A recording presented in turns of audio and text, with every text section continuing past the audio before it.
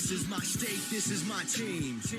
You know what that means. This is for the black and blue that I bleed. This is for the chance to bring home that ring. But everybody gonna doubt this. So far there ain't been another way around it. We bring heat to the game each week. They just say we ain't got what it takes, we ain't bout it. Well, y'all can just keep saying that we ain't gonna make it, but at the end of the day, this will be the Panthers nation. You know, this ain't a game to us major players at every angle that you can think of. That's why you hate us. Get out the way of greatness. You can look at our faces and see the blood, sweat, and tears that it took to create this. Yeah, I know what you're thinking, but you can save it. Cause even on the darkest of days, you know we're always gonna find a way to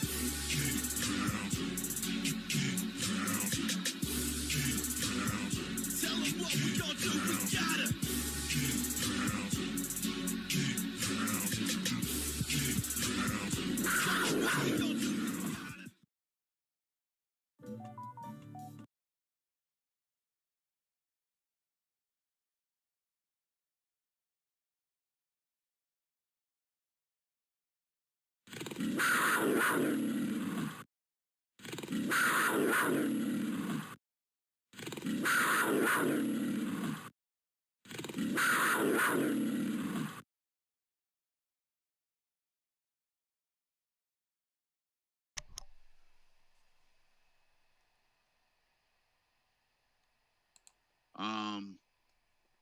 what is going on?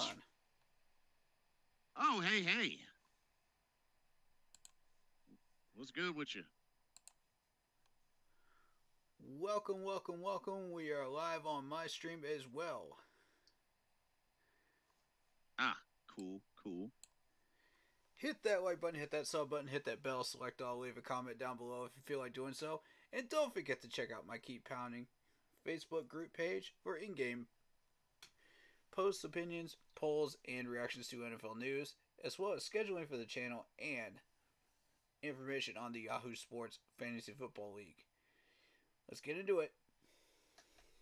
Yes, indeed. Can you hear me just fine? Yes, I can. Okay, cool deal. I hear you as well. Yeah, just got started.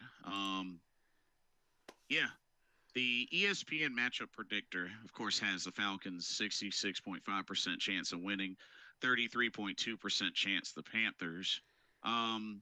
What's really interesting is both quarterbacks, Desmond Ridder and Bryce Young, have similar stats.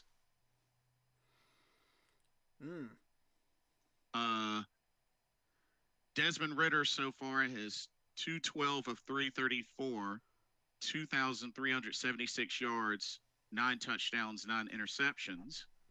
Bryce Young is 244 of 417, 2,192 yards, 9 touchdowns, and 9 interceptions.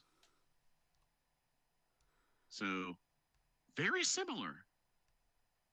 Very similar numbers. Of course, Bryce has been sacked 48 times. Let's see, how many times has Desmond Ridder been sacked? He has been sacked 31 times. But, yeah, both have similar stats.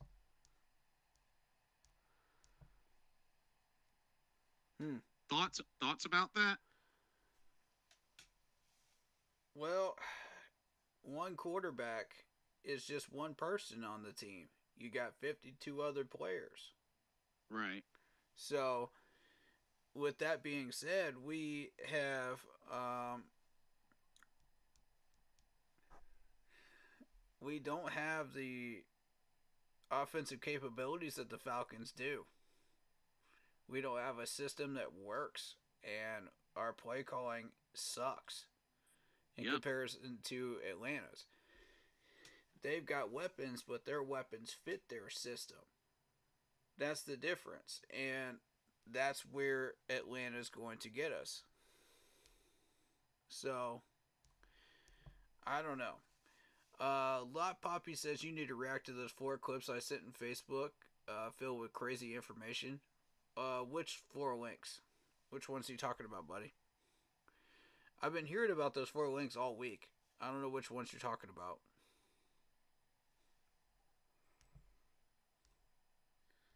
Let's see. The injury report. Well, let's look at the Also, Falcons. we're wearing black helmets this week. Yes, that has been confirmed. I did hear about that, so that's pretty cool. Excited to Uh, see that.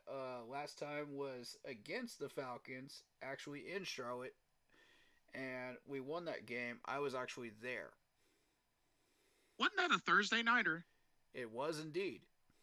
Yeah, that's right. Because I remember Mm-hmm. PJ Walker was the starter. Oh, it says they're pending. Oh, okay. I see. I see. It's in moderation.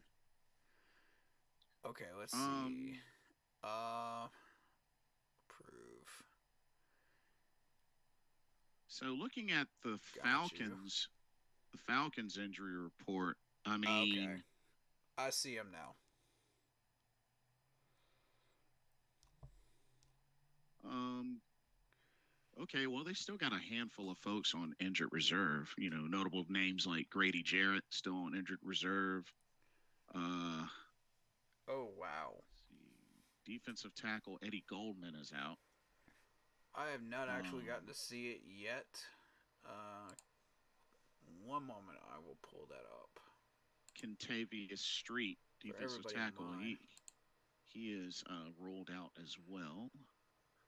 Um, guard Chris Lindstrom is questionable. David Onyemata is questionable. They don't Okay, seem to have let me put much this up on on the screen. injury report for the offense.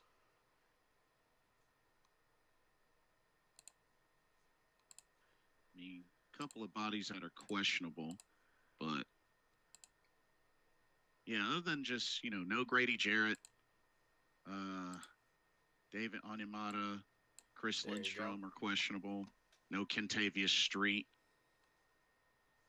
So defense might be a little bit affected, but not much, Let's if you see what ask we me. got here. Bunch of unspecifieds on the Panthers main website. We still got a Friday practice to go here.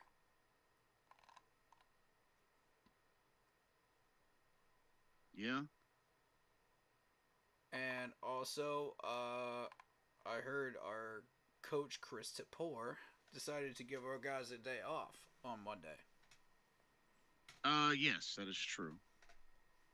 So they studied film on Tuesday, and then they came out and practiced on Wednesday.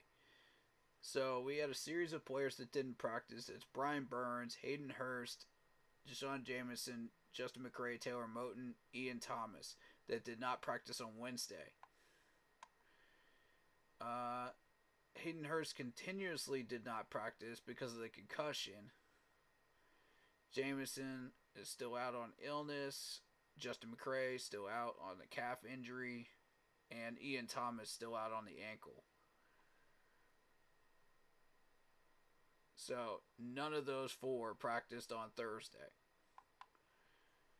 Then you got Barno, Sam Franklin down here with an illness as well. Oh boy. And Jamie Robinson now on the list with a finger injury. Limited practice. Oh my Yeah. goodness. And you got Johnny Hecker now added to that with the right shin injury from that huge, humongous hit that he took because our special teams guy didn't protect him back there in the backfield. But he Yeah. practiced full practice throughout the week, so that's good. That's encouraging Uh, news. Super Trebo says the all-time record Panthers beat Falcons against Falcons is absolutely pathetic and sad. Complete ownage. Panthers have not swept the Falcons since 2013. You Oof. also got to remember a We'll lot of get to it those a lot. losses have been on the road. I mean, we're 8-21 against them on the road, Super Trebo, and not to mention, Mm-hmm. I mean, I think the last time the Falcons swept Carolina, which they did do it back to back in 2018 and 2019. But I mean, it's been a little while since they swept us. But I mean, Right. you gotta think a lot of those losses were on the road. So I Mm-hmm. mean, but Mm-hmm. that's nothing new. We have trouble playing Atlanta in Atlanta. I mean, that's always been the case. Yep. We have a horrible record against Atlanta in the Dome. We have a horrible record against the Saints in the Dome. That's just a fact. We always end up splitting with these two.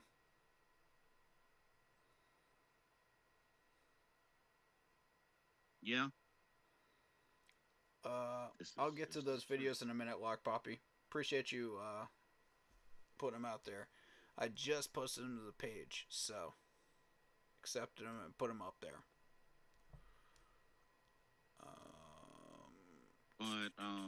There's two.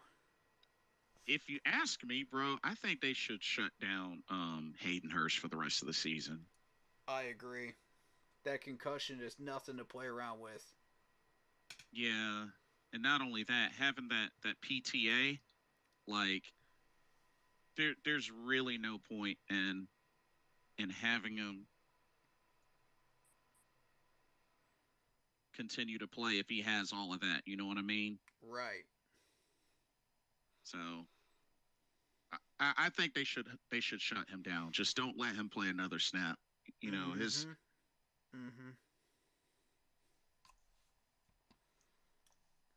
So if you ask me, I'm not expecting him to come back. But that's just me. Anything can happen, but I'm not expecting him to come back this season. But let's see that injury list for the Falcons. We got an offensive tackle that didn't practice all week. That's Caleb McGarry. I don't know much about him. We got Contavious Street, the defensive end that did not practice throughout the week so far. Yeah, they don't have a lot of big names on the list. Chris Lindstrom, I actually do recognize the guard. Yes. He also used to play for the Rams. Yep, Jake Matthews, I recognize that name as well.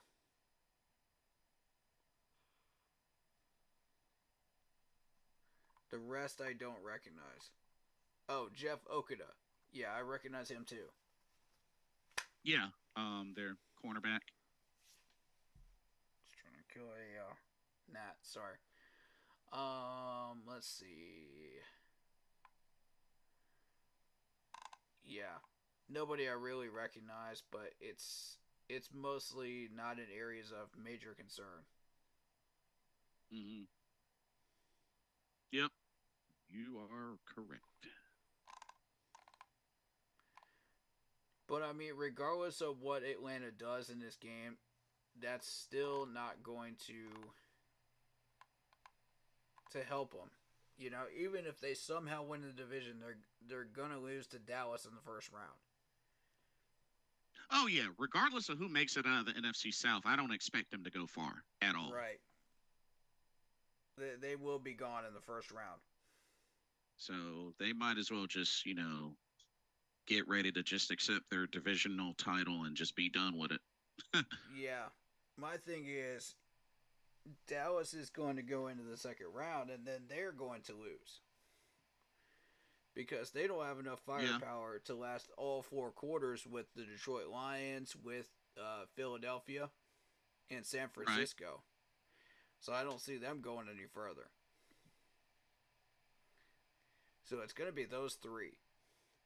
And I see San Fran and Philadelphia in the NFC Championship. And yeah. And Philly is going to remember that big loss that they just took to San Fran. They're going to remember that, and it's going to come back on San Fran. Watch and see what I'm telling you. Now, do you think there's a chance Dallas could make it to the NFC Championship? If they surprise the Lions, they could make it to the next round. It depends on if San Fran and Philly play each other before that happens. If that should happen, then maybe. And then it is a tight race for the number one seed. Yeah. Mm-hmm. Yeah, this is far from being done yet. So these rankings, which they don't have like the main ones up on Panthers.com, so I had to go to NFL.com, but they're pretty nasty. I mean, They have our offense ranked 30th, defense ranked 4th, um, passing ranked 31st, rushing ranked 21st. Um, for the Falcons, offense ranked 15th, defense ranked 11th, passing ranked 21st, rushing ranked 6th, which they've got quite a combo in the run game with Bijan Robinson and Tyler Algier. Mm-hmm. And then, of course, don't forget about Cordell Patterson as well, who's active. But, yeah, they got a run game. Interesting comment from Super Trebo, and I did hear about this. He said, "Did you hear about the Panthers tickets might be as low as 48 cents upper stands? Sad times. It'd be different if I had college football team look forward to it. If I'm a Tar Heels fan, nothing to look forward to." I did see where it was $5 to $10. Yes. But that was on like a. I don't know if the 48 cents one is real though. I know that the $5 to $10 one is real though. Weren't those on third-party sites though? Possibly. I know that our tickets are extremely low cost, for that game. So. Yeah. Me personally, I don't trust third-party sites. I mean, I usually try to go through Ticketmaster or through the team site. Right. So, I don't know. I mean, some of it may be legit, like the SeatGeeks and, the FanDuels and all that, but I don't know. I just feel iffy about third-party sites. Yeah. There's a lot of fake tickets out there, too, so you want to be careful about that. Right.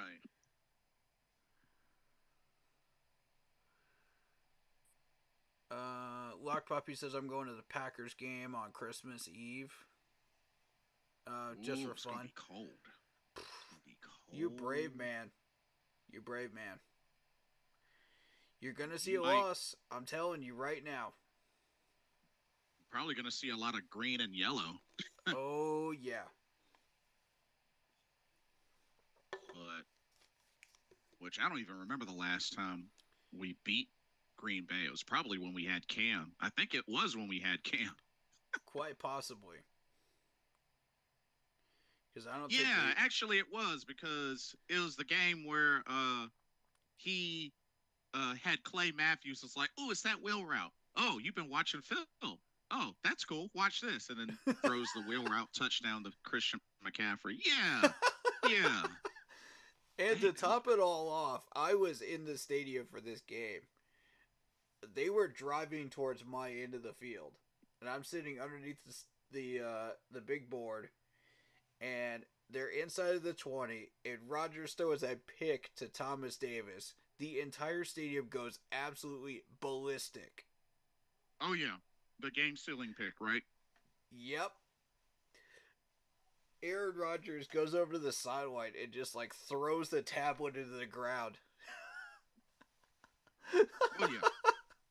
Still my favorite gift today. Still my favorite. And I got to see that in person. They showed it on the big video board too. And I was just laughing, just dying laughing. It was even more impactful being that the interception was in the red zone. Oh my goodness. They were about to save that game for themselves. But with that win, we took a 3-game NFC conference lead. Yep, sure did. That was a humongous game, and considering Green Bay was the best team in the NFC besides us at the time, right. Massive win. Indeed. So we got issues with the run game. So we got Bijan Robinson, Tyler Algier, and Cordell Patterson. And every now and then Desmond Ridder will scramble. I mean, he's got 5 rushing touchdowns. So, yeah. We have our next head coach in the building, Ajaro? No. He's not going to stay here. Not if Tepper hires a bad head coach. And Tepper won't hire Ajaro either. I'll be shocked if he ends up staying. I'll be very shocked. Same. He was already up for a head coaching job like after there were whispers of that before the season even started. Right. Especially with what he did with Denver. Yeah. I could see him maybe ending up in Tennessee or Arizona. Yeah. Or Houston if Houston falls off the wagon wheels. No, I think Houston's gonna ride D'Amico Ryans for a hot minute. I think they like what he's doing so far. Um, I will say about this game, one thing I do have to point out: Bryce Young, don't throw to Jesse Bates again, please. Please be mindful of that dude. Oh my goodness. Like that's my big thing. I'm just looking through the Falcons depth chart right now, just seeing who we should watch out for.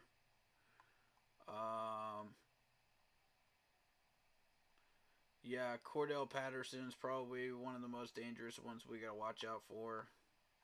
Yeah, in like the you run said, game Kyle as well. Pitts. Kyle Pitts was not mentioned before, but Kyle Pitts is very dangerous. Yes, him, Drake London. Van Jefferson. Van Jefferson, if he ever gets in the game, could launch one on us.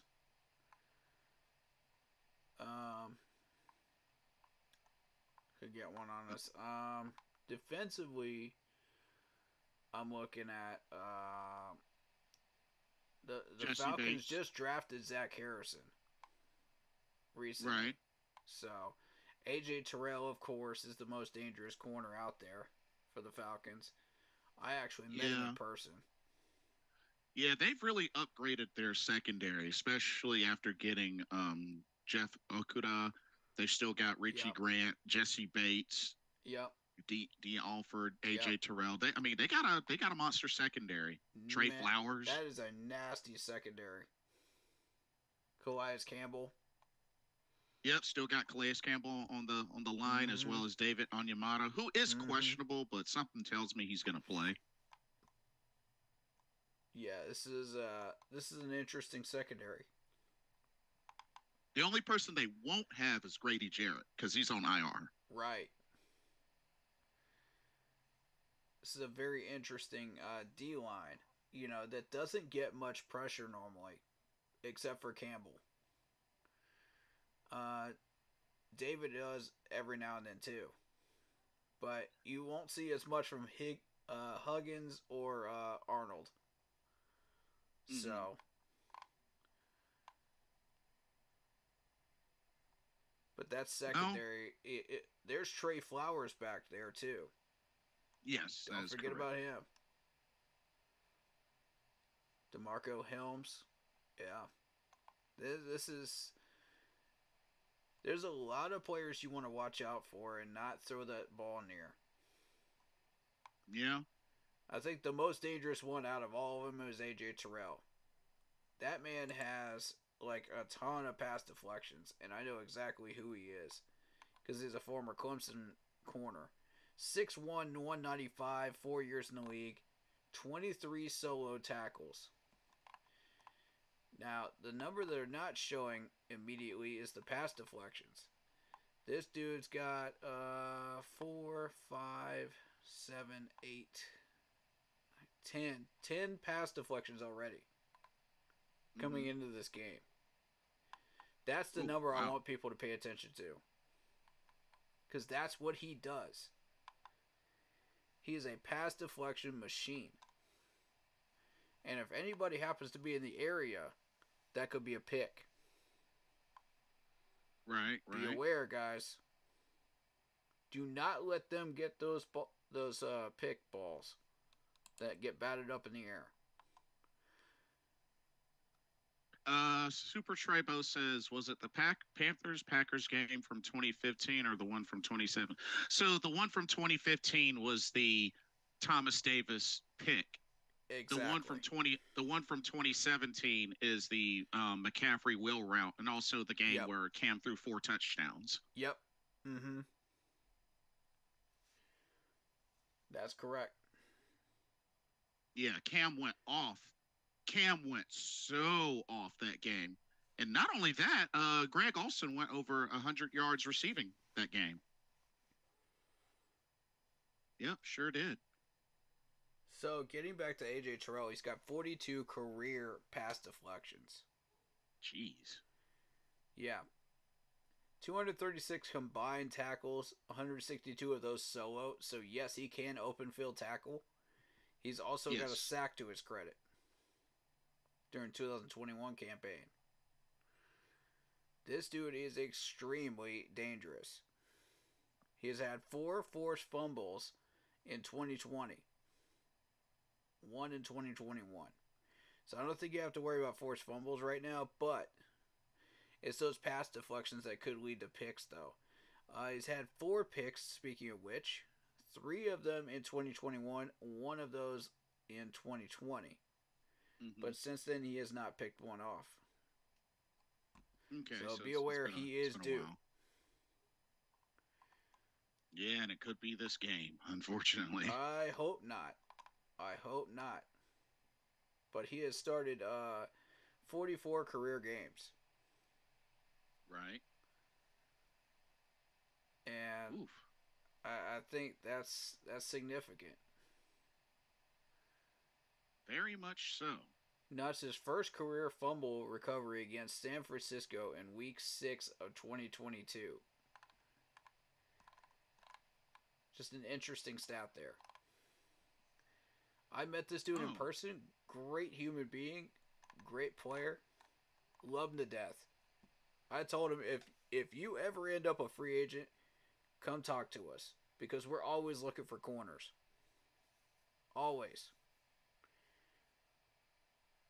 Shook his hand, got his autograph, and that was that. Ironically enough, the same day I met the Fridge, too. Oh, really? Yep, nice. Go figure, man. Yep. They were all at the Greenville Mall. That's pretty cool. Yeah, that was awesome. So, of course, we lost the first matchup 24-10. You think it'll be similar this time around, or? Probably. I would bet on it. If the Saints beat us by that much, the Falcons will too. Because the Falcons and Saints are pretty much on the same level. Both offensively and defensively. The Saints are slightly better, as they have already proven, but the Saints also have a softer schedule too. Ah, I see.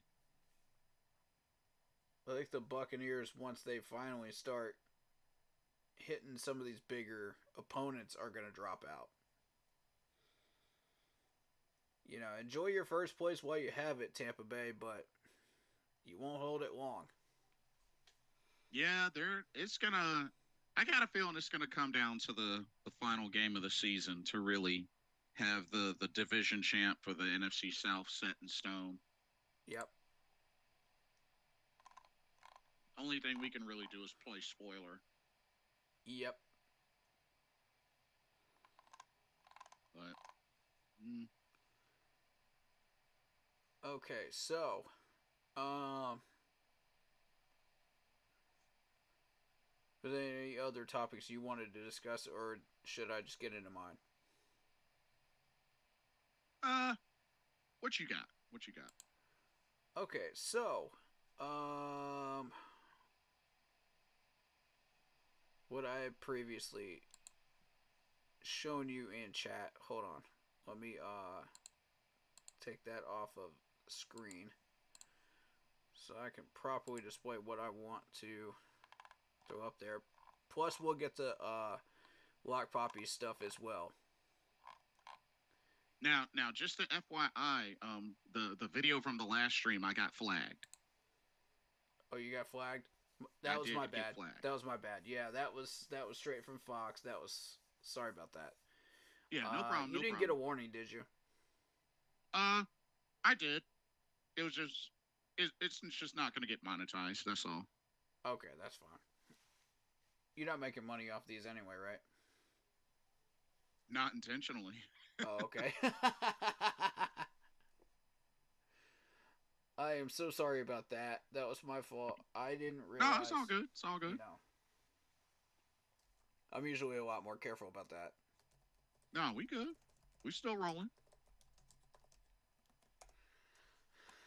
Um, let's see. Now, I sent you this information here that I want to show on stream. Check your messenger chat. That's where I sent it to you. It was about Alrighty. the hip drop tackle. Oh yes, Yeah. yes, yes. Yeah, I'd like to talk about that because this has become really significant. And this website illustrates through graphics what exactly occurs when you're going through a hip drop tackle Uh-huh. and why people want it banned. I ran across this Interesting. earlier today, and it can create a season-ending injury, and it just did on Thursday in a game between the Bengals and the Ravens. So this particular tackle has sidelined Ravens tight end Mark Andrews, who's got a cracked fibula and an ankle ligament injury after this. Okay. I'm gonna put this up on my screen just so that Yeah. everybody sees the animation of what the hip drop tackle is. Yeah, I think this would be very, very beneficial for everybody. After catching a pass in the game's opening minutes, he had that injury. With the extent of the injury is unclear, let's talk about what this is. This is interesting. I didn't know this was called the hip drop tackle, but Yeah, I interesting. didn't either. I wasn't aware of that either. So, according to the animation displayed here, you've got the defensive player approaches and wraps his arms around the offensive player, around the waist. Then he grabs him right there and drops him to the ground. And while the defensive player hangs on, his body often lands on the offensive player's legs. This makes perfect sense why people want this gone. That's crazy, dude. Ooh. So, with the positioning of the legs, like the defender falling on top of the legs, is that what they're pointing out? Yeah. Mm-hmm. That's what they don't like. That's what caused the injury of Mark Andrews.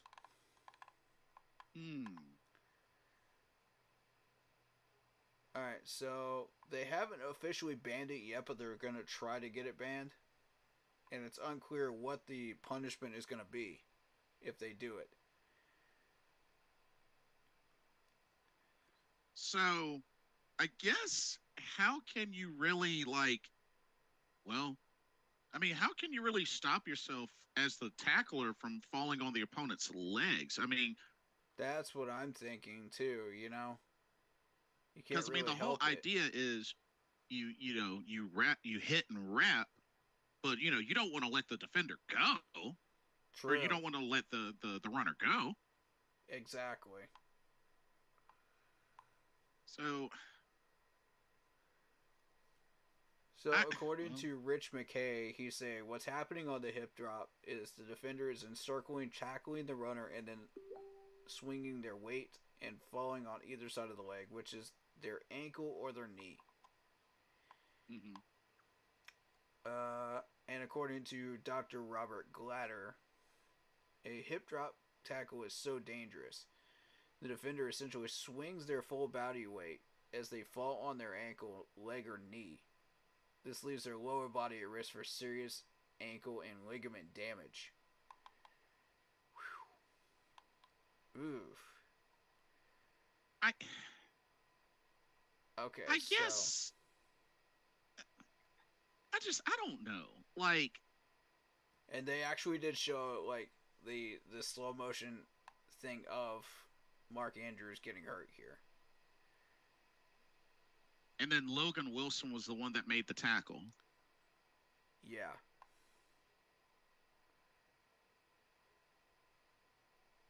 Yeah, you don't have to show it on yours, but I'll show it on mine.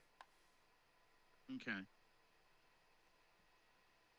The stress from Wilson's weight caused a significant injury to Andrews' leg.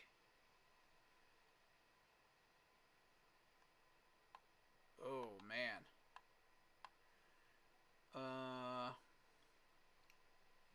I tell you what, though, this is going to really annoy the mess out of defensive players. Let me just tell you. Yep. Yep, I hate sure to say will. it. Okay, I so it mean, goes on to say there's 3 types of classification system down here. mm-hmm. Perpendicular fracture from the ankle joint caused by inward pressure of the leg and internal rotation. That's that first one there. You can see it in red where all that stuff is. Right. Then you got type B is another fracture at the joint caused by external rotation. And then you got type C, an angular fracture above the joint that can be classified as type 1, C1 or C2. I see. Alright, so this is for all the medical people that probably understand this stuff better than we do. You know?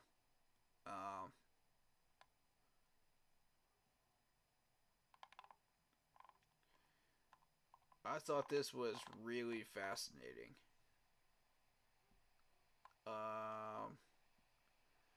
Other notable injuries from hip drop tackles. Here we go. Week 4, Geno Smith suffered a knee injury during a Monday night game when Isaiah Simmons hip drop tackled him.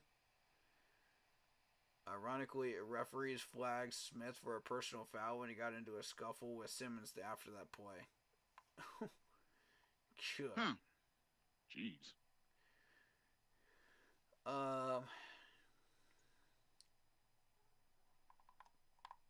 Let's see. Cowboys running back Tari Pollard suffered a fractured leg and ankle. Was knocked out of the NFC divisional playoff game against San Fran. Mm-hmm. And there's also Patrick Mahomes, high ankle sprain during the AFC divisional playoff game.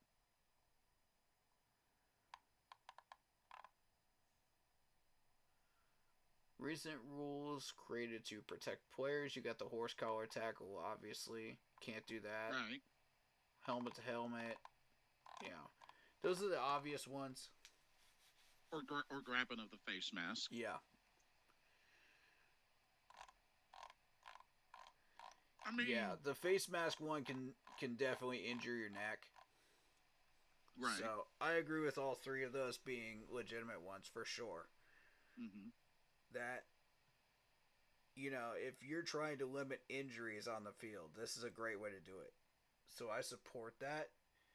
But you're also going to have those people out there that are like, oh, what is the NFL becoming? Flag football? And it's like, okay, hold your horses.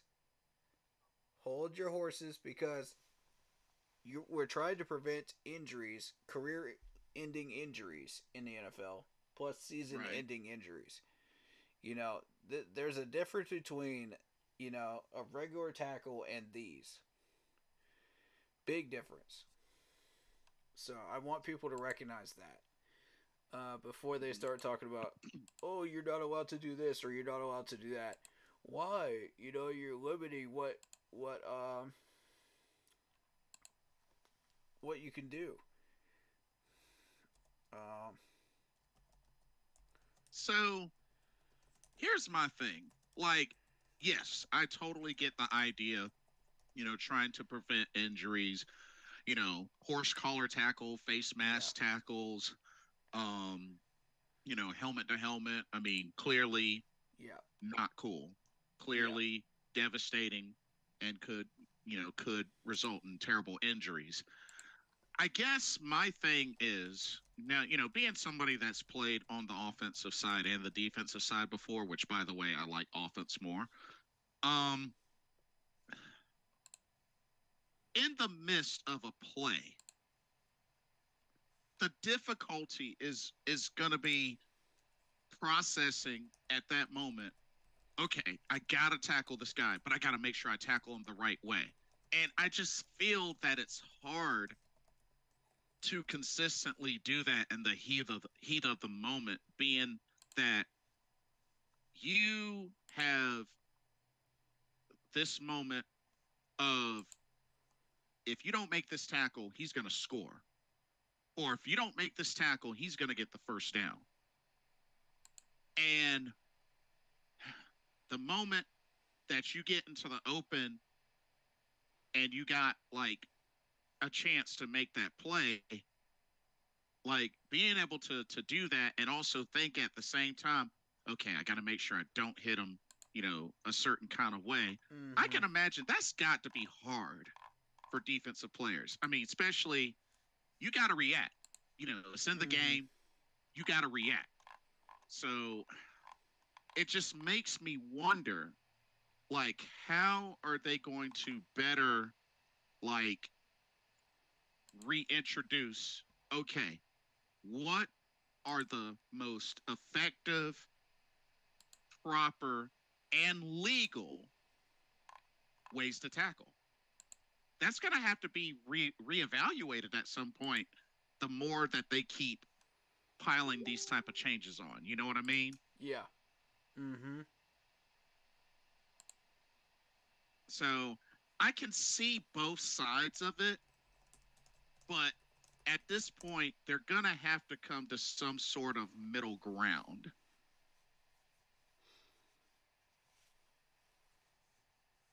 Yeah, I would agree with that. Like, what do you think? What do you think?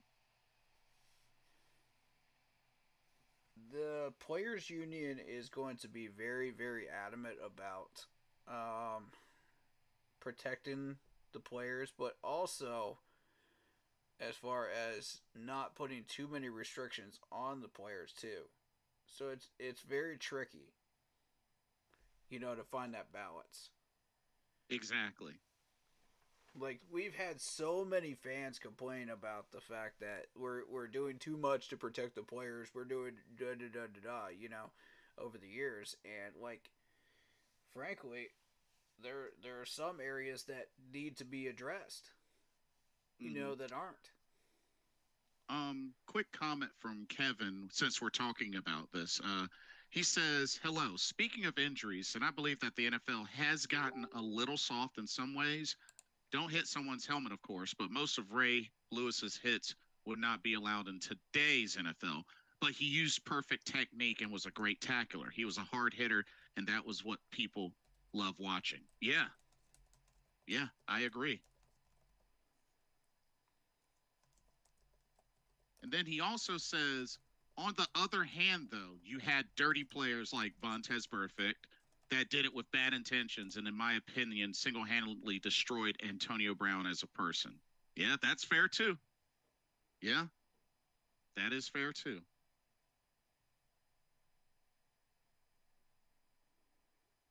Yeah, I would agree. I don't really But have much to add to that, but yeah, I agree. yeah, I just think it's going to be really, it's going to be hard because there are going to be some folks that whatever these type of changes, even if they do make this legal, there are going to be some pissed off players, especially on the Mm-hmm. defense. Mm-hmm. Who So are some of the most vicious hitters this year that do those types of tackles? that is a good question. I mean, Because those are the ones that are going to complain the loudest. right. Um, I mean, you got to. Vontez Perfect, yeah, and yeah, Perfect is one of those players. That's what I'm talking about. Those people Yeah, are going to complain the loudest because they're saying, oh, well, you're going to soften up the league and blah blah blah blah blah. And people forget a lot of this. Um, Troy Polamalu, there are 3 NFL rules set apart, just because of his types of tackles. Because he was that vicious back then. And I think there might have been one for Ray Lewis as well. That was created because of the way he tackled.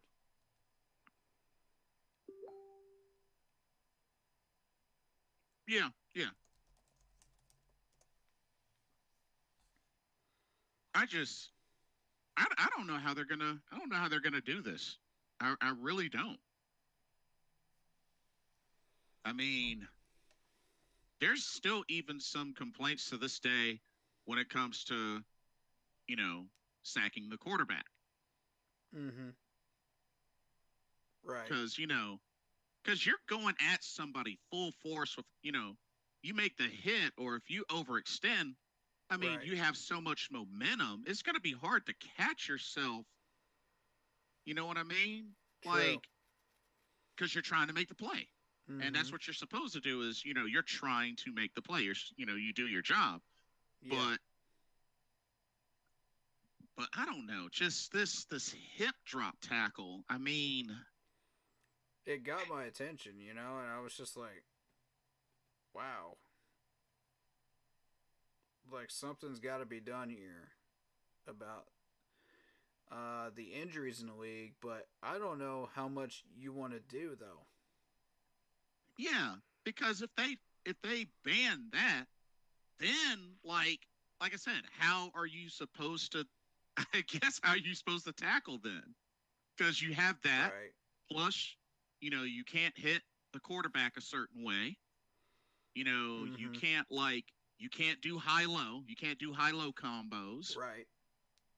And you remember they got rid of the wedge on kickoff returns. They Oh, got yeah.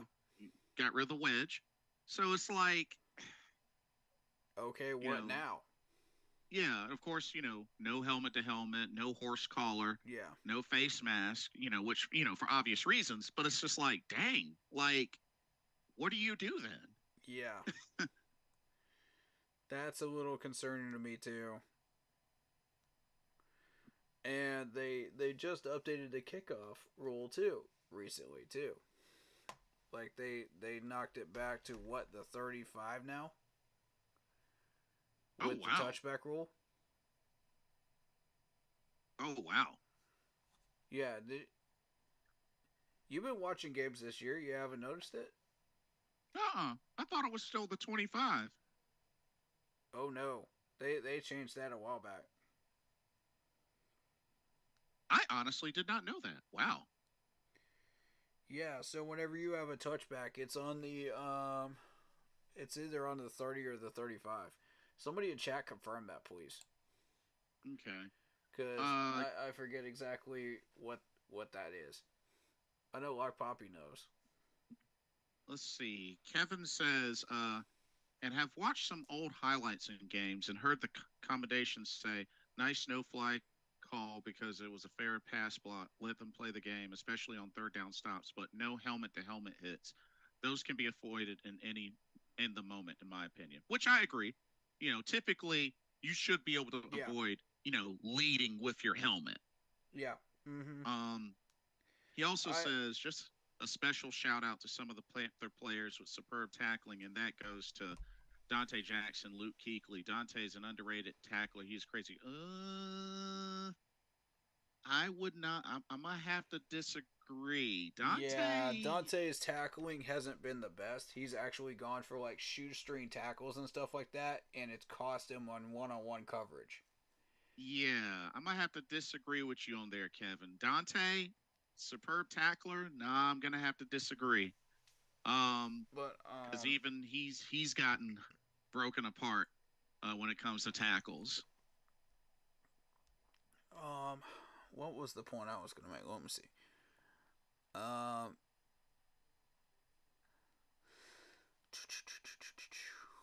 screen tackles. Because he's missed a lot. He's missed a lot of tackles. Yeah, they're gonna have to reevaluate some of the types of um, of tackles that you see out there, some of these guys get flagged for things that aren't even supposed to be flagged. And Yeah, you'll see a lot of these helmet to helmet flags that'll just be leading with the shoulder. And right. you'll also see some other things that should be flagged but aren't. The referees will miss a lot of these face mask penalties sometimes, and you won't even see them because they'll be in a blink of an eye because they let go of it so quickly. But they really need to evaluate that. Um, Right, right. there's some other ones too that I don't remember offhand. Hmm. That if I do think of them and I see them during a game, I'll bring them up during a live stream while we're watching games or something. Yeah, yeah, that'd Yeah, be and I'll good. bring them up post game if I remember them. Hmm. So if I do encounter that, chat, and you guys see me say something about that during an in game, remind me in chat during post game, and I'll talk about them. All right, Right. appreciate it, guys, because I do want to make Um. sure we cover everything. Kevin says maybe on some stops, on screen tackles, maybe on some plays. Maybe that was Trey Boston I was thinking about. Dante was great in LSU and he makes some good plays, but Dante has regressed a little for his size. Thought some of his tackles were good, but could be wrong this season. I think the main thing for Dante, he just has to stay healthy. I Yeah, think if he stays as much as he stays healthy, the more he stays healthy, I think the more complete player he will be. But yeah, he's got to stay healthy. agreed. And I don't think that we're focused so much on tackling this year as we are on just coverage. You know, and that's the thing. Like Ajaro's main focus is on coverage. Like every defensive coordinator will have their own perk, and they'll have a Right, minus to them. You know, like you see in Madden. They'll have a plus and they'll have a minus. So right, Ajaro's plus is coverage. His minus is that exactly. It's tackling. He'll have lower ratings. So you put that into perspective. Yes, we have a top 10 secondary, but what about the tackle? yeah, We've missed a lot of tackles. that much is true. And the D Uh, line supposedly should be getting enough of a bull rush, and they're not. It's time to start looking at that defensive line coach and saying, what the heck is going on here? Because we got talented guys here. We got Derek Brown, we got Brian Burns. Neither one of these guys are getting through. What are you teaching them? yeah, Because they should be. And probably Derek Brown a little more than Brian Burns, but that's not saying a whole lot. yeah, I think if you put a counterpart to Brian Burns, like we used to have with Greg Hardy and Julius Peppers, a counterpart that Right, balances them out, then you'll start to see a lot of that pressure balance out between the two of them. And Brian Burns will have an easier time pass rushing instead of being doubled every time. hmm, Of course, they can go one on one with YGM or uh, whoever may have you on our depth chart because they know they can do that and they'll succeed and it'll be taken out of the play. shoot. So eventually Maybe they're we going should to do that to Derek Brown too maybe we should see if we can if they haven't bar- been doing it already. we should see if we can borrow Draymond Green. We need Uh, somebody to counterpart Brian Burns, and we need it. That's if we plan on keeping Brian at the end of the year. With yeah, I have everything a going feeling on, I either don't know that he's going to be wanting to stay.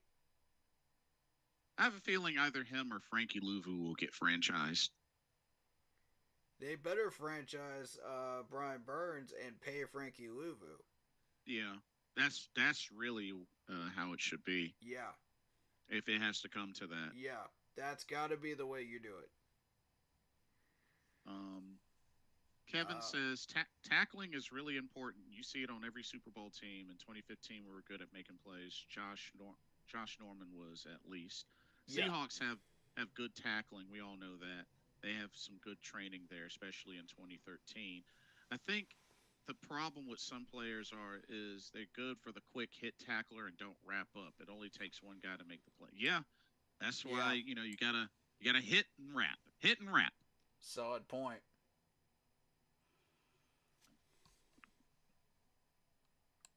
Because I know for me in little league, I was the small guy, so I Mm-hmm. couldn't make no big hits. The most that I could do is hit, wrap, and hold on tightly until I had help. Yep.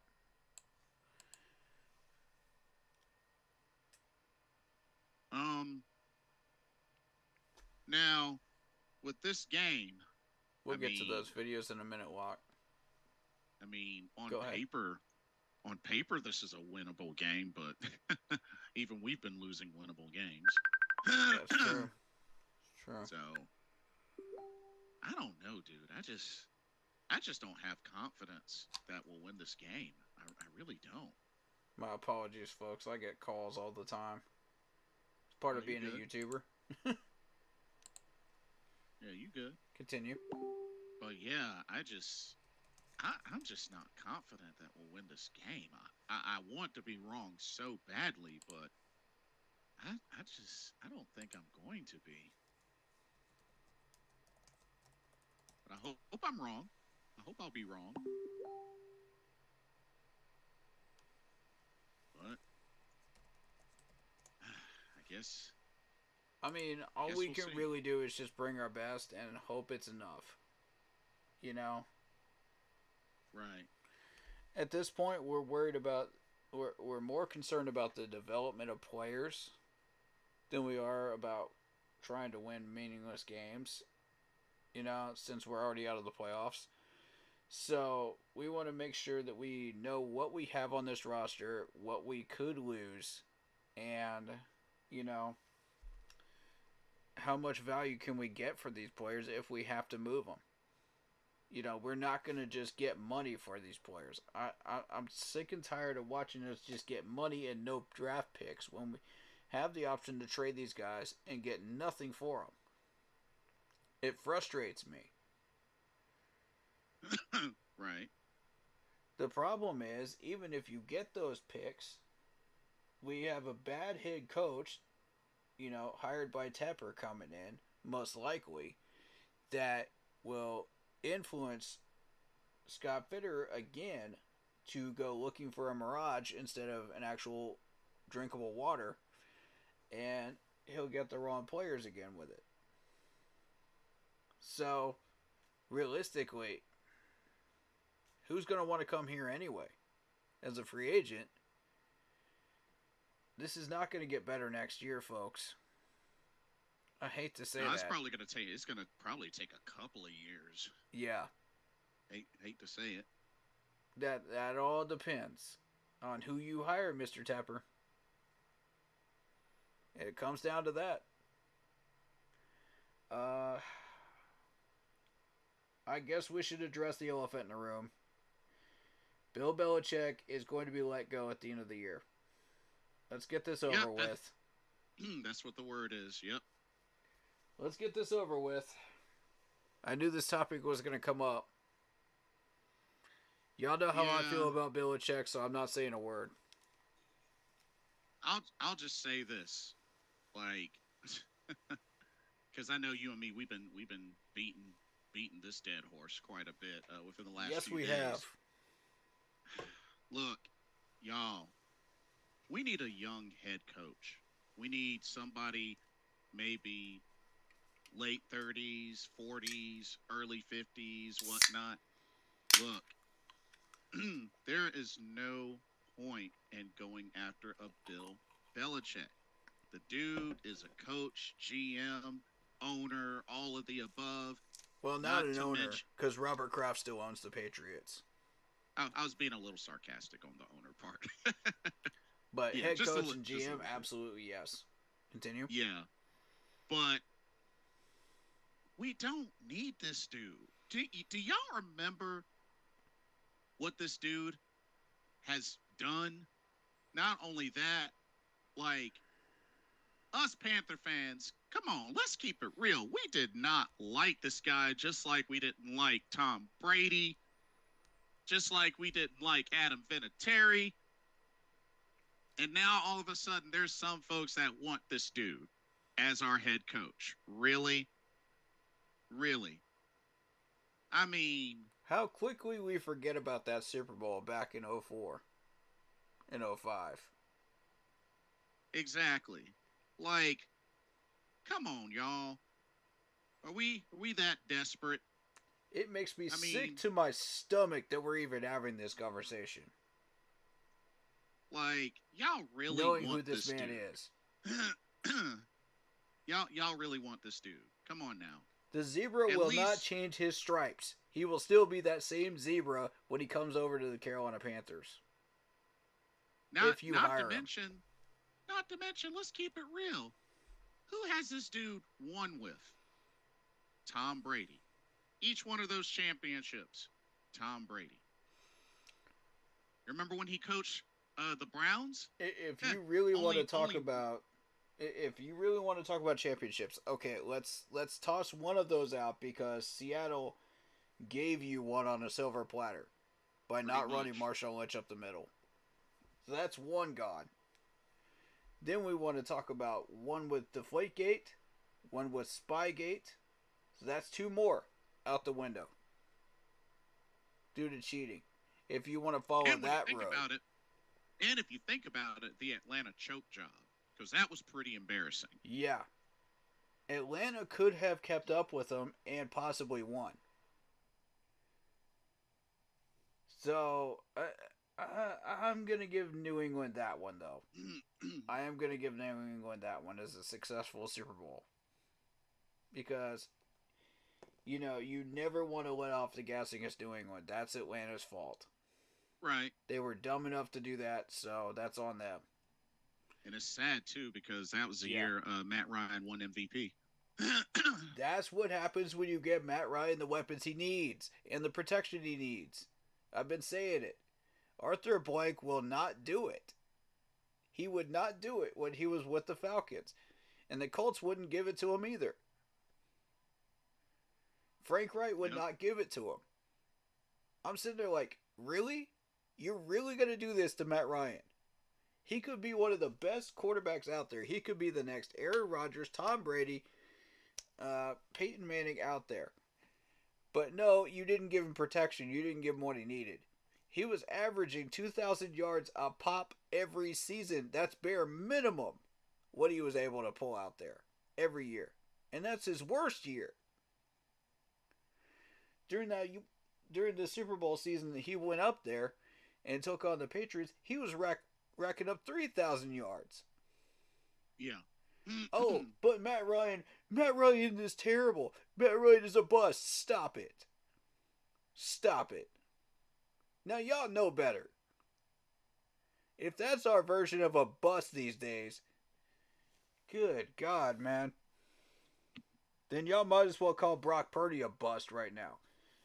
Y'all might as well call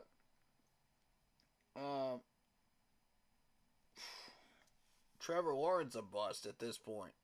If that's our version of a bust, that's ridiculous. Like, Yeah, I don't really even want to is. get into that right now. Now, I'm not saying that there aren't fans that hate Matt Ryan. There are. Mm-hmm. And I understand your points of view. I do. He's an Atlanta Falcons quarterback. Sure. Right. But what has he actually done to us? Other than, like, pick apart our secondary that was already trash anyway.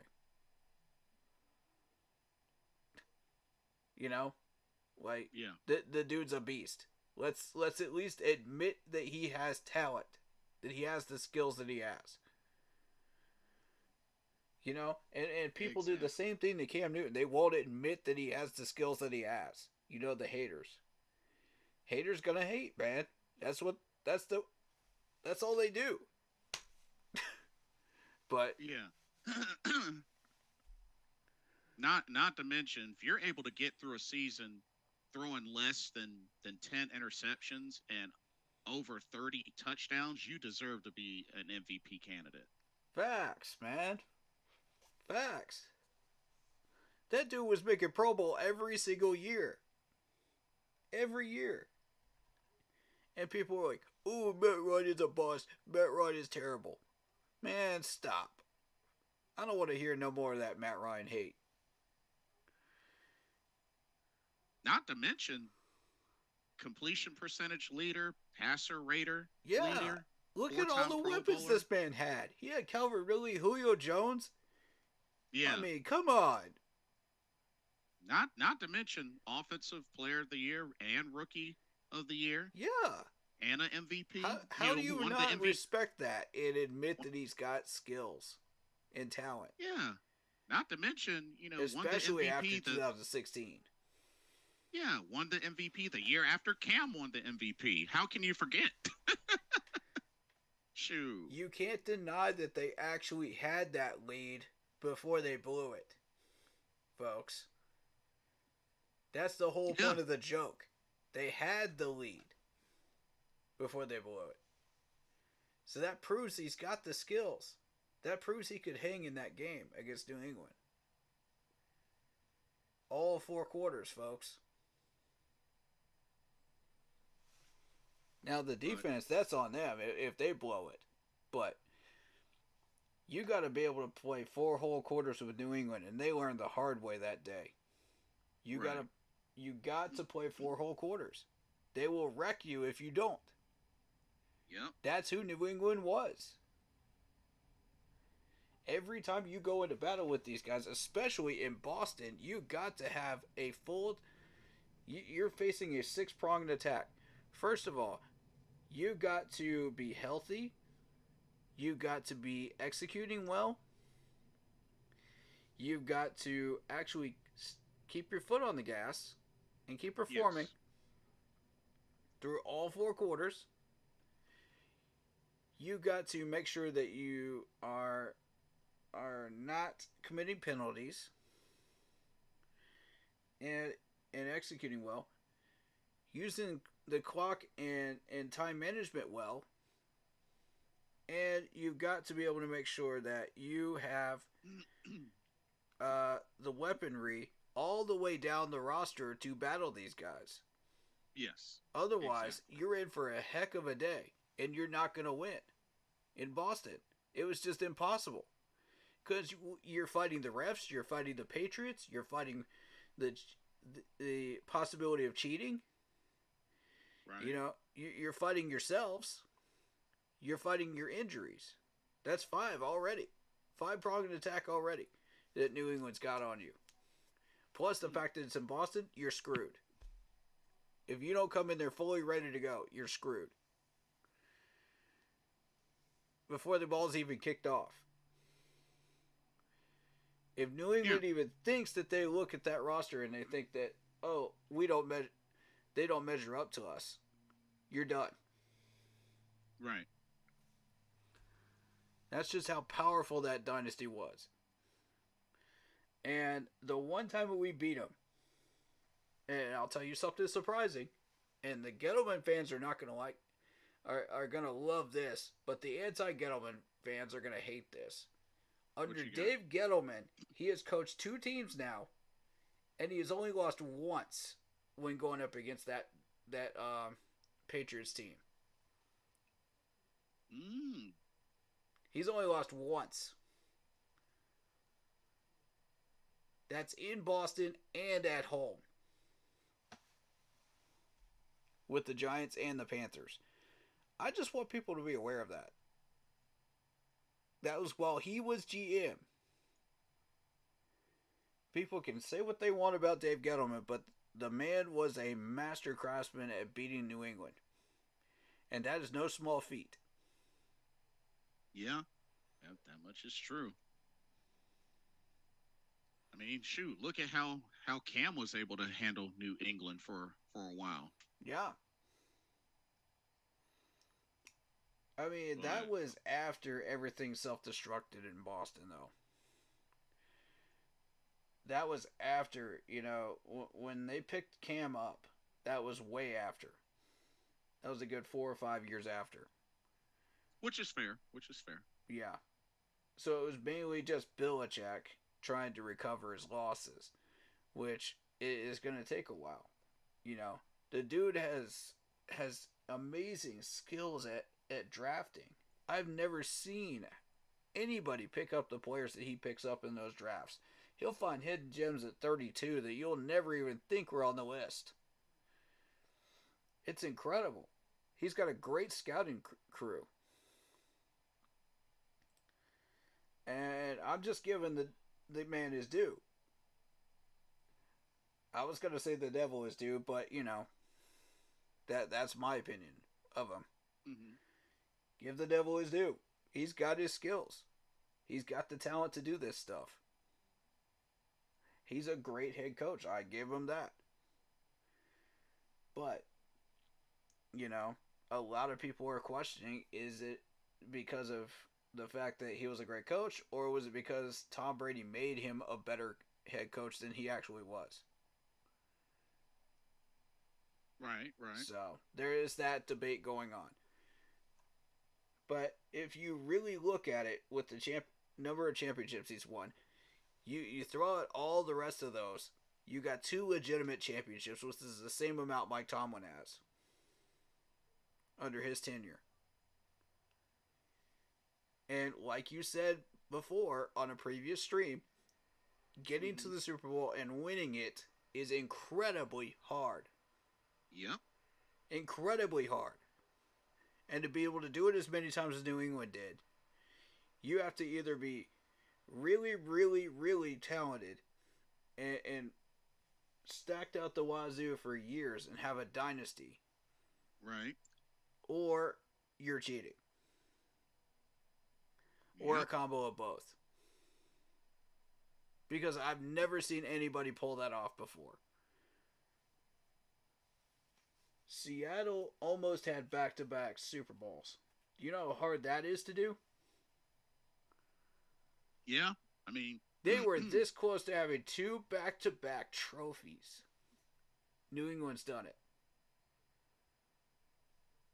I don't know of any other NFL team that's pulled that off. yeah.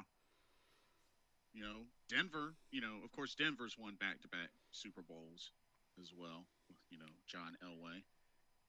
It's funny you say that, Damien, in the chat about Bill Belichick being the Nick Saban of the NFL. Because Nick Saban... they're good friends. So what? They're good friends, right? They're tight. Yes, they are.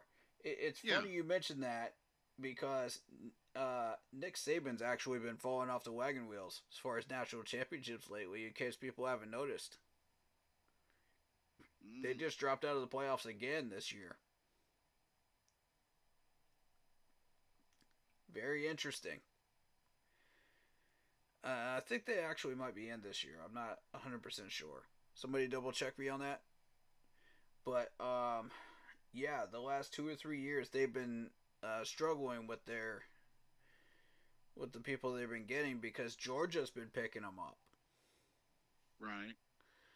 And Georgia has always had a strong backbone team. And everybody starts seeing, oh, now that this is a thing, let's go to Georgia. Which is costing Bama championships. Yeah. Because you knew it was just year after year after year. It was just Bama championship after championship after championship. Until my Clemson Tigers came along and shut them down. And I'm proud of it, baby. We got 2 national titles. Off these guys. Super Right. proud of it. And Dad was part of that Nick Saban coaching tree. Oh, Dabo Swinney? Yeah. Yep. Mm-hmm. He was an understudy. So I'm proud of that. Very proud of that. Alabama is in the playoffs. They're facing Michigan. Yes, thank you. Thank you. Yes, they are. They're finally back in after 2 years of being out. So this is going to be really interesting. Let's see what happens. Um, they're facing Harbaugh. Yeah, that You is know, true. um, and the amount of NFL talent that's coming out of Alabama, and we'll get to Harbaugh in a minute, because there is some news on Harbaugh. Uh, Remind me to tell people. Yeah, yeah. The NFL talent that's coming out of Alabama in the last couple of years has not measured up to everyone's standards of what they are expecting out of Bama in the last what 6, 7, 8 years. So that's why people are starting to question, Bryce Young on that aspect, on that angle. Right. Not so much for his size and stature and all that other mumbo jumbo that you hear every day, but the fact that Alabama talent isn't measuring up now. Because you've seen wide receivers that aren't doing what they're supposed to be doing, running backs, what have you, coming out of Bama that are just not up to par with what they used to be coming up with during that dynasty years. And credit to Nick Saban, just like Dabo Swinney, they're putting out NFL talent. Guys that are ready for the NFL and ready to earn those big paychecks and ready to play for a team and make some big plays for them. Yeah, So this is true. we both of our teams have kind of fallen off a little bit, you know. Right. Um, as far as Clemson talent goes, I don't vouch for the offensive linemen. If any of them are going into the NFL draft, I don't vouch for any of them. But the defense, absolutely, I vouch for. You vouch for Clemson defensive players. Oh yeah, especially that Okay. front four, they are deadly dangerous. That is Clemson caliber defensive lineman. And Okay. that's the level of talent that Bama puts out too, typically. Yeah. Good point. Good point. So anything you see that comes out of Clemson as quality talent, that's the same level Bama puts out. Yeah, Um, that makes sense. Yeah. Getting back to Harbaugh, let's lead back to Harbaugh. Um, Harbaugh is But yeah, to reiterate one last time, no to Bill Belichick. Okay, continue. yeah, absolutely no to Bill Belichick. No way. Harbaugh, it was announced earlier. Harbaugh had they were working on the 3-year deal, and I forget what it was. Somebody posted it. Forget what that news was. Hmm. I'll come up with it later, probably. Um,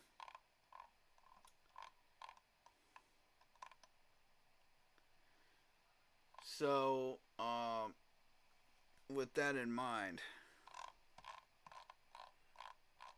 last I heard, that 3-year deal is still being worked on. What, to stay with Michigan? Yeah. Mm-hmm. Oh, Not oh, he surprised. was planning on saying no to NFL teams. That's what it was. Oh, I see. Yep. All right. I am going to go grab my food that I just ordered. So, Yeah, yeah. be right back.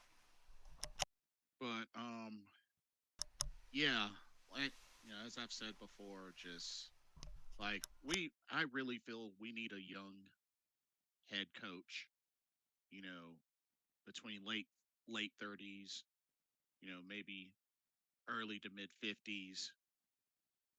Someone that can really work with Bryce Young and really be a big part of helping him to evolve. and work on areas that needs fixing. Because here's the thing, you know, we're gonna have to take some chances. We're gonna have to work on some things. Like I know a lot of people want to say, "Oh, get another quarterback, get another quarterback." Like I'm getting sick and tired of this whole quarterback carousel. We need to stick with somebody, and we need to evolve them. We need to work with them and get them the pieces that they need to at least try to make a run. We can't keep going after quarterback over and over again. We've been doing that for the last 6, 7 years. Like, this is getting ridiculous. So, I understand how a lot of people feel about Bryce Young, but as of now, until something crazy happens, Bryce Young is our quarterback. So we might as well get used to it and hope that he can bounce back and have a better sophomore season. They get the help for him that's necessary so that he can bounce back and actually have a better year. That's all I can really say. And yeah. So we're just gonna have to face it and get used to Bryce Young for a while because that's our guy. I mean, just telling it like it is.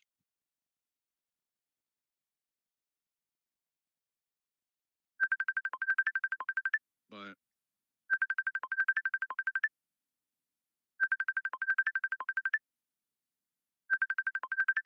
do I think we'll win this game Sunday? Nah, nah.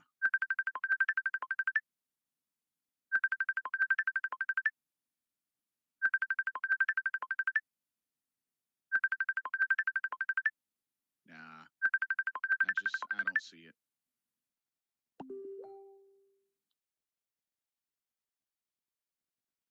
I just, it might be another high scoring one sided game, if you ask me.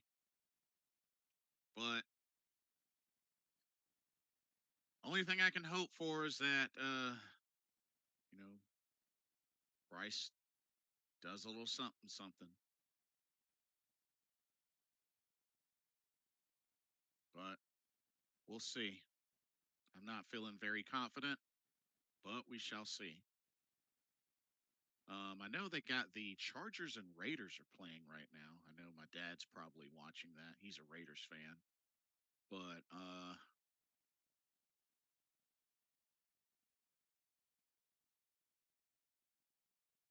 I know Pro Bowl Pro Bowl talks are brewing.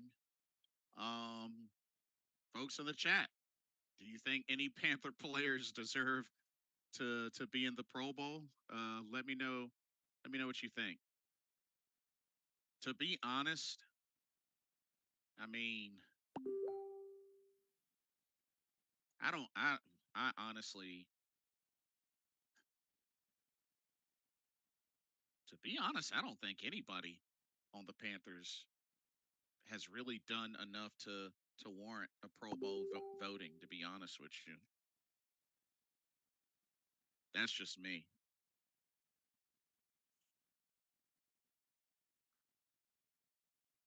Who knows? Maybe we'll get lucky and have one player. I doubt it, but As far as Pro Bowlers, I would say Derek Brown and Frankie maybe, Louvu. maybe. As a matter of fact, Lock Poppy says Frankie Louvu maybe. Yeah, yeah, Yeah. I guess. I mean, if they make it in, awesome. That'd be really awesome. Um, Frankie Louvu's our leading tackler, and right behind him, of course, is Derek Brown. So yeah.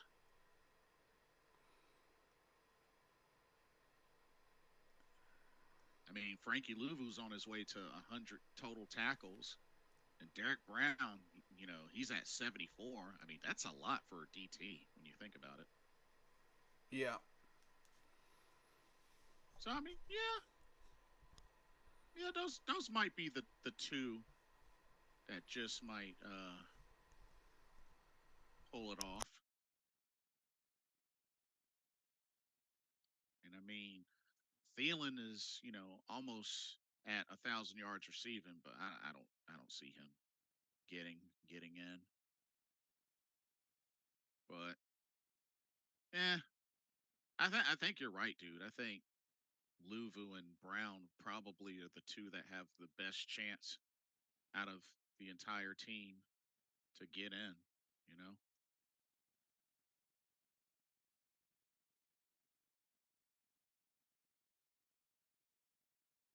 so but Damien says, question. Speaking of Pro Bowl, does it really matter what player makes it? I mean, the whole Pro Bowl concept has been a joke for years and hardly anybody watches it. While the whole hardly anybody watches it may be true, it still celebrates the top players in the league from both conferences. That's really the whole idea about it. Because, I mean, you have to remember, even in the Pro Bowl game, they don't go at 100%. They don't go all the way. But Damien, you gotta remember that it's honoring the top players at each position in the league. You know what I mean? So that's really the main thing that still serves the purpose of the Pro Bowl. It's honoring those top players. Because I mean, after all, why else would they be honored for the Pro Bowl? You know what I mean? And I think players should be able to be celebrated for their hard work. So that's the way I see it, and I think that they still do that. I know the format for the Pro Bowl game and and such has changed quite a bit, but still, the whole idea is honoring the best players in the league for that season. So I'm all for it. But I would say I would agree with you in that, hardly anybody watches it. Yes, I do agree with you on that. Would I say that the concept's a joke? Eh, I'm kind of half and half on that. Because I can understand how some folks get badly snubbed, but at the end of the day, like I feel like the meaning of the Pro Bowl that sticks out is just you make the Pro Bowl, you're being recognized as one of the best players in the league for that season for your position. You know what I mean? So that still has meaning to it. That still has meaning to it.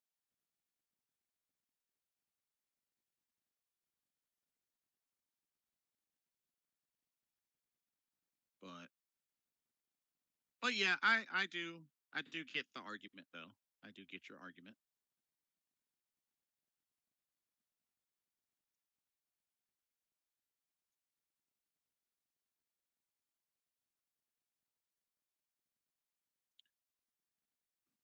Um Damien says, in my opinion, all pro honors the big players more than Pro Bowl. Though that's separate accolades though, bro. Separate accolades. That's all that is. That's a whole separate accolade. Like I said, Pro Bowl honors the best players for each conference. For each conference. Now the All Pro honors might, be bigger, but at the same time, it's still different, and they still have an effect in their own way. Otherwise, why have they been there ever since a long time ago? You know what I True. mean? I mean the Pro Bowl. I mean the Pro Bowl has been around since 1939. Like, or correction. The All Star game started in 1939. The official Pro Bowl was 1951. So Pro Bowl's been around since 1951. That ain't changing anytime soon. True. So that's the only thing. But yes, I would say the All-Pro honors, might be in higher regard, but it's still a different accolade than the Pro Bowl.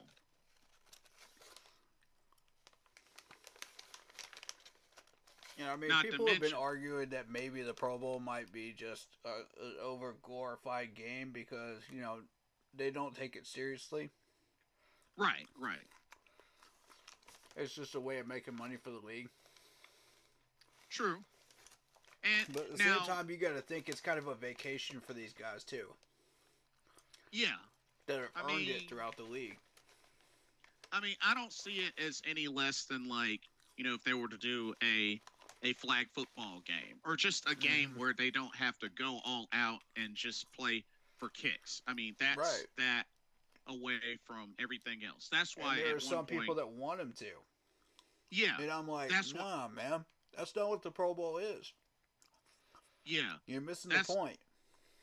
That's why it used to be the Pro Bowl happened after the Super Bowl, just like a little, hey, nice final hurrah, Mhm. just for fun. Yeah, I don't know sort of why they thing. put it like the week right before it. But, okay.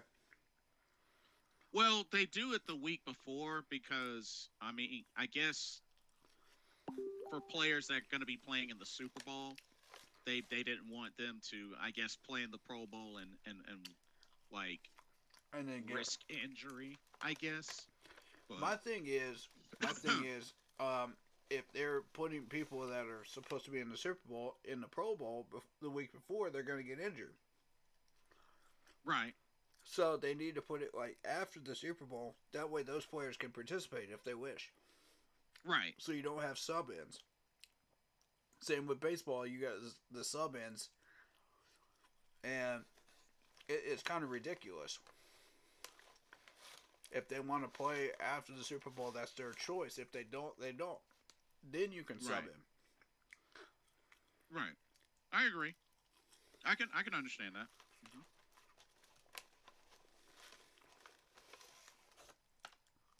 But Because now the players that are allowed to go to the Pro Bowl are not. They're going to the Super Bowl already. Are not eligible for Pro Bowl. Damien says, I feel like the Pro Bowl should be eliminated now since football is going to be in the Olympics. I mean, it's basically going to be the same thing if you look at it. Whoa! When was that announced? Whoa! Wait, football's going to be in the Olympics? When For the real? heck did that get announced? I didn't hear anything about that. That's awesome. What? Is that real?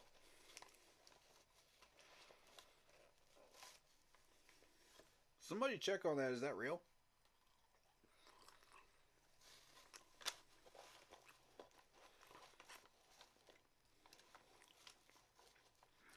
Wow. Wait, hold up. That's crazy. Oh. Supposedly,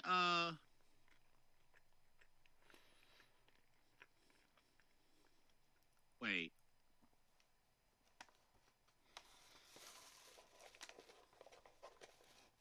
Wait, where did you hear that, Damien? Yeah, same. I'm curious. I'm not saying you're wrong or I don't believe you, but where did you hear Right. that? Because I haven't heard anything about that.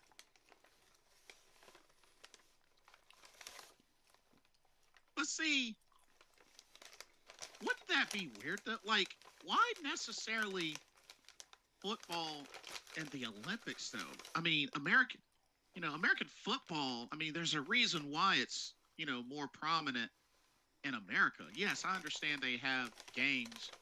They do NFL games in other countries like in Europe, but I don't think it really makes any sense to have American football in the Olympics. Like what? For real though.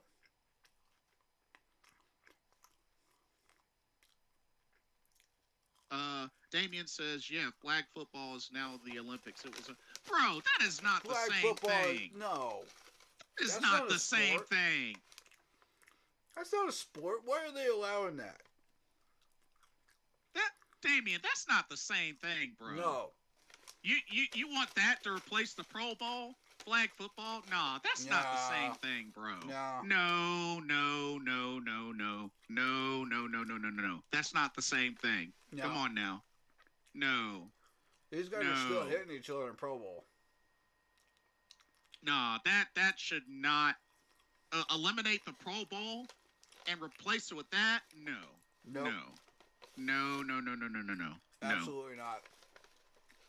No.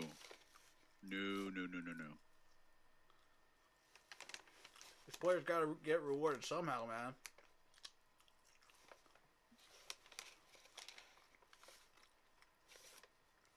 So what? They're gonna have NFL players like qualify for the U.S. flag football team and face other flag football teams across the world? Yeah. Oh, nah. I'm sorry. I can't. I mean, if they do it, that's great, but I can't take that seriously. I'm sorry. I can't take that seriously. Yeah. I would take it about as seriously as curling at this point. Yeah. Olympic flag football? Nah. Hey, curling's been around for like how long? For real, though. It's boring to me. Damien says Pro Bowl is like flag football. I mean, they pull the flag from the... Dude, you're missing the point. I'm not talking about the game. I'm talking about the honor. The honor behind the Pro Bowl. I just said it celebrates the best players of each position in each conference. That's the whole point of the Pro Bowl. Right. The game, I'm not talking about the game. They don't even play full speed in the game. Like, throw the game out of there, bro. I'm talking about the honor, which is something that has been there since 1951. That's what I'm talking about. I could care less about the game. Like you said, folks hardly watch it. Like, I could care less about that. I'm talking about the honor. The honors. Pro Bowl honors.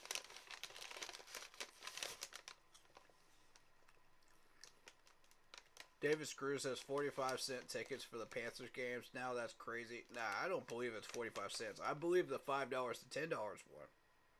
You know, for the cheap ones. But, I mean, that's off of scalp seats, right? Yeah, like third-party sites. Either way, the point is Tepper's losing money. And he's finally starting to understand, you know, oh, hey, I'm not getting X amount of money every week. You know, so every decision Tepper has made, he's losing money. Yep, this is true. He has done that to himself. We didn't do it to him. He did that to himself. By putting a terrible product on the field. Oh, Raiders just scored. Karma's finally starting to catch up with him. In his bank account. Yeah. It'll be interesting to see how he tries to fix things this off season.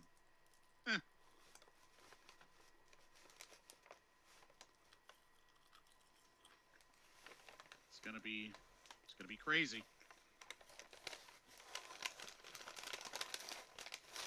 And it's gonna probably take forever.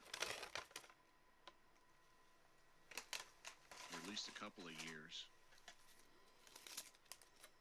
I apologize if y'all hear me eating in the background. I'm hungry. Oh, I haven't heard anything. You good? But I guess we might as well go ahead and get the score prediction out of the way. I mean, I'm just gonna say 20. I'm just gonna say 21-7 Falcons. Right.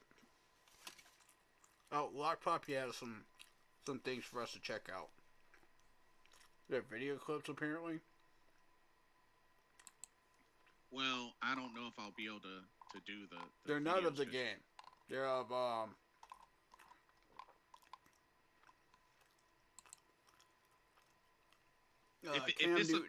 Cam Newton specifically.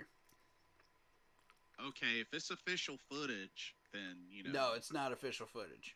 It's Cam Newton. Okay. What is this? Him talking about the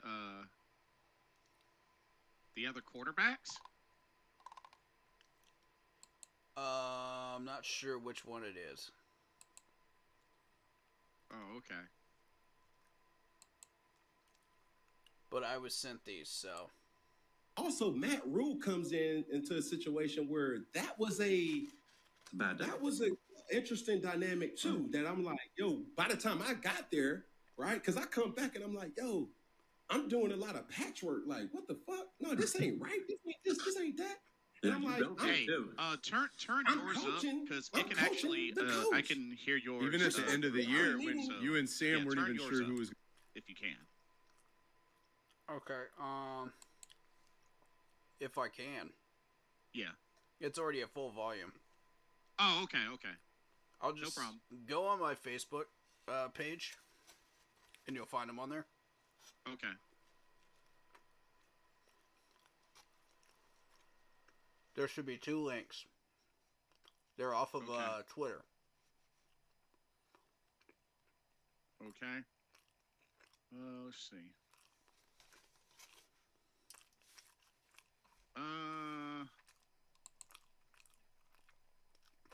And this was from. Are we going with Tygate or are we going with the I'm coaching the coach one? Are we starting with that one? Like, where were these posted? I'm on the Facebook page. Scroll down. You'll see them. Oh, the one with Cam talking to Matt Rule? Mm-hmm.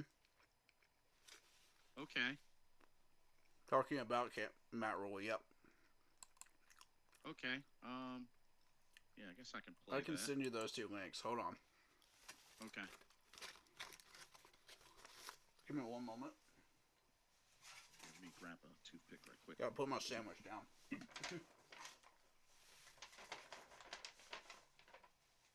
And I'll send them to you.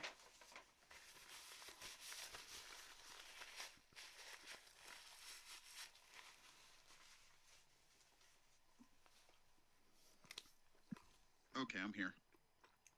Okay, you got both of them? Let me see. You just messaged me? Let me see. Yeah, boom. There's this one. Okay. And then there's this one.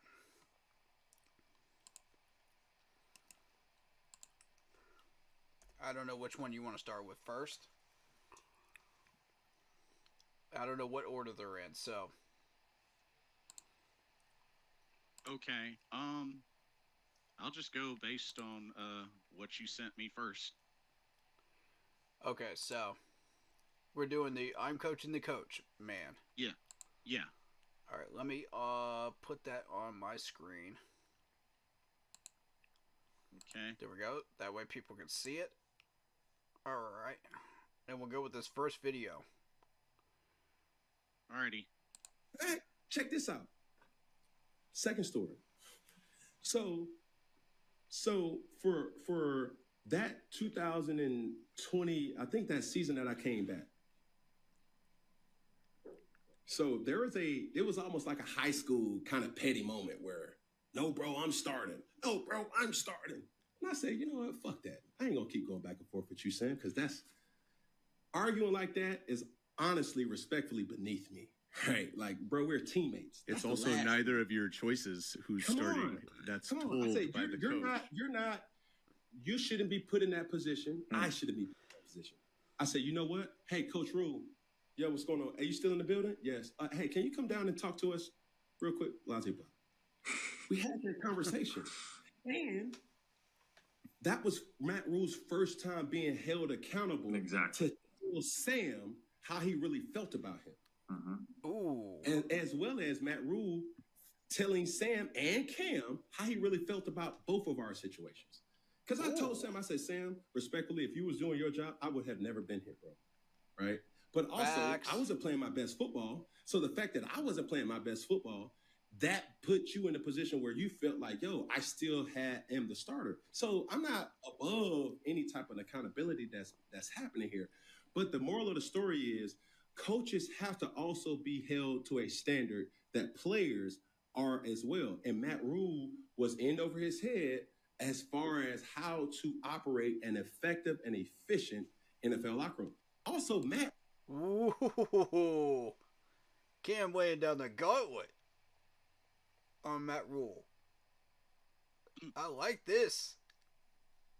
He's right, too. 100% right.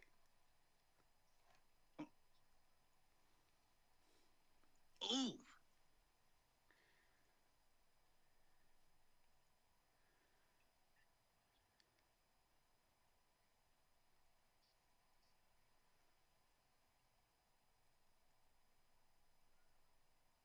I'm going to wait for you on that second clip.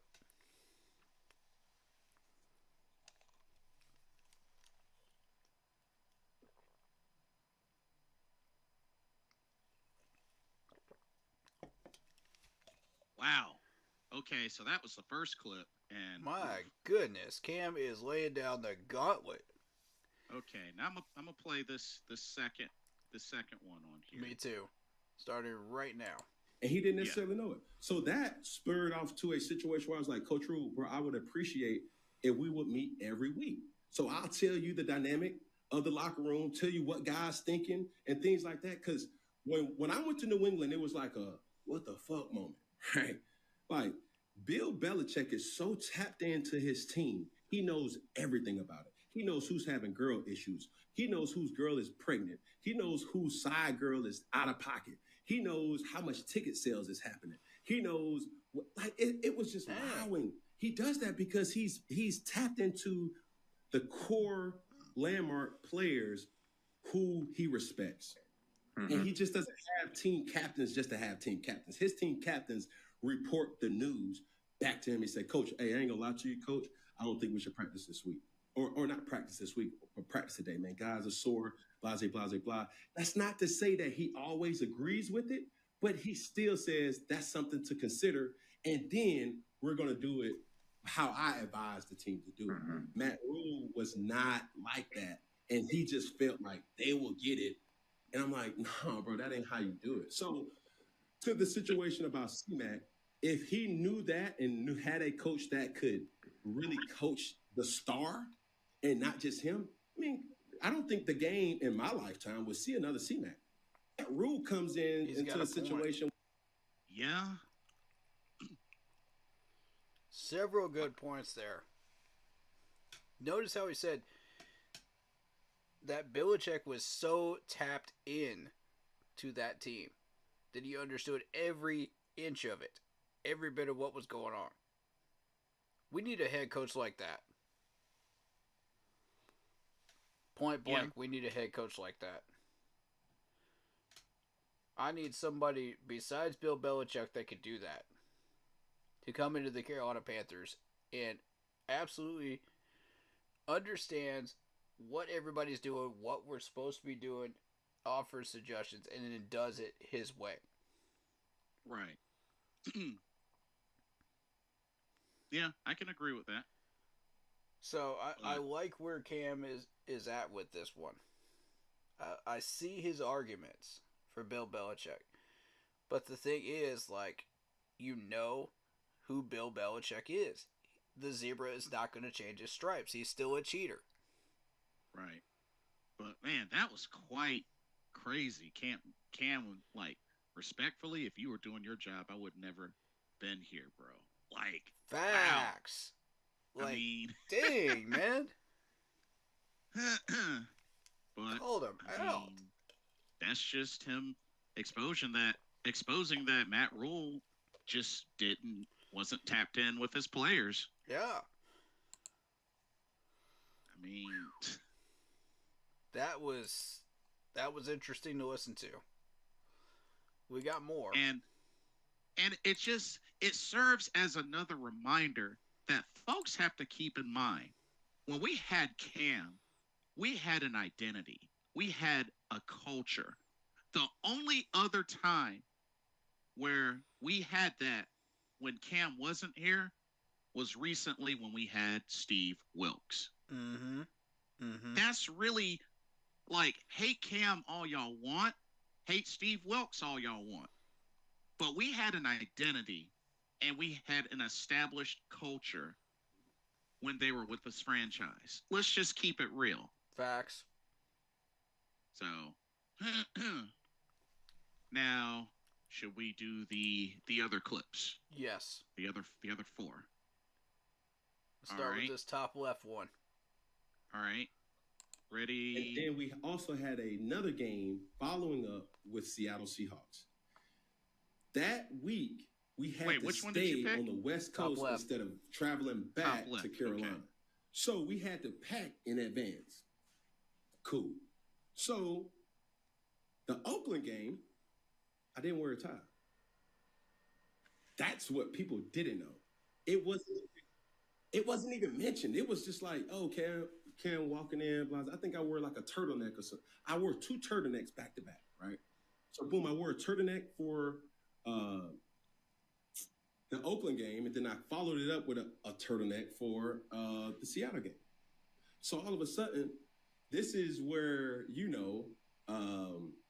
bus 1, bus 2, bus 3 leaves. But in this situation, we was going to travel all together to travel up to a closer hotel towards Seattle. Mm-hmm. So as I'm going downstairs to kind of get some food to get on the team bus, Rivera comes to me and was like, "Where's your tie?"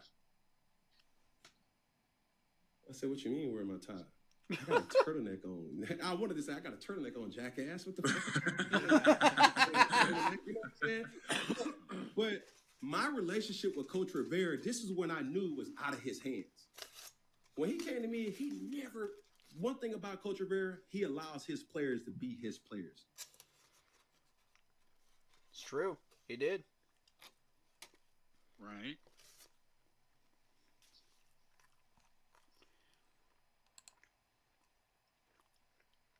That's interesting.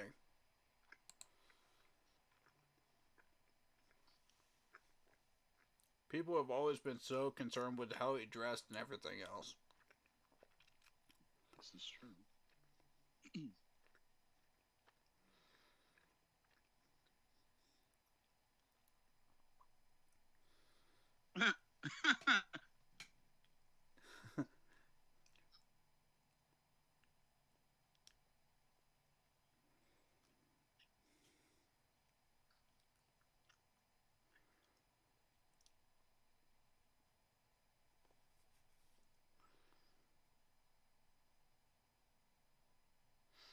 Interesting. I mean, yeah. the whole thing with the tie was freaking stupid, but that's so it wasn't really Rivera, but was a league thing, and he had no choice but to enforce it. Mm-hmm. That's sad. True. That is so sad. Mm-hmm. Wow. Wow. Mm. That is sad. A freaking tie. Wow. Do we want to do top right or bottom left? Top right. All right, top right. Ready? In 3, 2, 1.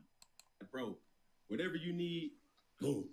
All of a sudden, Coach Rivera, speaking a tone that I never heard from him, he said, "Where's your tie?" I said, "Coach, I ain't got no tie." Cool, he leaves. I'm just going back to get my food, boom. Comes back down to eat. He says, if you don't have a tie, I think it was something like, you're not going to play. It was like, if you don't have a tie, you're not going to try. It was something bogus. I said, "Coach, I don't have a tie, bro. Like, this is a turtleneck. Like, You want me to put it over? Yeah, you're not wearing a jersey or a hoodie. It would have been more disrespectful if I would have put it over the turtleneck, obviously mocking him. Yeah. You know what I'm saying? So I'm like, yo, I'm like, Coach, I ain't got no tie. Straight up. I ain't, you know what I mean? Whatever. So then this is when Coach Shula gets involved. Now I'm walking to the bus.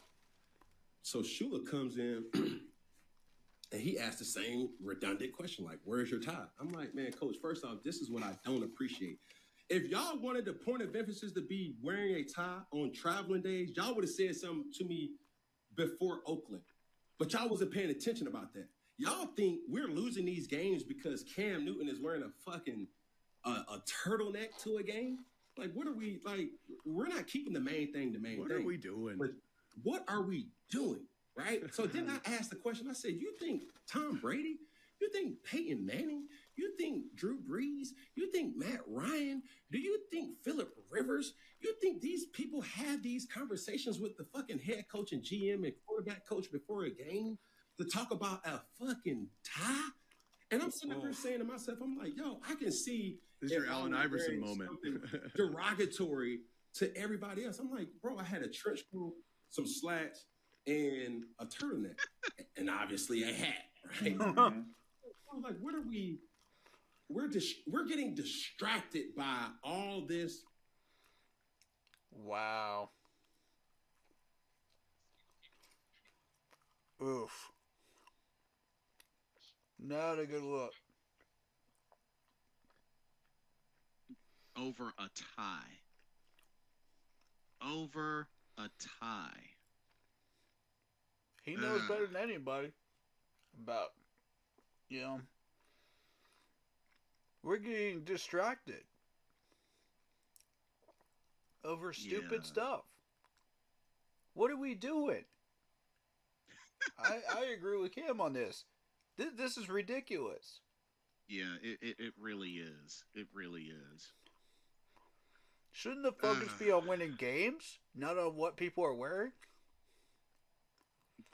And just goes to show, okay, they enforce that. What happens? First play of the game, Derek Anderson throws a pick. Wow. Oh my goodness. Just, ugh. Okay, bottom left next. Yeah. All right, 3, 2, 1.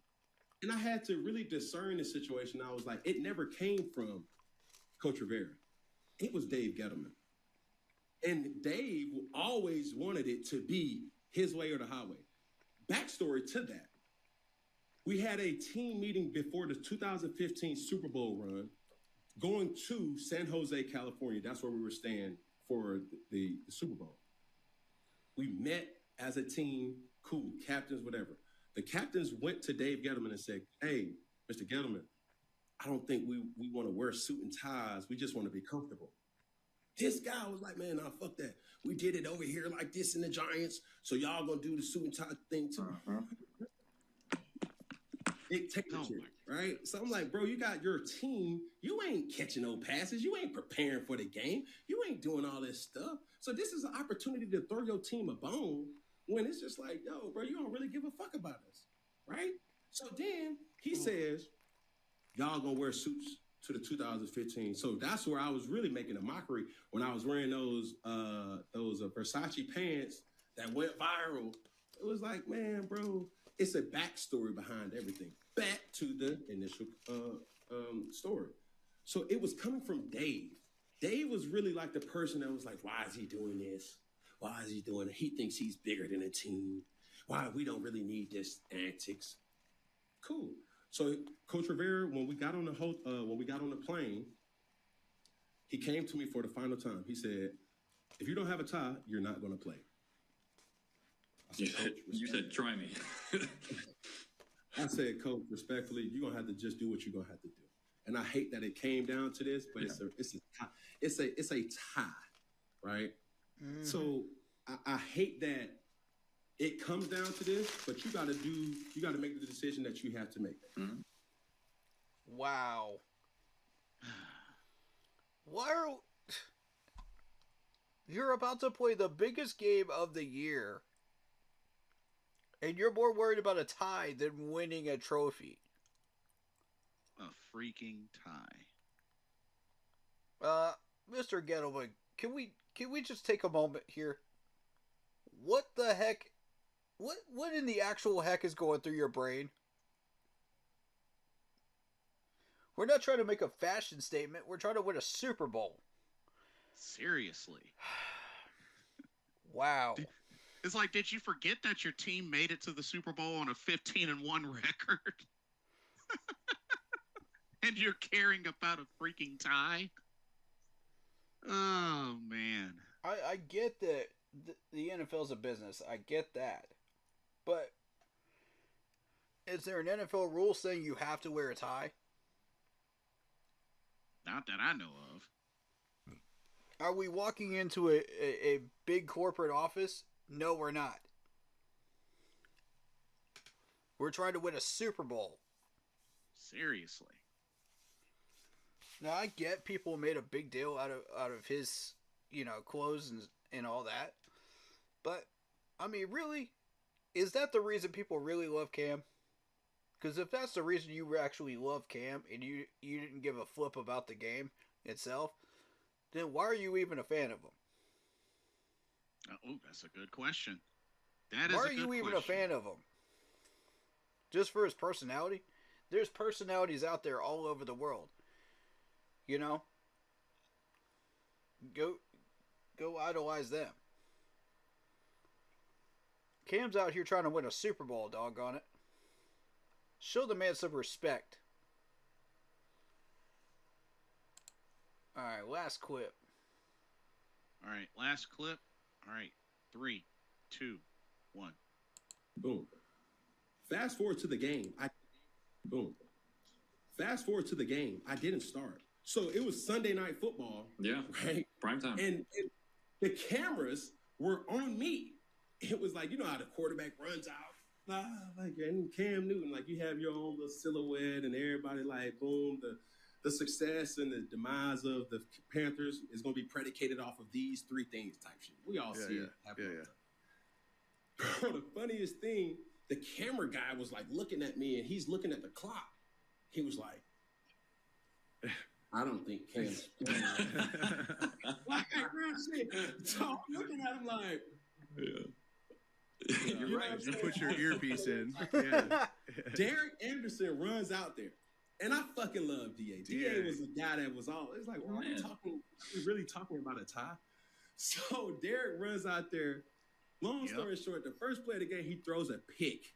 Yeah. So then everybody's now looking at there Coach it Rivera, is. and Coach Rivera's like, yo, like we've made this shit a bigger distraction than what it is. He's looking at Dave Gettleman, but Dave Gettleman There it is. could hide.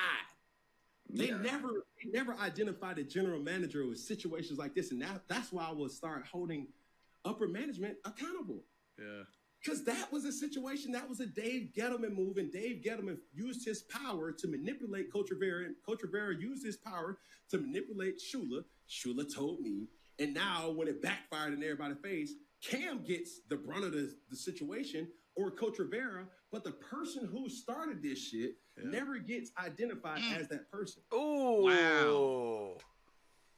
Wow.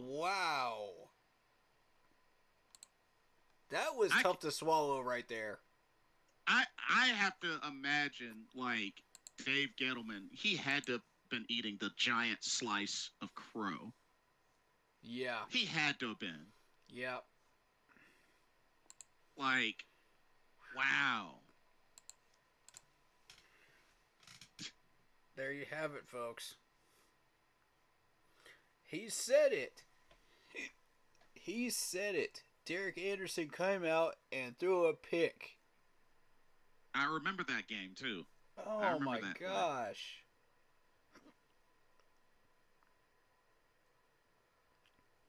Yikes. And yet, folks want to be like, see, this is all your fault, Cam. When in reality, it was Right. Mr. Gettleman's. Over a freaking tie.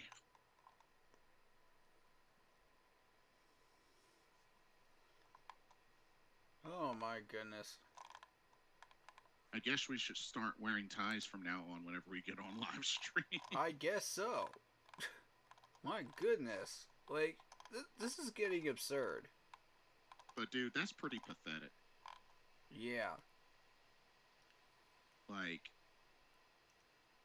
wow. Oh, my goodness. It's really sad how many little things that happened that really did injustice on Cam Newton. It's sad. It's really sad. But just, oh man.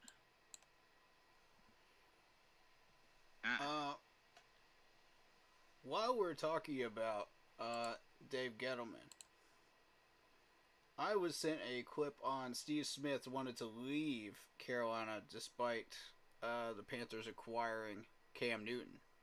So while we're on this subject, I'm going to send that video to you as well. This is Stephen A. that actually got involved with this one. Oh, Stephen A. Smith, gotcha. Yeah. This is interesting.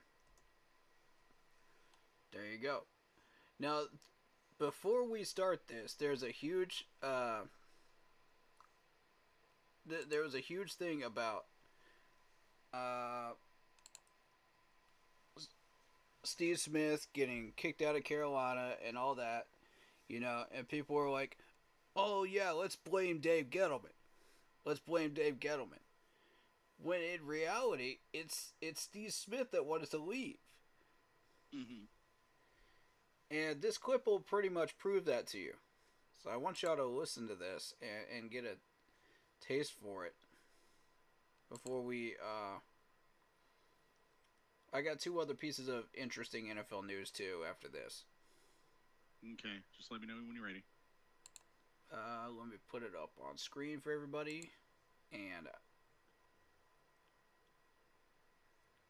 not that one. I want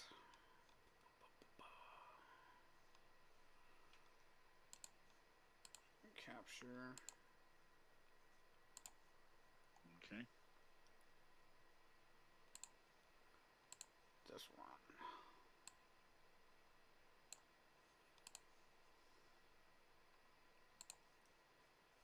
Alright, and get rid of those two.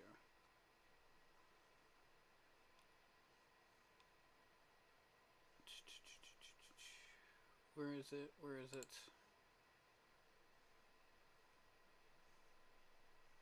Sworn I brought it up a second ago. Oh, there it is. Alright. Full screen attention. Let's do this. All right. 3, 2, 1.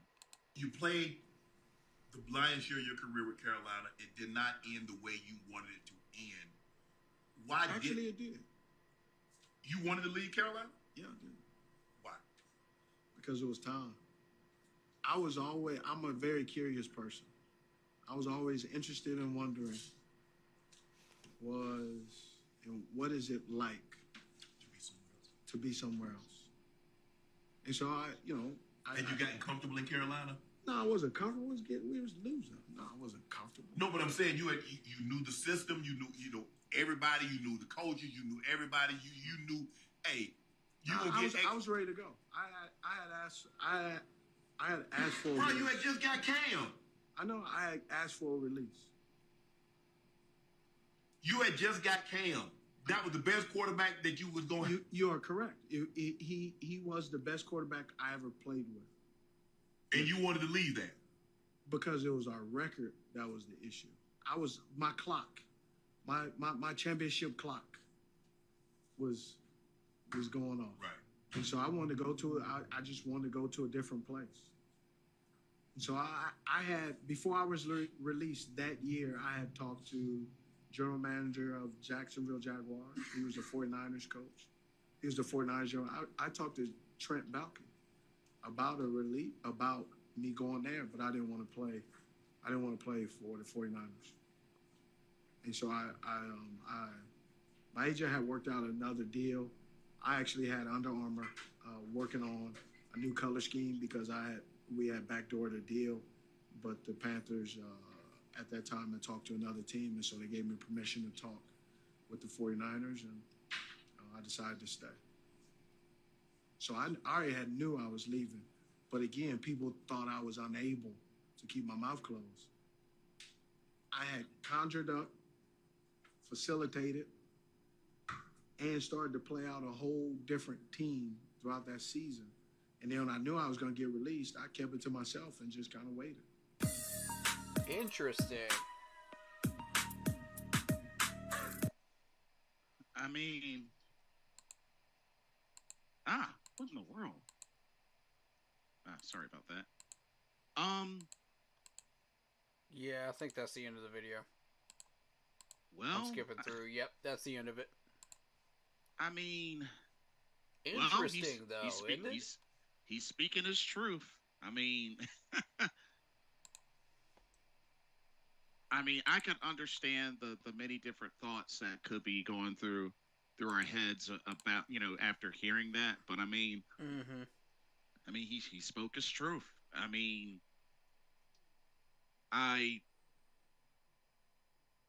there was so much hate going towards Gettleman because of the fact that, we released Steve Smith. No, Steve Smith decided he wanted to leave himself. Yeah. So I want to make sure that people know this. It was quite a shock. It was definitely quite a shock. So you can't hold that against Dave Gettleman anymore. Right. All the Gettleman haters, y'all can stop that one. That was their biggest chip on their shoulder, and their biggest argument was Steve Smith during that time period. Mm-hmm. I used to hear nothing but Steve Smith got released. Steve Smith got released. Okay, well, what else did Dave Gettleman do that was bad? Crickets.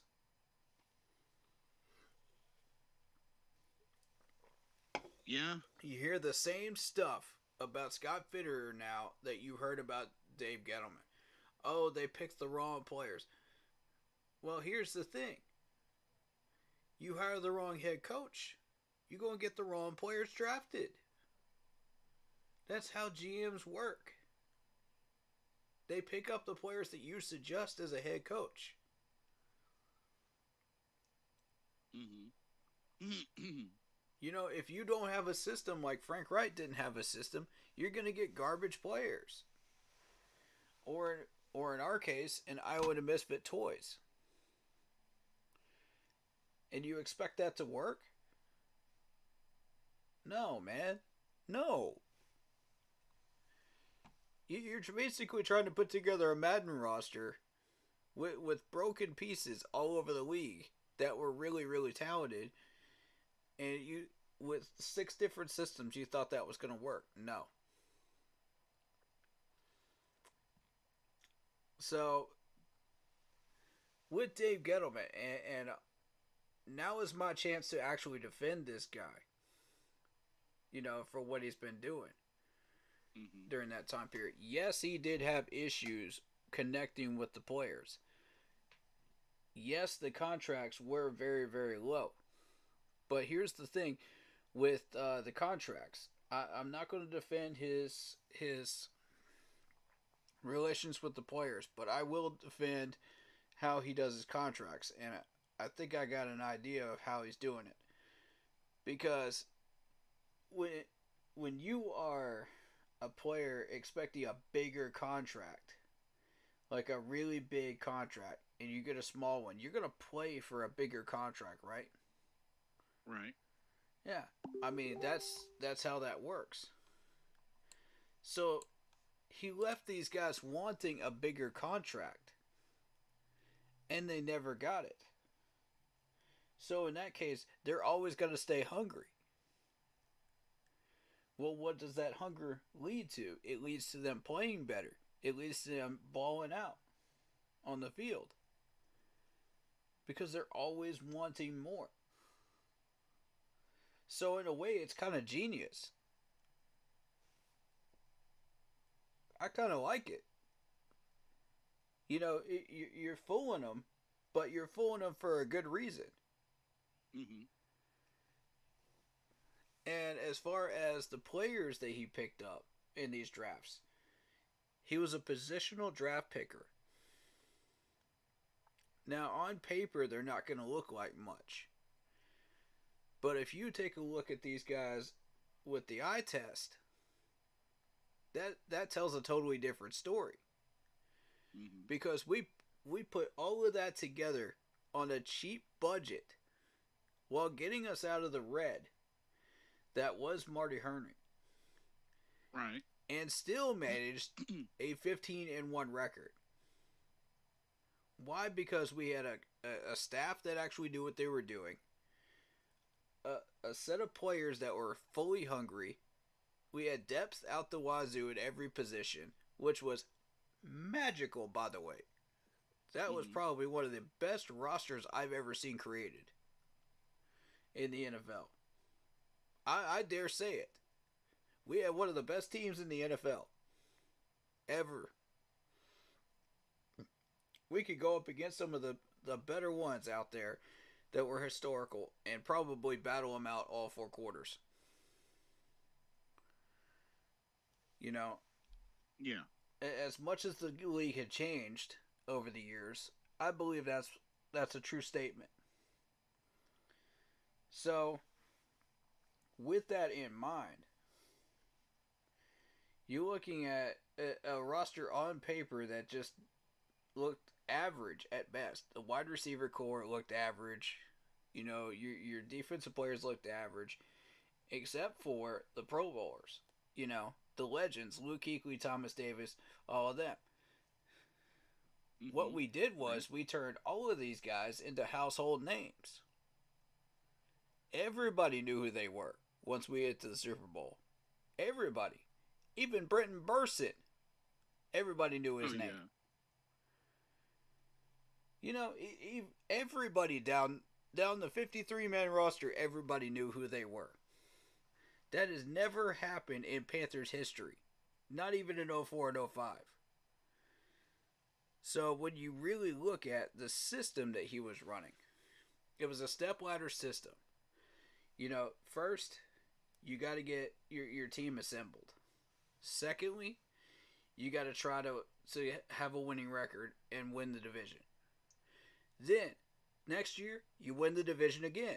You take that step forward. You win a playoff game. Next step forward, you win 2 playoff games. Next year, 3 playoff games, and you're in the Super Bowl. Okay? Right. Then you win the Super Bowl, and then you win it twice in a row. The year after.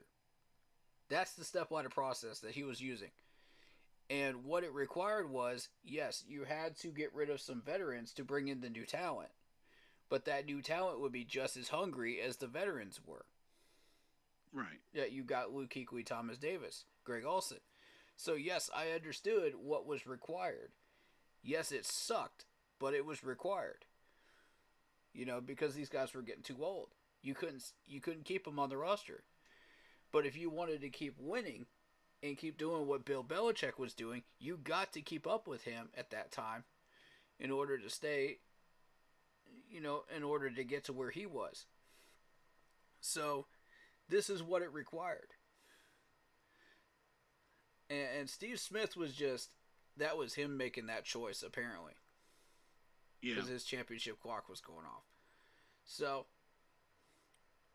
and at the time, I thought that we went to the Super Bowl a year early, according to that schedule planned. Mm-hmm. Interesting. I thought 2016 was going to be it.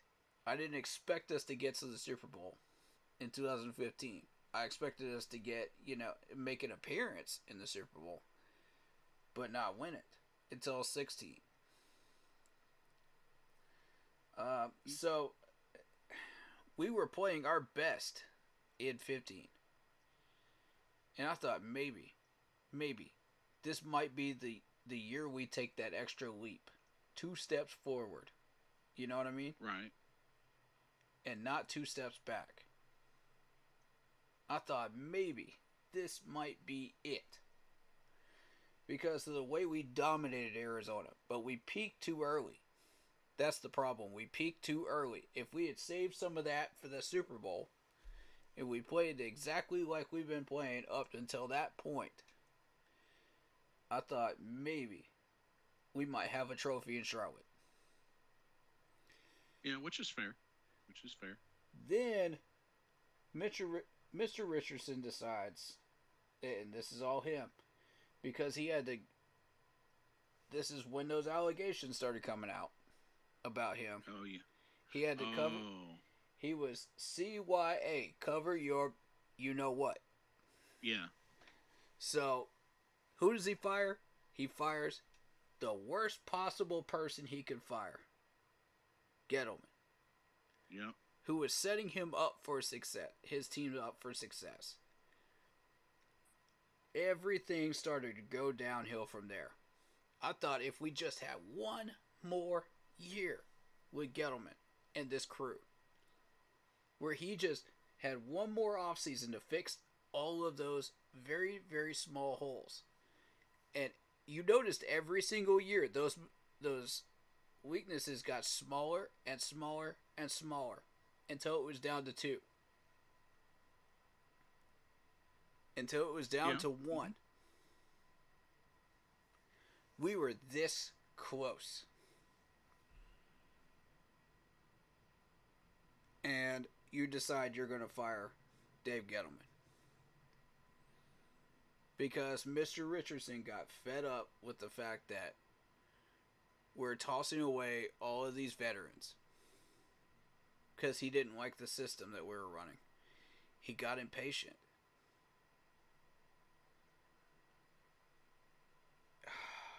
It's an interesting breakdown. And that's how I feel about Dave Gettleman there. I'm taking this opportunity to say this publicly now. Because I got so much hate for it. For these opinions back in the day. But now that this has come out about Steve Smith, now I'm taking my leap of faith here. Yeah, understandable. And I'm throwing it out there. Because I want people to understand Dave Gettleman's method.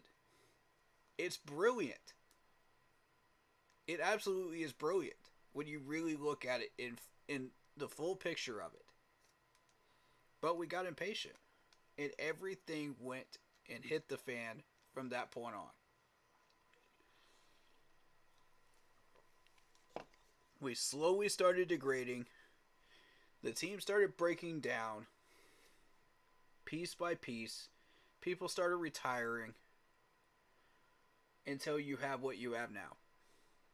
And then we hired 2 horrible head coaches on top of that. Mm-hmm. Shaq is the only thing left of that Super Bowl team. I want people to understand this. Yep, this is true. He's the only piece left. I guess Shaq and J.J. Jansen, but I mean, you know. Yeah, J.J. Jansen. But technically, J.J. Jansen was special teams, and that really doesn't even count. Right, when you think about it. But as far as playmakers, Shaq is the last one. Yes. Now you see the full picture of what's going on here. And it could still get worse. This is where we're at now. This is how far we have fallen from grace. When you look at it year by year by year, it is incredibly depressing. Yeah. If you were a Gettleman supporter, it's horrendous. I literally broke down and I was so angry that day when we fired Dave Gettleman. Because I knew exactly what was going to happen. I warned people. If you fire this man, if you let him go, this is where we're going. And I was right. Sometimes it sucks being right as a Panthers fan. In my position. And on this one, it horribly sucked. Mm-hmm. man. I mean, I don't like playing that card, but I do have a very, very good record on being right about this team. I'm very in tune with it. And as soon as I saw that, I was just like, this franchise is screwed. We just screwed ourselves. We don't even know how much we screwed ourselves. And now, in hindsight, and this is what I keep telling people, we need to stop being a hindsight team and start being a proactive team instead. Stop looking in the mirror. But on this one, we have no choice because this is something that needed to be out there. Right. It needed to be discussed. It needed to be talked about. And the fact that now it's out there and now that people see the full picture of what's going on, it just makes things so much more depressing. And I'm sorry to do this to people, but y'all needed to see this. We needed to understand how far we've fallen in order to get back up.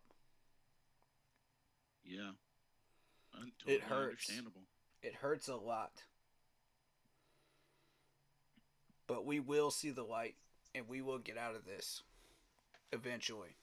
We just got to keep pounding through it. Yep, that's the motto. That is the motto. But, so the interesting information that I was given.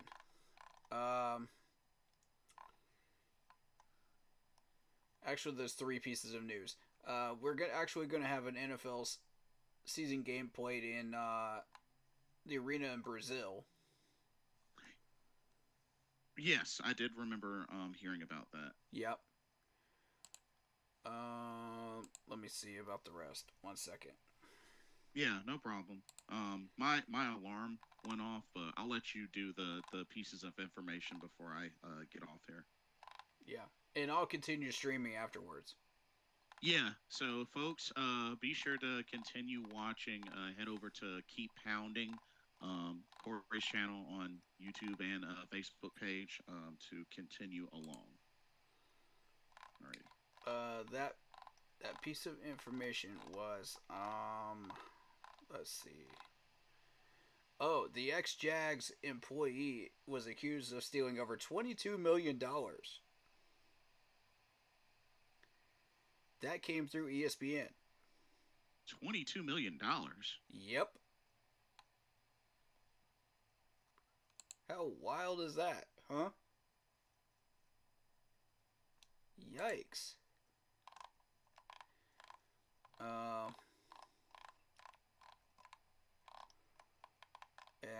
Let me see. The last one. What was it?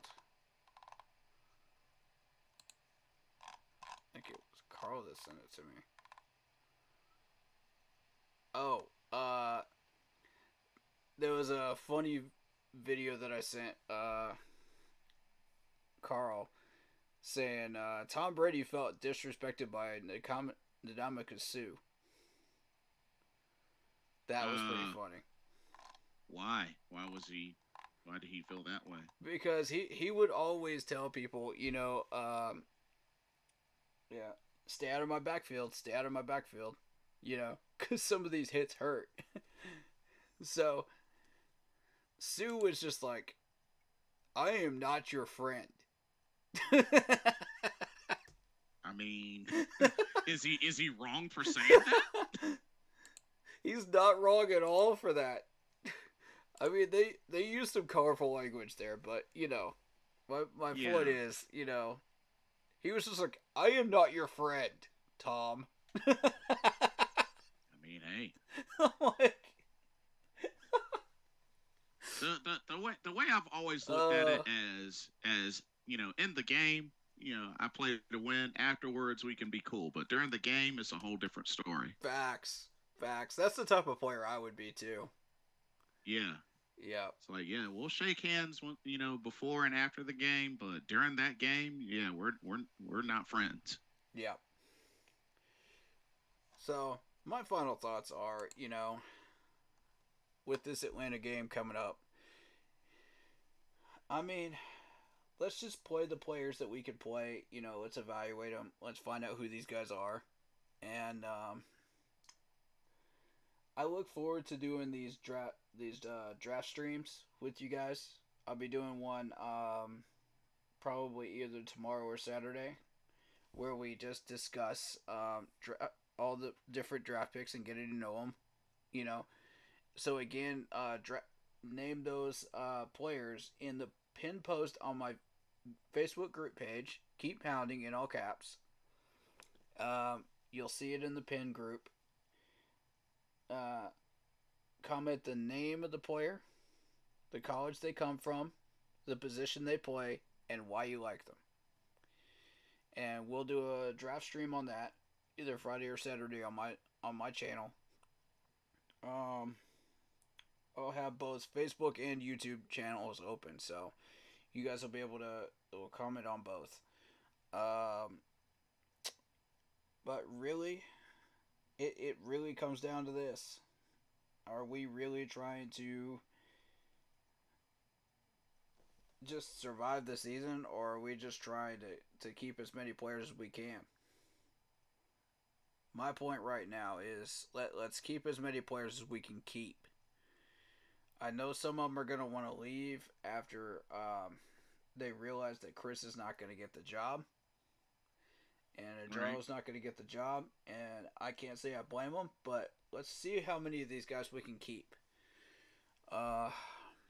This Atlanta game will be a very, very good evaluation test for a lot of these players. And it's a division game, of course. And it's worth paying attention to, I think. So let's try to stay healthy, and let's try to get through this. Agreed. Definitely agree. And we'll see what happens. We'll definitely see what happens. And also, if you have a name for our panel, me, Mr. Carolina, and Blitz, please suggest it in the comments or the chat. Yes, please do. We are open to all sorts of ideas. Looking forward to the black helmets, man. Indeed, yes. Those helmets are freaking awesome. And yeah, please beat the Dirty Birds. Just beat the freaking Dirty Birds. Please give me something to feel good about this Sunday. But please at least everybody put up something against them. But everybody, be sure to head on over to Corey's channel. Keep pounding on YouTube and on Facebook as well to continue with the festivities. I want to thank everybody. On YouTube this time. Gotcha. So it's Keep Pounding 3869 when you're searching it on Google. There you go. And, go ahead and sub so you don't lose it. Yes, yeah, definitely that is the key to do that. But for those that came on to my channel, thank you so much for coming through. Thank you to all the chatters, all those watching. Let's keep pounding and let's continue pushing forward. And Corey, it's in your hands to finish strong tonight. Keep pounding. Alrighty, y'all head on over to there. I will see y'all. I'm Blitzball Champ. I will see y'all in the next live stream, which should be Sunday, because we got the Sunday game. But I will see y'all then. Keep it going.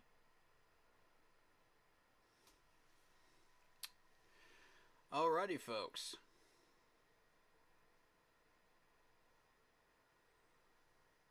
All right, it's on you, bro. I will be in touch. All right, sounds good, man. Alrighty, see ya.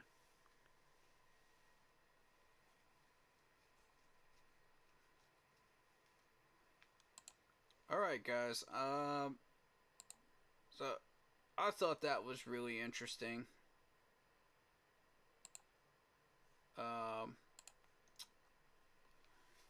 Pieces of news to talk about, and I think people really needed to understand what's going on with Dave Gettleman, why that news was out there, why now? You know, my question is why now is Steve Smith now talking about it? You know? And it caught my attention right away. And I said, okay, well, if he's going to put this out here, then I need people to understand that this needs to go viral. Absolutely viral. Because everybody's been throwing so much hate at Gettleman. This, that, and the third. And I said, look, man. I have been an avid Gettleman defender since 2015, man. And again, I never defended his relationship with the players, which you heard from Cam Newton there about that, but that's just a little taste of what he did, you know, as far as negatives towards the players. However, the business side of it is why we got where we got. You know, and I feel like people need to understand we have so much more potential under a GM like that, and under a great head coach, and under a great staff, which Tepper could hire if he chose to, but he won't. We could easily go back that direction and start playing for titles again. We could easily put together a staff that could make some noise. But the thing is, you can't just get these people from anywhere, just anywhere.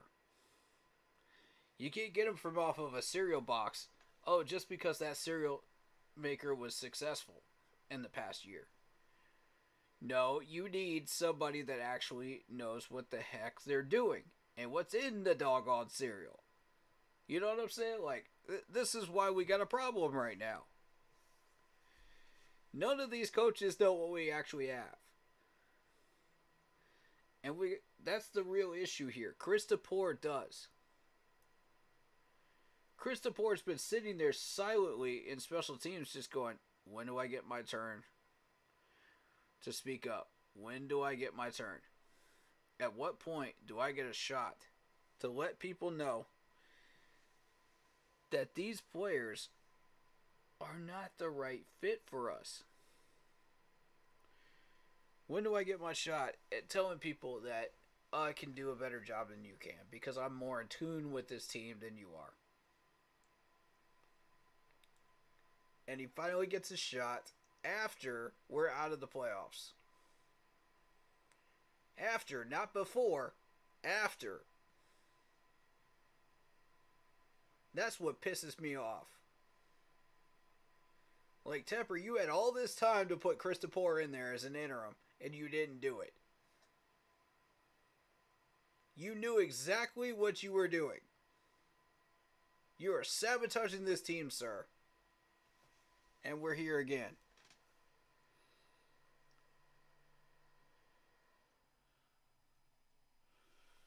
So,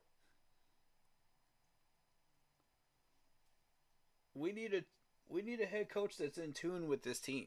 That's exactly what we need. Like Bill Belichick is in tune with his. And I like that Cam said that.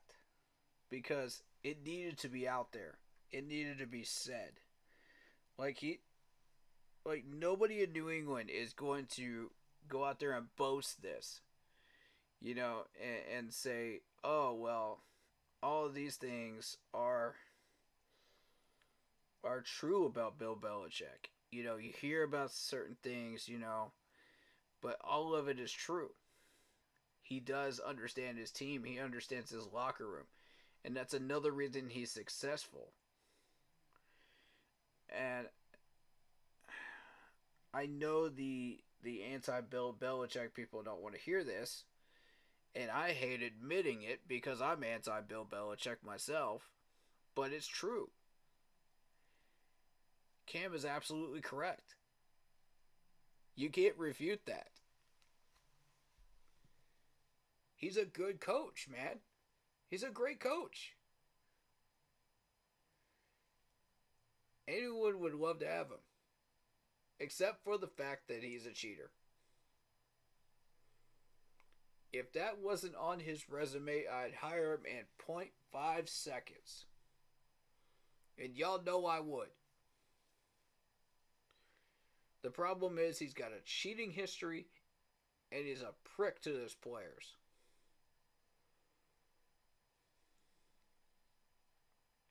It's been proven. Plus, he's had dinner with Roger Goodell right after he got caught and fined for Spygate. Why do you think that is? Ladies and gentlemen, it's not hard to imagine. Alright, I've already painted this picture so many times for you guys. It's not hard to imagine that.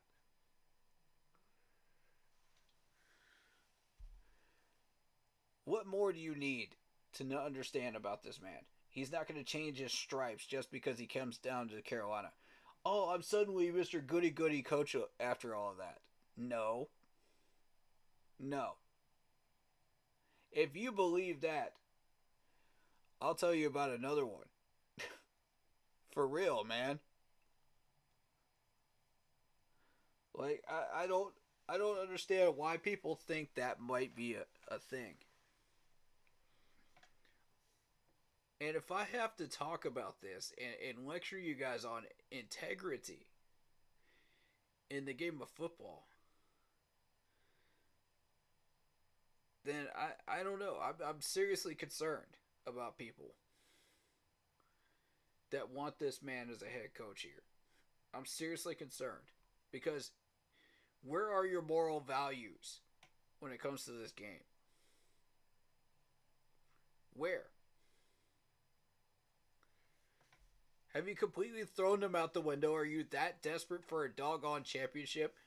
Are you that desperate to take the easy cheating road that you're willing to accept a man like that in Carolina after he beat us in Super Bowl 38? He beat us in 05. And you want this man here?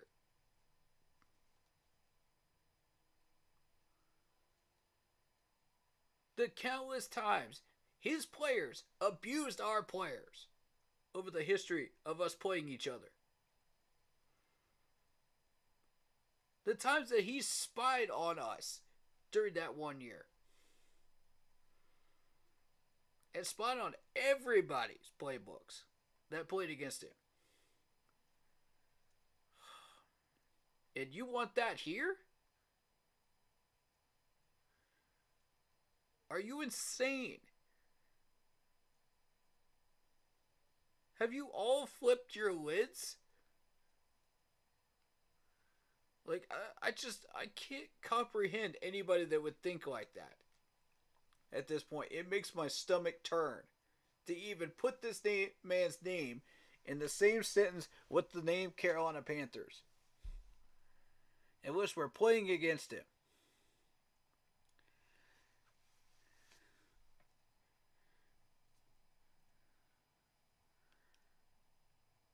In which case, I hope our team beats the snot out of them. That's how much I can't stand Bill Belichick. As a person. I respect him as a coach. But I don't respect cheating. I don't respect the way he got there. I don't respect his methods.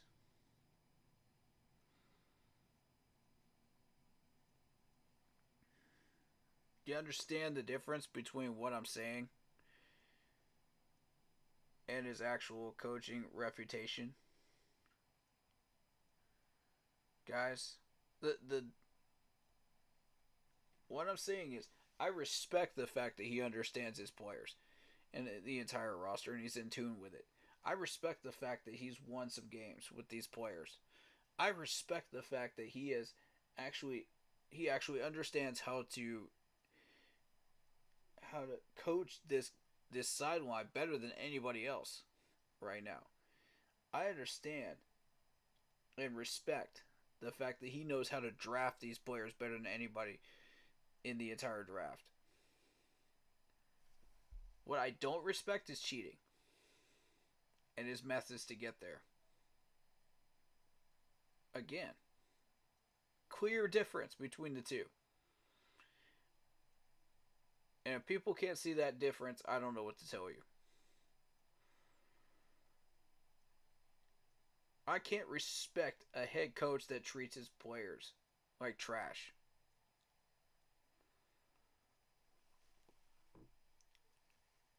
And yells and screams at him.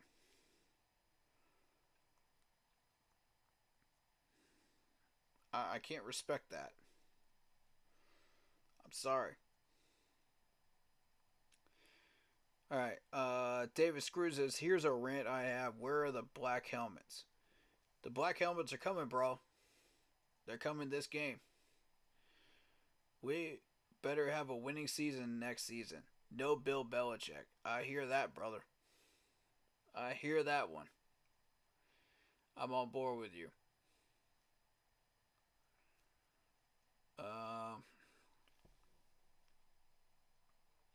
But yeah, Lock Poppy, that was some very interesting video that you sent me, man. Thank you. Thank you for that. Both of our streams got a lot out of that. And I definitely think it was worth spending time on to look at. But yeah, I don't know about this 45 cents per ticket thing. I don't think that's real.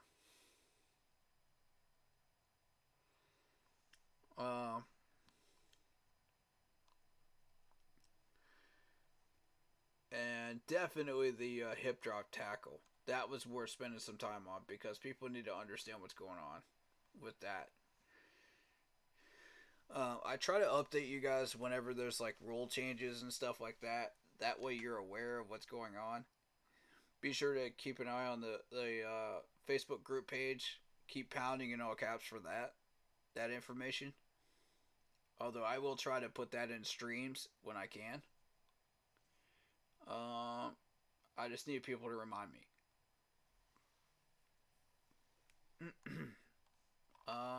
Let's see, what else? What else do we need to address? Apparently there was a game watch party with Trey Boston up in Charlotte. You had Mad Cata there, you had the Carolina Reaper,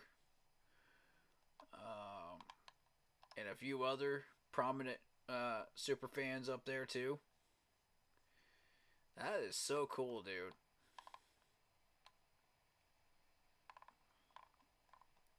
I would have loved to be a part of that.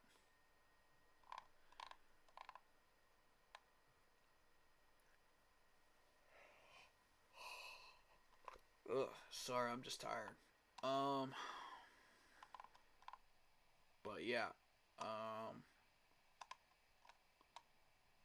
is that real though? About the 45-cent tickets? I don't know.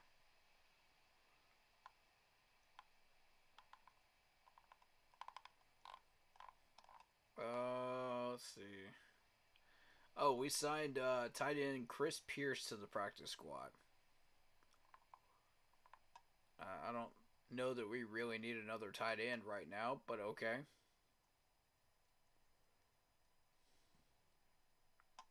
So about the day off that Chris Tafur gave these players, he quotes saying, sometimes getting away and clearing your mind is a good solution rather than having the same routine.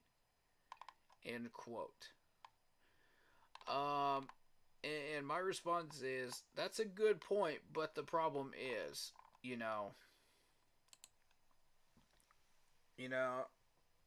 these guys need work right now. We need to understand that we are evaluating talent to possibly stay on this roster, despite all the coaching problems and having people probably leave that are not under contract. Because of the fact that we can't hire a good head coach. So, I mean, again, we're still waiting on the next head coach decision to decide, what we're doing. Are these people staying or are they not? And if they're not, we're going to need to find replacements. Who are we going to replace them with? So, I'd like to know who is thinking about leaving so that we can start the preparations to replace them. Who's on the fence right now? Who's leaning that direction? That way we know what positions we need to fill come draft time and free agency time. And if I'm Scott Fitter, I'm already having conversations with these players trying to find out who it is. Who those players are. So,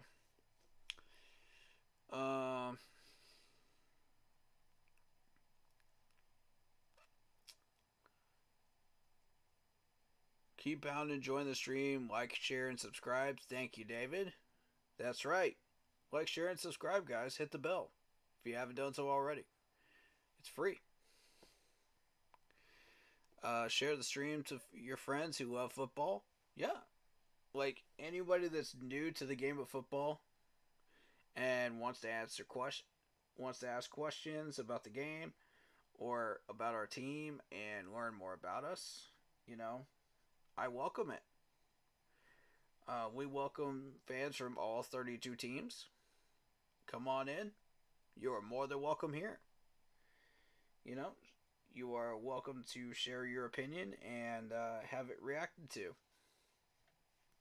All opinions are valid here. But do know that I have just as much right to react to your opinions as you do to post them. So don't expect all reactions to be good ones. It depends on what you post and what you put in.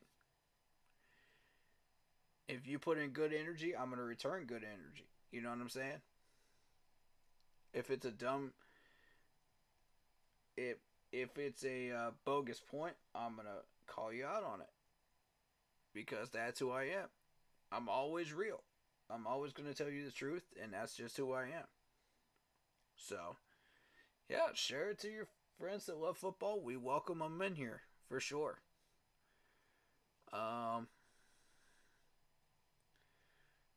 Yeah, it's real about the 45 cents. Wow. What site was that? That is selling 45-cent tickets. Did you ever find out, or did somebody just send that to you? Because I saw it too. But around the same time you sent it to me. So I don't know who sent. What site was that from? It looked like Ticketmaster, but I'm not sure. Honestly, it should have the Ticketmaster symbol on it. On there somewhere. But it didn't look like there was. But that looks like the approach that they usually use with their site.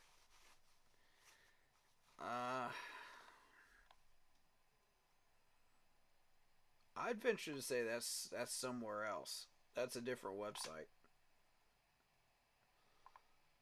And I'm not sure which one it is.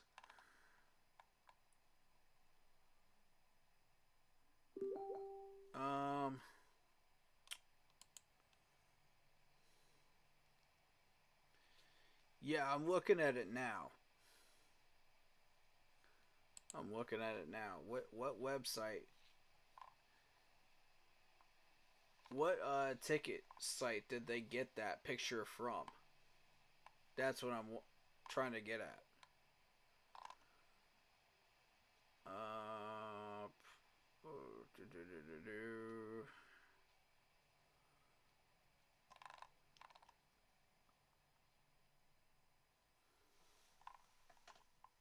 What? Yeah, what ticket site did they get that off of?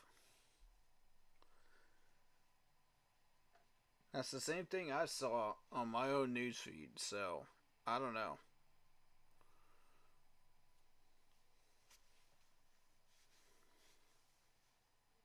If it's Ticketmaster, then yeah, it's legitimate. If it's and that's what Blitz was asking too.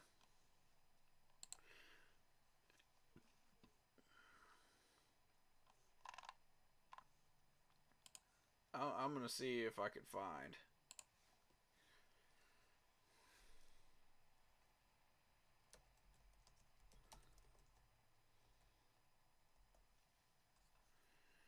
All right, so you got SeatGeek, you got Game Time, you got StubHub, you got Ticketmaster as your main four. There's TickPick as well and Vivid Seats. Then you go for the lower ones. You got Tickets for Less, Ticket Smarter, and Game Time. And then there's freeticket.com. So I don't know. I don't know where these came from. It looks like Vivid Seats because I've done Vivid Seats before for concerts and stuff. And I've actually bought Panthers tickets off of Vivid Seats once. But I'm not sure about their setup, you know. It could be them. It could be one of these cheaper sites. That's what I'm wondering. I'm not going to go digging through it, but my thing is, like... excuse me, I am... Whew. I'm hanging in there, y'all.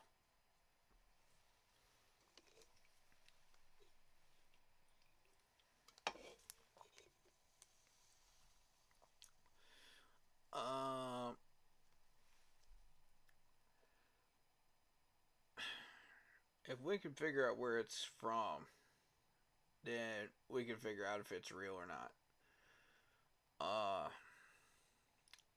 But I'm probably gonna say it's probably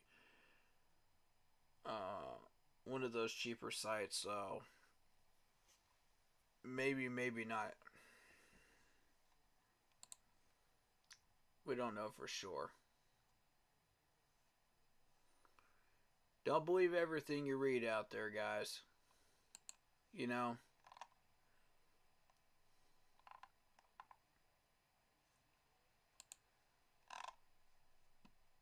You know, but SB Nation got a hold of it, and they're typically a decent, reliable source, but I don't know. I don't really follow their content much. But yeah, David, what you missed was the hip drop tackle. I'm going to put this back on screen one more time. This is important stuff right here.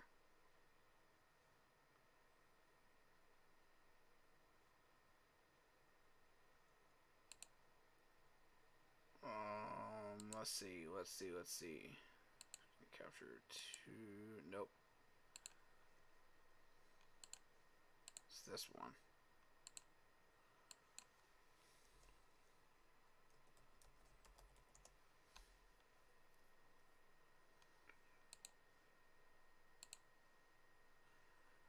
Yeah, I'm putting this back on screen because people need to know about this. This is important. Hip drop tackle. Why is it important?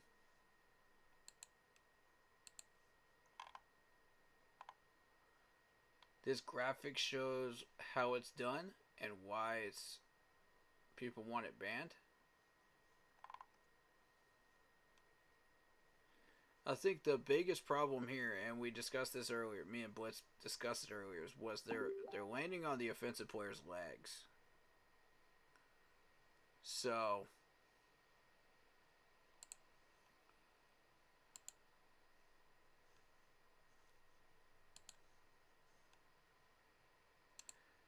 and I don't like that much because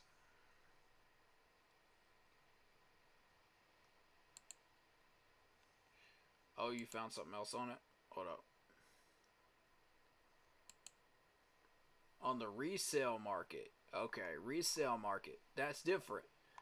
That's different. If you're just buying the ticket straight up, then yeah, $5 to $10. But if they're on the resale market, they're going to be a lot less. So yeah, that makes sense.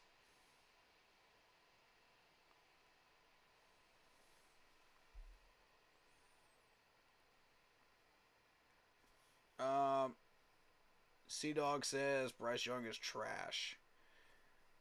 Oh, man. Here we go again.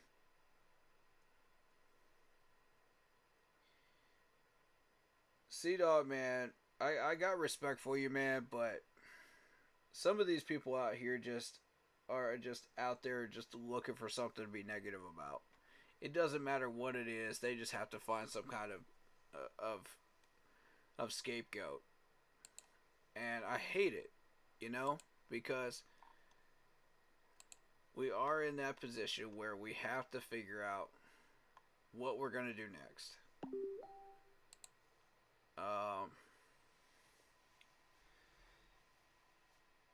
And again, what I was saying earlier is we're at a point where we have to evaluate what talent we have left.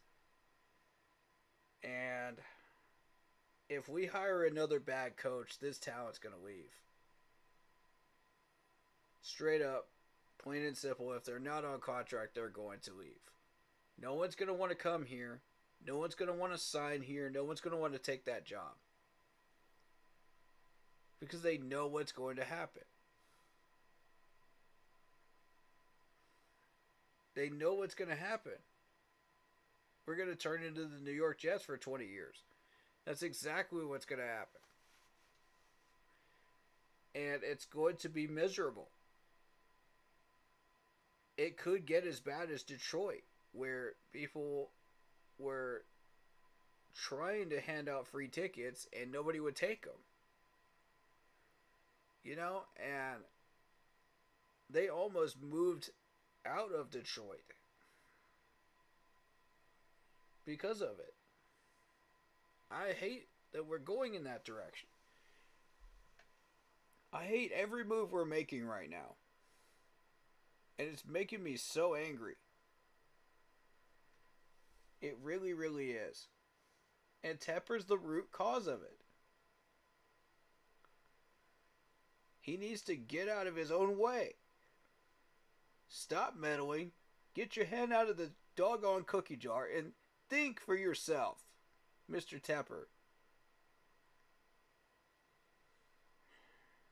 You were a fan once. Would you like to see your Pittsburgh Steelers run this way? No, you would not. When you were a minority owner. So what in the blazes makes you think that we'd like that to happen to our team? This is ridiculous. People are not even willing to walk across the street to watch a game, even if it's free. That's how trash this team is. And you can't blame the players that have actually been doing what they're supposed to be doing, like Derek Brown. You blame the coaching staff that put this garbage together. Because they had no idea what they were doing. You don't put together the Iowa and Misfit toys from 6 different styles of offense and expect that to work. This isn't Madden. Put down the controller. It's such garbage, bro. It's not even worth the 30 days free trial on Prime to watch a Panthers game now. Honestly, it wasn't during the Chicago game. I still did it anyway. Because I'm a Panthers YouTuber. I gotta watch this stuff. I gotta evaluate it. You guys don't have to. This is what I do, though. You know? So, I get up on this camera and mic every week because of you guys. Because you enjoy this content and you want to hear what I have to say. And you need the information. You need to know what's going on.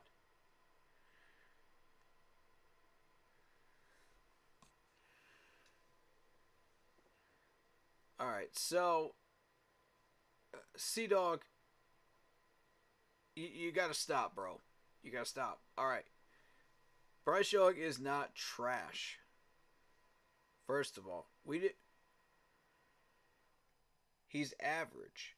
Okay, he's average. He hasn't been developed. He's an average rookie. Can we just be real here and call it like it is?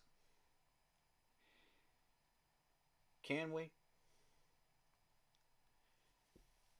And like David Screw said, you know, Peyton Manning threw more interceptions than this man when he was a rookie.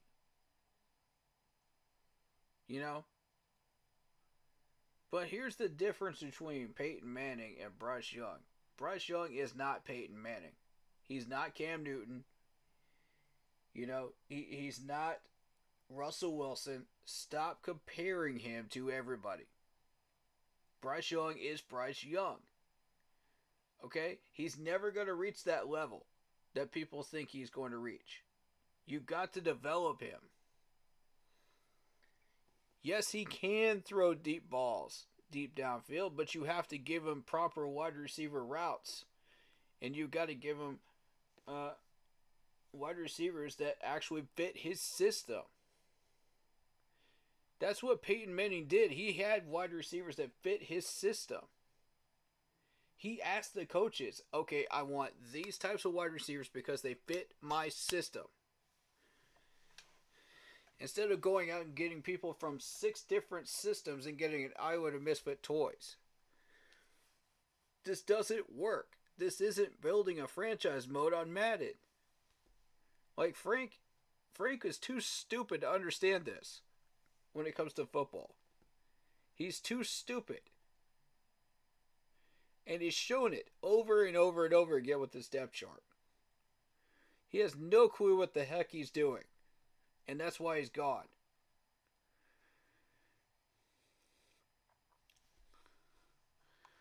So, I'm just sticking with Bryce Young right now. I'll get to the rest of your points in a minute. But I'm getting to your points on Bryce Young first.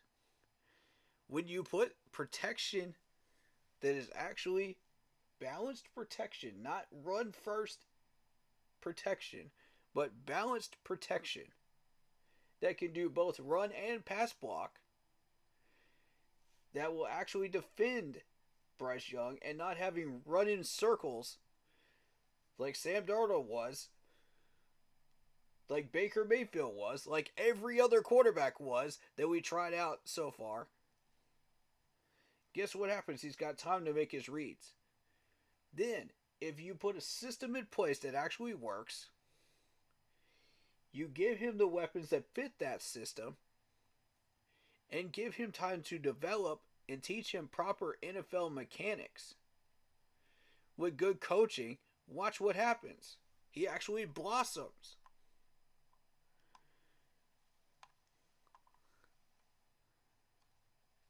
You know, look what would happen to Tannehill. Tannehill's a great example of that.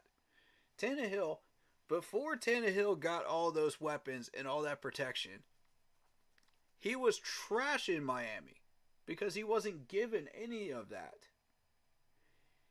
No, instead he was sat on the bench and told, watch and listen.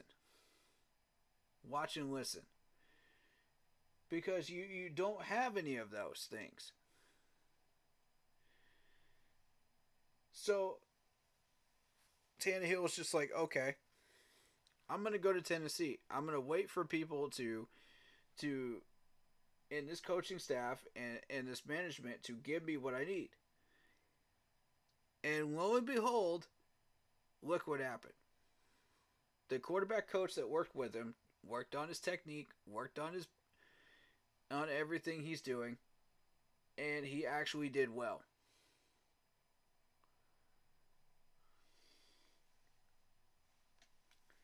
So that's a perfect example of what happens when a average run-of-the-mill quarterback gets what he needs to succeed. Look at Derek Carr in LA with the Raiders. Before that, he didn't have anything. He was given nothing. And then once he was given that stuff, once he got to LA, look at the success he had.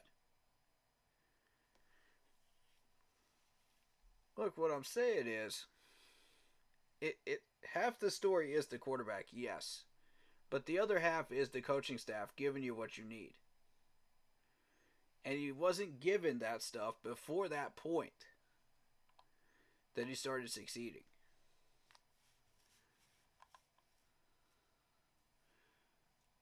Alright, so let's address some of these other points that you made. Kyler Murray is quick feet and has his arm. Okay, well, yeah, every quarterback's got their quirks, what their niche that they're good at. For Kyler Murray, it's his quick feet and his arm. Okay, Bryce doesn't have that, so he's got to rely on what his niche is. So what is his niche? We don't really know, because he hasn't been developed properly under a proper NFL coach yet. What was his niche during Alabama? That's a tough question because I'm not sure. And there's also that issue of Alabama players, coming out of Alabama in the last few years that haven't been as great as the prior Alabama players that went into the league before him, that were winning trophies and doing all this stuff, So there is that too. So I'm not entirely sure what his niche is, to be real with you. But we'll discover it together once we get what we want, and get what he needs to succeed. He's not been given what he needs to succeed yet. And whose fault is that? David Tepper. Because he can't hire a good head coach. He doesn't know how to hire a good GM. He doesn't know what he wants. And it shows. And he can't keep his hand out of the cookie jar. He just has to meddle.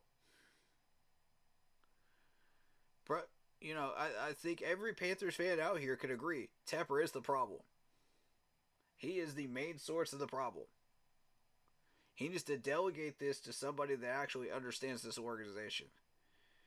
And we were just talking about how Bill Belichick actually understands his whole entire staff, his whole entire locker room, and is in tune with it. We need a head coach like that, that's able to do those things. And I feel like Steve Wilkes was that coach. But now he's gone. We can't get him back. He's not coming back. And Chris DePore does understand this team. And I don't know if he's coming back either. After this. We don't know. David Screw says, I'm comparing his interception ratio. Bryce has a bright future with the right staff. Yeah, I could see it. But he's got to be developed properly. Bryce isn't trash. Sea Dog says, Bryce Young can't throw deep. capping. Andy Dalton came off the bench, threw 400 yards, stopped Bryce Young is trash. All right. What you need to understand when we're talking about Andy Dalton in that Seattle game is Seattle's defense was ranked 29th. 29th. Their secondary is ranked 29th. And you threw for 300 yards, not 400.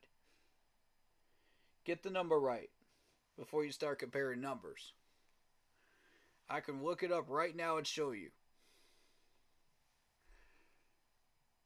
Secondly, if Andy Dalton were to throw against an average level defense, say like a 15th ranked defense, he would throw for 250 yards. That's what everybody else is throwing right now in the league. Or at the time they were. Now I'm not sure. I got to double check that. But at the time, everybody was throwing 250 yards a pop every game. So before you want to go throwing out numbers like that, make sure you get them correct. And if we threw Andy Dalton in there right now, it wouldn't even matter. We're not even in the playoffs anyway, dog. We're not even in the playoffs anyway. What's the point? What, development? We already know Andy Dalton. We already know what Andy Dalton can do. What's the point? Let Bryce Young make his mistakes. Let him finish out the year. Let him make his mistakes. Let him learn. The only way he's going to learn is if he plays. I agree with Chris DePore on that. I absolutely agree. Why try to win a meaningless game when you could increase your draft pick and get the best possible draft pick after, round 2 and beyond that you can possibly get? That's the point of the draft. It's to help out teams that are sitting on the bottom constantly and make them better. I've seen Bryce Young in person missing open wide receiver's first game out of the season in a row versus Atlanta. What you need to understand about that is Frank Wright was calling the plays.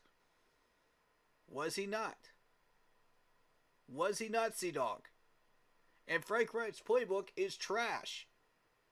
It's pure garbage. I pointed out several inequities of horrible play calling that he threw out there during that game. I was out there for the Saints game myself. I saw it in person. How trash that playbook was. Oh, man, it pissed me off too. C-Dog, if CJ Stroud was here, same results. Exactly, David. Exactly. You're putting both of these guys in the same situation. Same playbook, same garbage playbook, same garbage protection, same I would have misfit toys wide receiver core. You're going to get the same results. Oh, I'm delusional, huh? Okay. I've been called worse. I'm used to it by now. I got such outside of the box thinking. I'm used to it by now. Tannehill is trash in Miami. He wasn't for a few years. What happened after he lost his QB coach? What happened after he lost his QB coach, huh? No. Hold on. If you want to do that, if you want to do that, hold on. Stay right there. Hold on. Because I sent this to everybody. Pretty much everybody. Where's he at? There it is.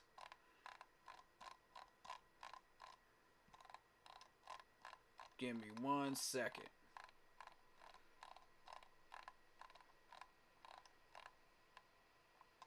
Okay, yeah. Pat O'Hara Pat O'Hara was Tannehill's quarterback coach at the time. That's why he was doing so well. Let me read off some numbers for you guys. You're going to be very, very surprised. Now, we're looking at specifically the year that he became quarterback's coach for Tannehill, which is let me see if I can find it.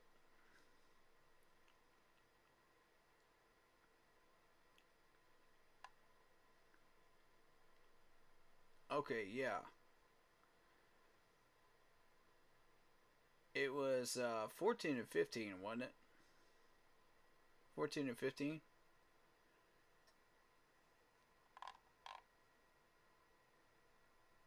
Y'all correct me. Y'all correct me, because I need to know what years this man was his quarterback's coach. Because I swear I sent that to everybody. I don't know.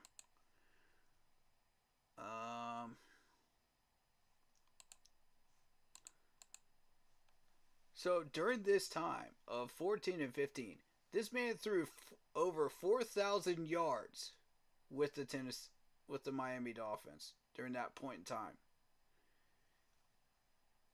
with a QB rating of 88.7 in 2015, and in 2014, 92.8. With a win-loss record of 24 and 12 in 2015, and a win-loss record of 27 and 12. With the touchdowns versus interception ratio. Touchdowns versus interception ratio.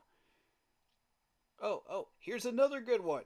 2019, 22 touchdowns, 6 picks. Stay right there, C-Dog. Stay right there, C-Dog. I'm not done yet. 2020. This is recent years. 33 and 7. 33 touchdowns, 7 interceptions, with a quarterback rating of 106.5. Tell me how this man is trash. Tell me how this man is trash.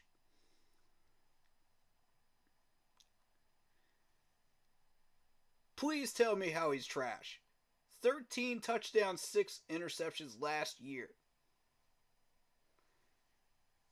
Just because he had one bad year in 2021 where he threw 14 picks doesn't make him trash. And he still had a QB rating of 89.6. Get the heck out of here with that crap. I don't want to hear that no more.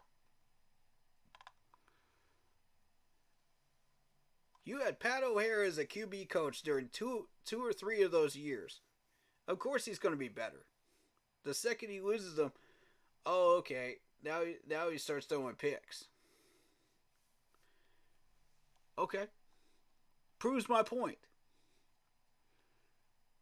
We ran a vanilla offense under Frank. Facts, David. Exactly. Frank was pissed off because we didn't draft Stroud. That's why he ran a vanilla offense. That's my opinion.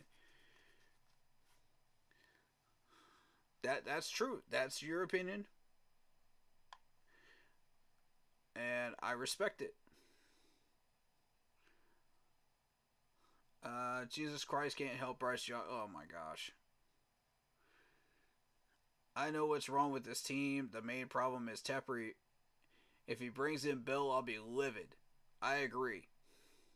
I'll be absolutely livid, and I will refuse to watch a Panthers game. That's a fact. C-Dog says we should have got CJ Stroud, AR-15, anything better than Bryce Young. AR's hurt for the year. You want to talk about durability? AR's hurt for the year. And he's taller than Bryce Young. CJ Stroud is in a much better position than we are in right now. with better weapons that actually suit his system. That's why they're a playoff contender right now. He actually has protection that makes sense. That are pass blockers, not just run blockers. That's why they're successful right now.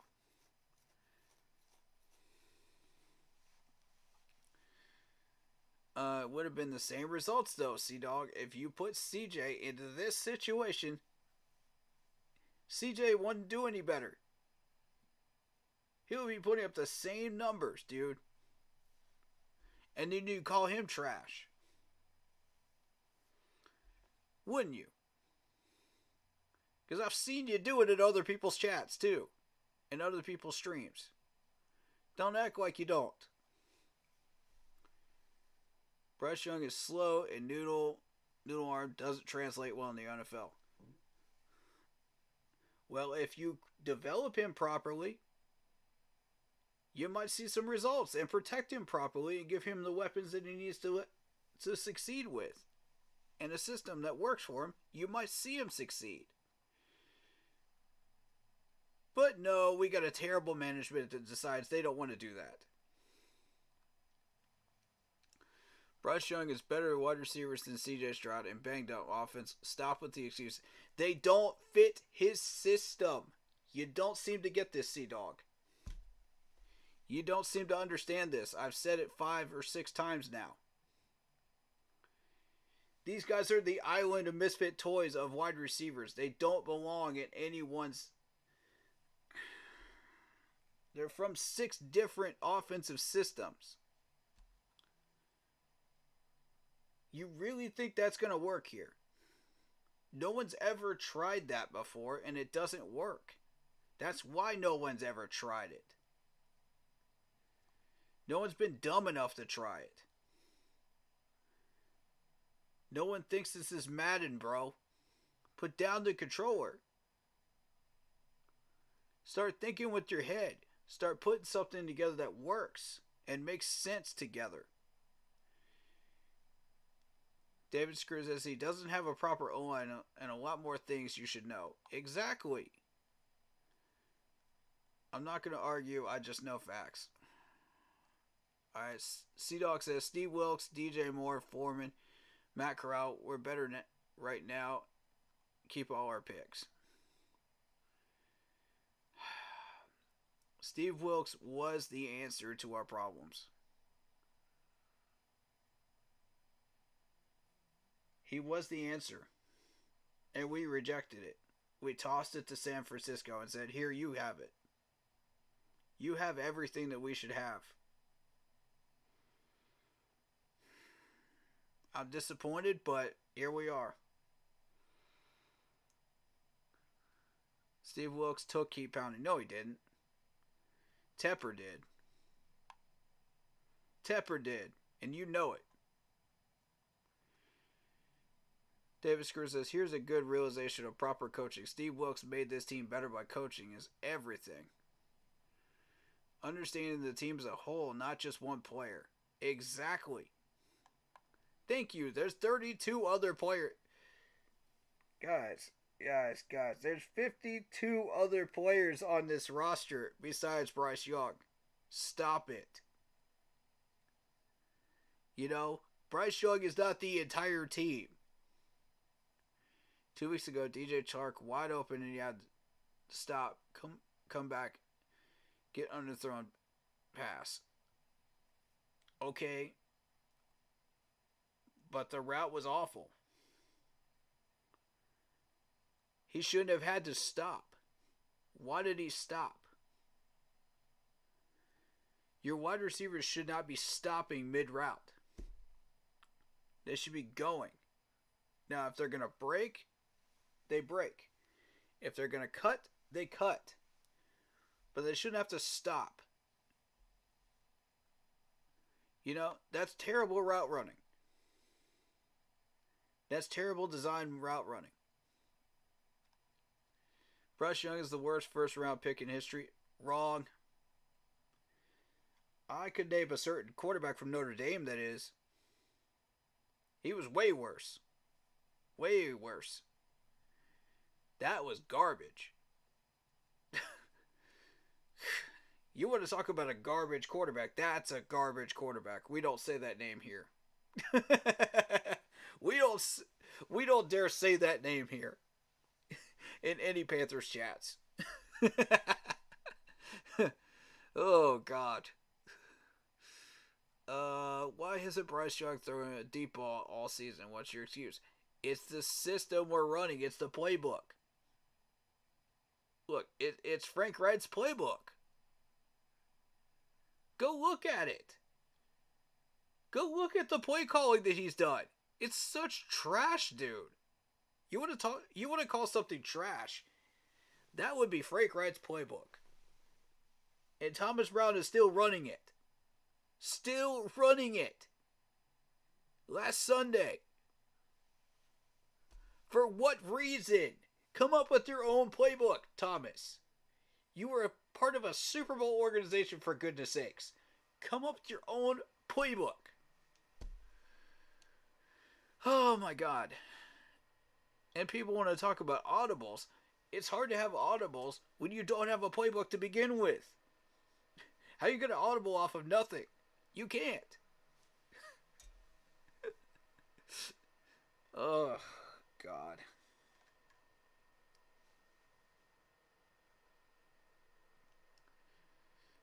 I did kind of, like, throw myself under the bus there because I was talking about audibles for the longest time. So I will take that and I will eat that. Okay? I will. But it's hard to have audibles when you don't have a playbook to begin with.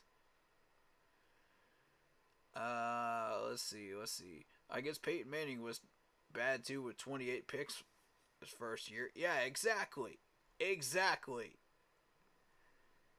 My trash gets picked up every Monday. Oh my God. Bro, just stop.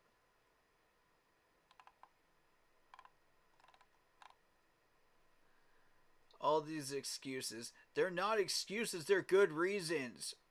Sea-Dog. They're good reasons. Bryce Young's fans are delusional. Did I say I was a fan of him?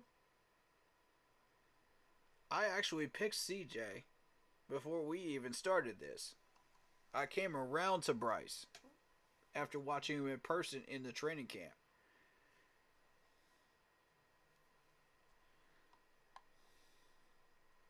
Did I say I was 100% on board with Bryce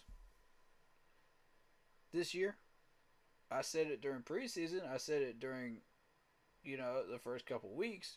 But after that, have I said it since? No.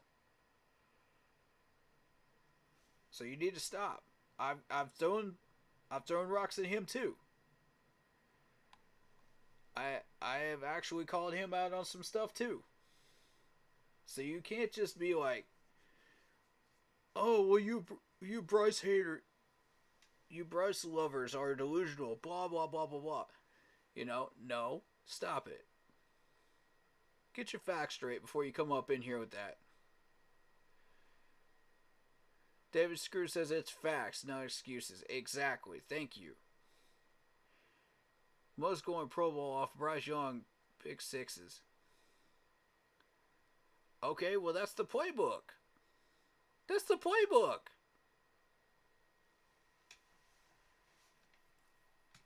Now, part of that is on him. Yeah.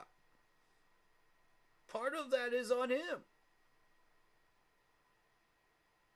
I'll say it. Part of that is on him. But most of it is that garbage playbook of Frank's that Thomas Brown is still using today. Like, why? For what reason? Why are you doing some of the stuff that you're doing, Thomas Brown, out of that playbook? You should be creating your own stuff, not relying on that trash, man. That flaming hot garbage that you got from Frank. Tannehill never been a top 10 quarterback in his career. He doesn't have to be good, Sea-Dog. He doesn't have to be. Man, open your eyes and look at stats, man. Don't just use the eye test. Open your eyes and look at stats too. Get out of your tunnel vision. You're not seeing the full picture, bro. Peyton didn't either. So funny. You're not even a fan. Yeah. Even if we went to the Super Bowl, you would still have something negative to say. Exactly, man. I mean,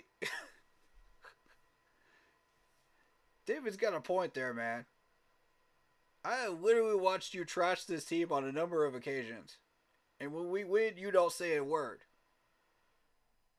I've watched you do it, bro. On 3 different streams.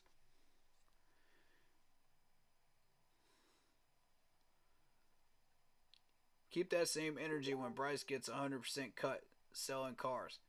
He ain't gonna get cut, man. Get the heck out of here with that.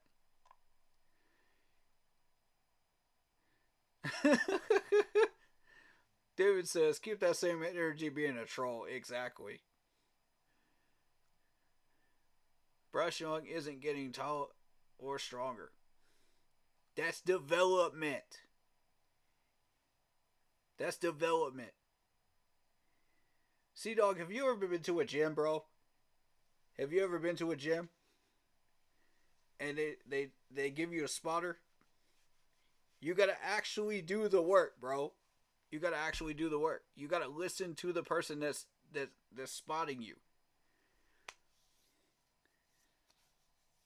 But if the person that's spotting you doesn't know what they're doing, it ends up hurting you in the process. It doesn't give you what you need. You're not gonna get any results. Same thing with a nutritionist. If you talk to a nutritionist and they tell you, here's what I want you to eat, to get better, and you got to work out too. But if your nutritionist gives you a bunch of garbage foods on that list that aren't real, how are you going to get better? How are you going to lose weight, dog?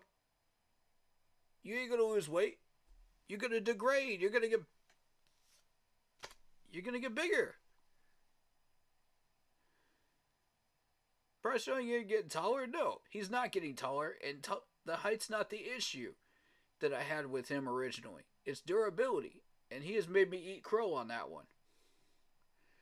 I say it, he made me eat crow on that. That's why I was hesitant to go after him.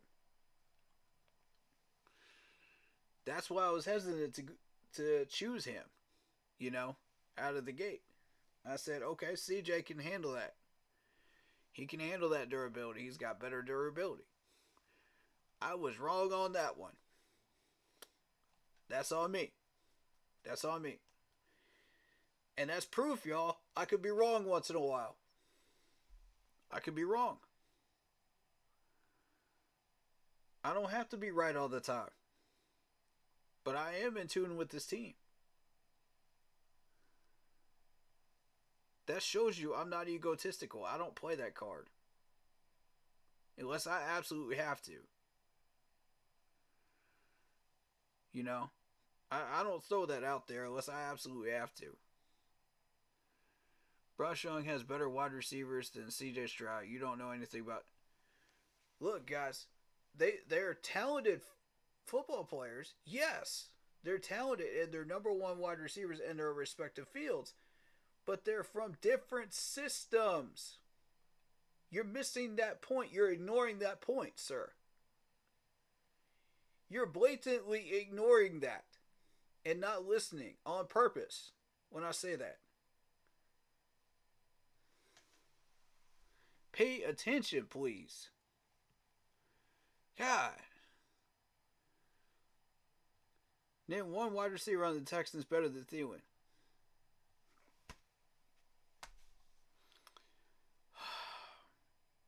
What did I just say? What did I just spit out of my mouth? What did I just say? You're not paying attention, are you? Every wide receiver we have career lows this season. Okay, how about the other players that we have brought in for free agency? Career lows as well. Because of the system. Keyword system. You don't want to freaking hear that word, do you? But it's the truth. Listen to me speaking the gospel out here with the word system. You don't want to hear that word, do you? You don't want to hear that word. Because it doesn't fit what you want. It doesn't fit what you're talking about, bro. But it's the truth. I never said these guys weren't talented. I've said multiple times these guys are talented. All of these players that we brought in are talented. But they're from different systems. That word, there's that word again you don't want to hear. Because it's in one ear and out the other. You don't hear what you want to hear. Selective hearing right now, man. It's in one ear and out the other, bro. I'm just trying to tell you the truth, though. Never forget, Cam Newton took us to a Super Bowl tag game. Yeah, because we had a good system. We actually knew what we were doing. We worked it around Cam Newton. We built protection around Cam Newton. Yeah, these wide receivers weren't the best wide receivers out there. But look what Cam did for them, man. He was a different breed. You can't compare Cam Newton to Bryce Young. And vice versa. They're two different quarterbacks who run two totally different systems. Bryce is never going to be Cam Newton, and vice versa. You gotta stop with this, man. You gotta stop with this.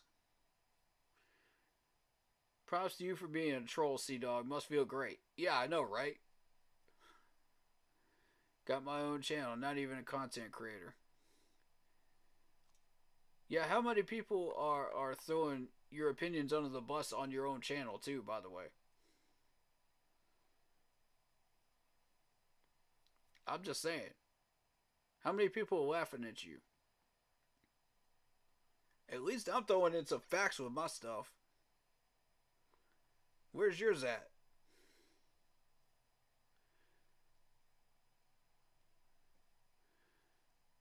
David Screw says, I don't believe you're a fan, period. You just like attention.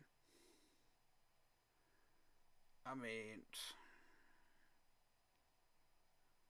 we conquer the troll, keep pounding. I got your back, Corey. This man is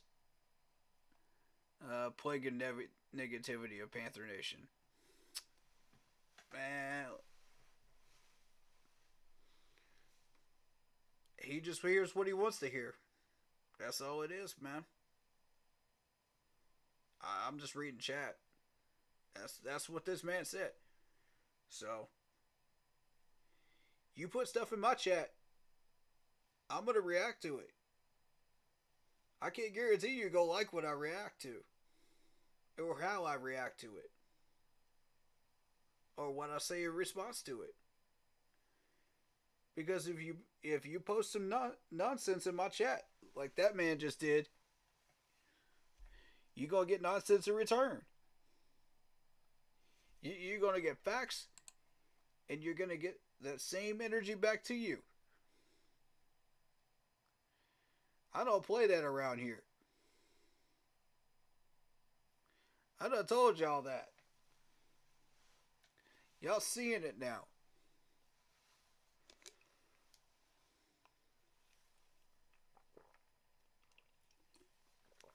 I'm all about business over here, man.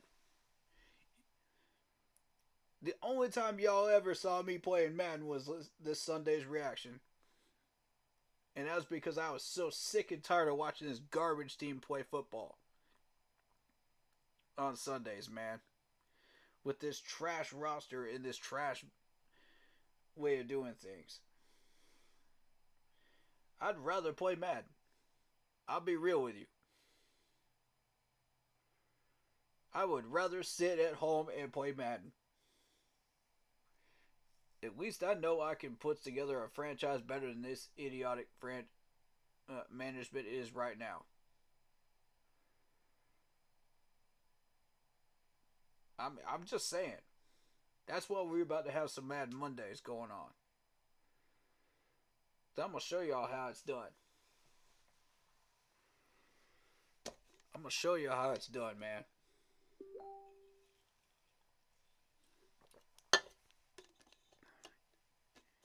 People want to come up, keep coming in the chat with that nonsense. You go get nonsense in return. That's all it is.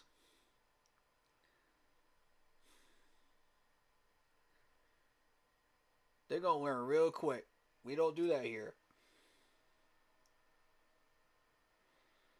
Real talk, man. We don't do that here.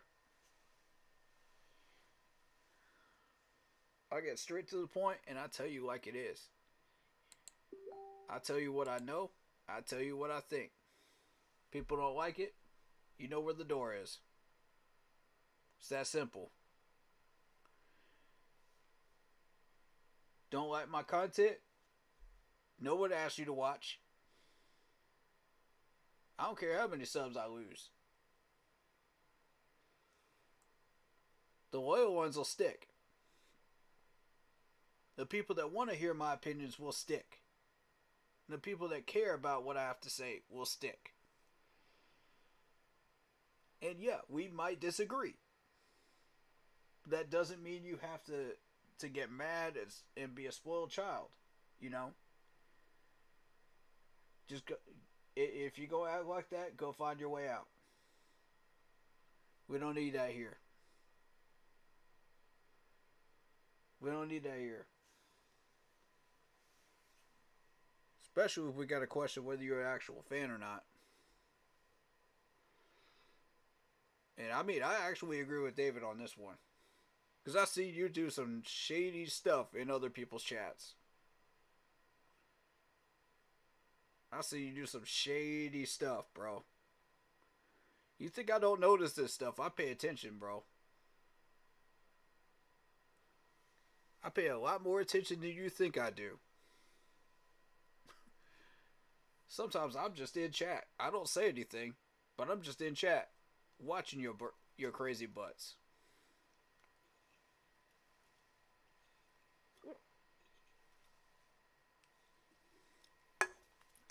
Just waiting. Because I know these people are going to try to come into my chat and start that nonsense that he just did. I'm waiting for it so I can chew them out and call them out on it. Come on in here and start some nonsense in my channel. See what happens. You're not going to like the results.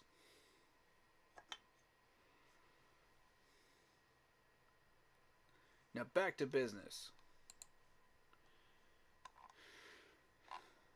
As I said before,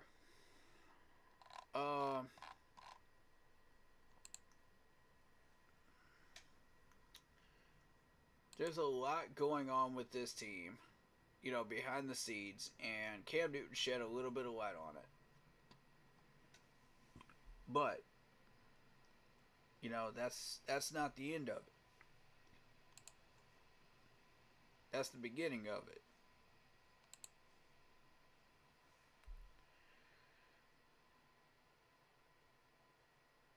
Yeah, we don't tolerate lies in this chat. Facts. Facts. We tell the truth around here.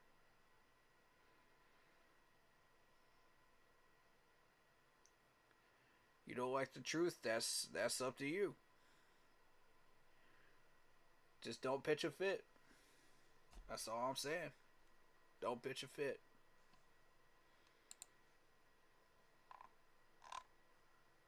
Because the world ain't changing just because you don't like the facts out there, man.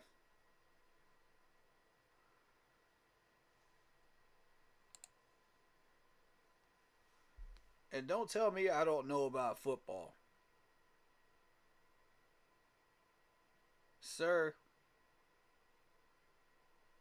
I don't usually like to call it. I don't usually like to pull this card. But how many times have I been right? Y'all tell me in chat how many times I've been right. David, you know more than anybody. Me and you have been like daily talking about this stuff. And I'm not an egotist, man. But the amount of times I've been right and I've been in tune with this team and actually understand what's going on with this team is uncanny. And that's part of the reason I started up this channel, because I wanted people to understand what I was thinking, what I felt. You know, without people like that in other people's groups and chats and nonsense like that coming back to hit me like a 10-ton truck. You know, and I'm like, okay, cool. Y'all want to be like that? I'm going to start up my own channel. I'm going to get a camera and a mic. People hate that stuff if they want to. They ain't got to stay.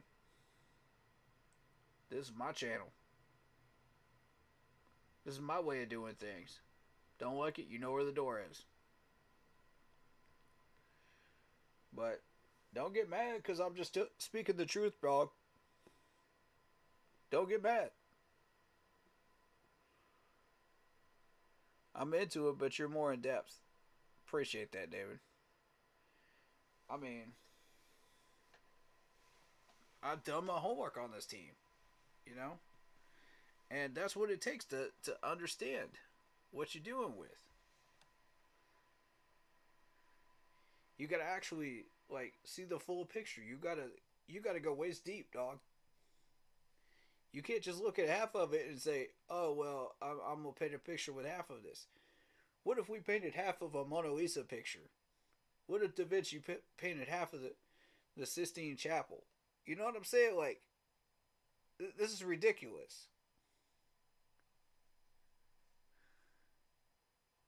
You gotta understand the full picture of what you're doing with before you start doing stuff, man.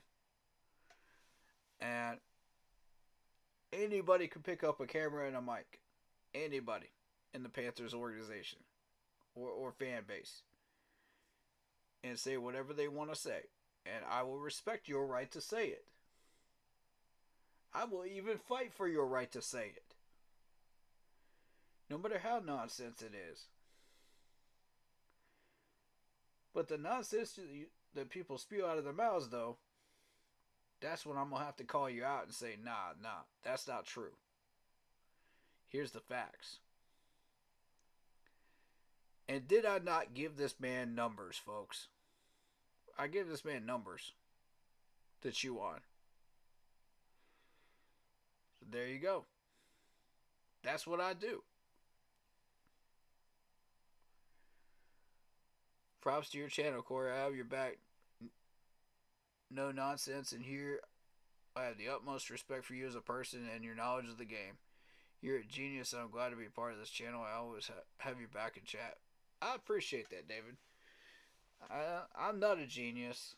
I still have a lot to learn, just like everybody else here, man. I'm just as much a student of the game as everybody else in this chat. You know what I'm saying? Everybody can learn something. Even me. Even the people that call themselves gurus, you know, of the game, can still learn something new. You know, we're all students of this game. Especially the players. Especially the coaches. The problem is when your owner and your head coaching staff don't learn a doggone thing. That's where you got a problem. And if you're not learning, you're getting left behind. That's exactly what's going on with this head coaching position right now. They're not learning anything. They're getting left behind. And who's to blame for that? Oh, you want to blame the quarterback? Nah, not going to work. Sorry. I will never understand these Frank Wright enthusiasts. I will never understand it.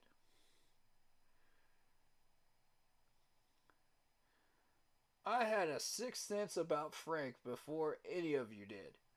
Because I saw it in that first preseason game. The first sign I saw was when he put Cam Irving in and Michael Jordan in with the ones. And I was like, he did what now? That was the first major red flag to me. I said, There are certain things you don't do in preseason. That's one of them. And then I said, okay, I want to see him actually work a game. This dude would not throw a red challenge flag for anything on this earth. Once we got into week 1, week 2 of the regular season. Now, preseason, I'll allow it because it's preseason. You know? But then he started screwing up our depth chart worse and worse and worse. And Scott was even in on it, on some of this stuff, going against him, saying, you know, with the moves he made, saying, I'm not going to let you do this stuff. I'm going to pull a money ball on you. And he still found a way around it, that sneaky little fox. I'm telling you, Frank is a sneaky little fox. Let's call him what he is. He's a devil in disguise. He started screwing up our depth chart after that point, to the point where it's just beyond repair. And Tepper refused to fire this man until after we were clearly out of the playoffs. We had no shot.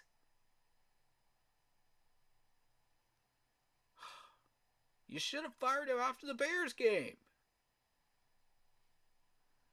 I probably would have fired him before that, but the second that man challenged your authority, Mr. Tepper, I would have said, pack your things and get the heck out of my town. That's the second I would have kicked him out of Carolina. I would have said, no, you're not keeping this job on Monday morning. Leave today. Second I hear that out of him in a press conference. This man actually believed he had more power than an owner over this team. And in a way he did. That's terrifying. That is truly terrifying for an NFL organization.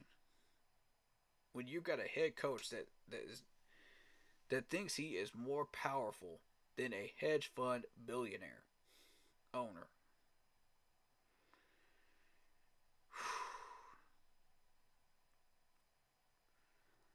And I'm starting to agree with the people that say there's too many cooks in the kitchen. There's too many cooks. Not enough servers. You're right. I was afraid of that. I didn't want to make that voice public. I didn't want to make that public, but in the back of my brain I was thinking, do we really have too many cooks in the kitchen? And that thought just stayed in the back of my brain the entire off season. And going into the regular season, I was like, do we really have too many cooks in the kitchen? And that drum beat just got louder and louder and louder.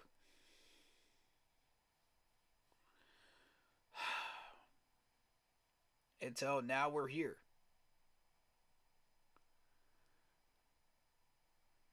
David says, I agree 100% with you about Frank. I actually wanted him gone before Chicago, and you could see what he put on the field. Yep. Yeah, me too. I wanted him gone before Chicago as well. He released Deontay Brown, who still did not get enough practice reps, by the way, in order to find out who he is. That's a disgrace. Thankfully, we got him back. Exactly. We got lucky to get him back. Yes, and Frank was the worst cook, the head honcho. Exactly. Oh. Y'all. The decisions we have made as a franchise have led us here. We did this to ourselves. Our ownership has done it to ourselves.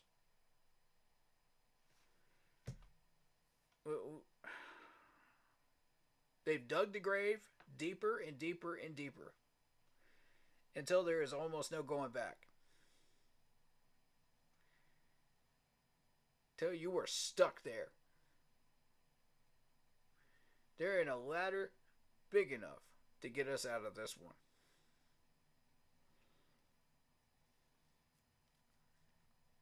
There's only two places worse. Only two places worse. The first is coached by a man that had cheaters and was a cheater to get his trophies, and to have every win tainted and not mean a thing. And the other one is a 20-year drought, where at least we keep our integrity. At least we keep our dignity as a franchise. As far as who we are. But yet we go through a 20-year drought.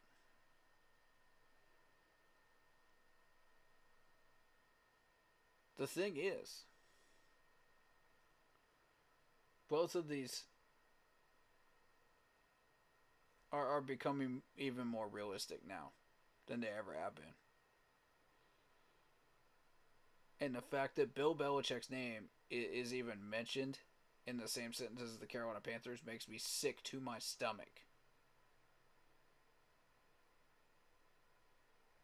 It makes me want to puke, dude. I can't stand it. I can't freaking stand it.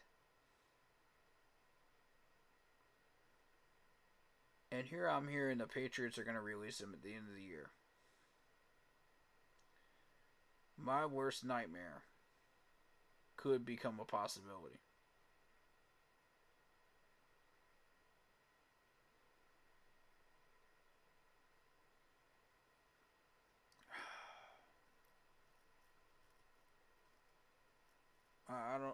I'm not even sure how to even... I'm not even sure how to even process this. I'm so disgusted right now.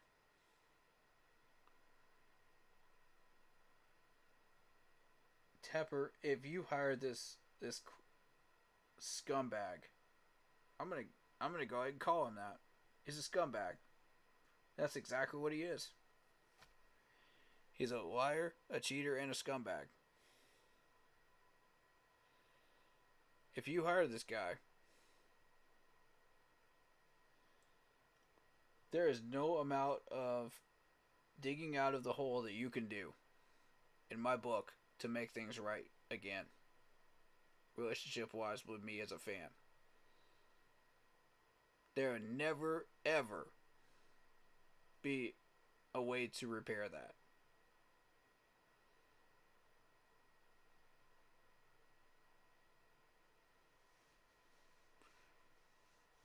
I will see you as the worst owner I've ever seen in my entire life. You're scum in my book at that point.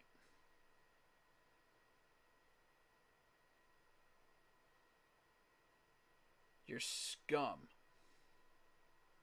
who hires scum, who destroys the integrity of our franchise and our team, who will do anything out of desperation to win championships.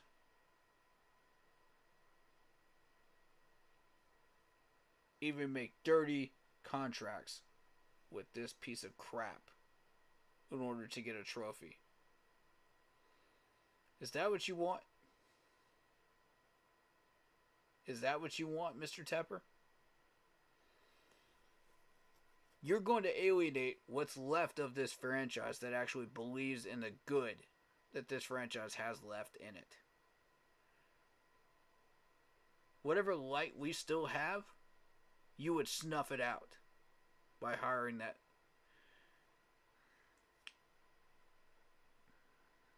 scumbag. I'm calling him what he is. And that zebra ain't going to change his stripes just because he comes here. He's still going to be who he is. A scumbag.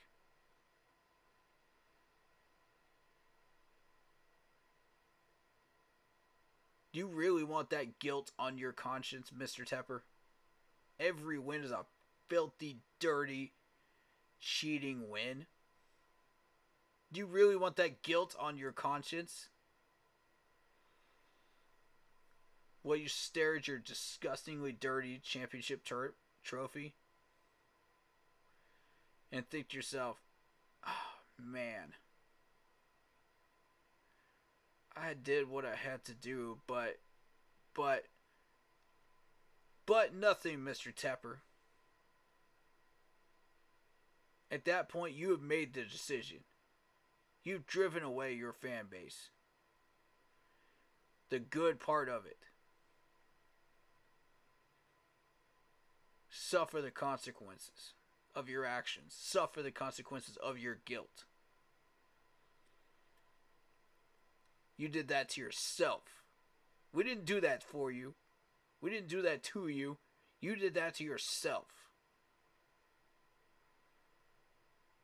You turned to the dark side yourself and became Darth Vader. The Darth Vader of this franchise.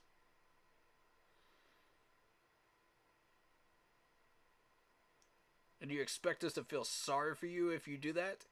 No. We're going to be disgusted by you.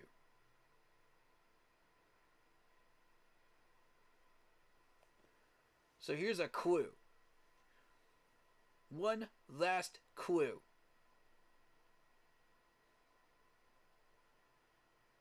And then I'm going to stop giving them to you. Because you're too dumb to figure it out.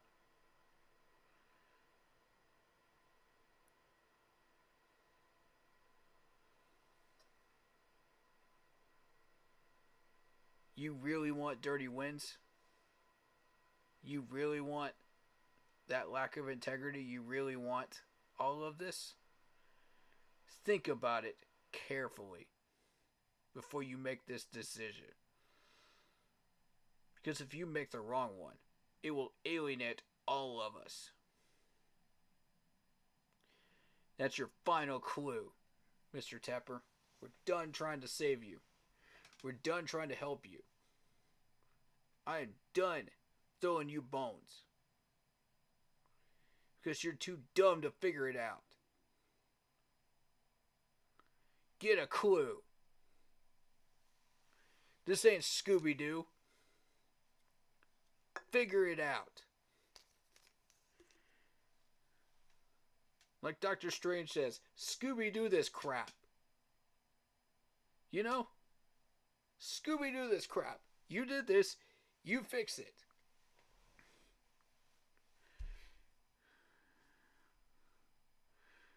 Oh, God. At least that movie was entertaining and funny. This clown show is ridiculous and needs to end. Exactly. It's a never-ending clown show. It's a never-ending Barnum and Bailey circus. It just goes on and on, my friends. It's the song that never ends. It's the trash team that always is. It just goes on and on, my friends.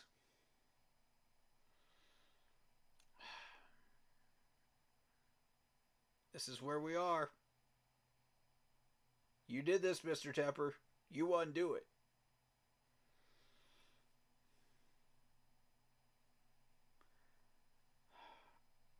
I can't.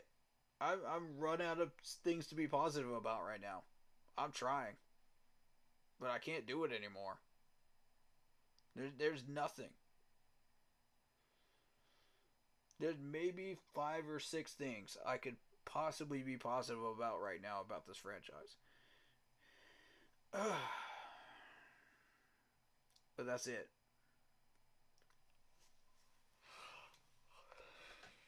I got so hyped up at the beginning of this year that I did not see past the curtain until it was too late. Just like the rest of you. And once I saw past the curtain and saw that this was the island of misfit toys that it was, and that this man had no clue what he was doing, that's when I woke up to the truth about this trash, embarrassing, painful truth that this team is not going to get any better until Mr. Tepper decides it will. But no, he's too busy focused on his stupid soccer team.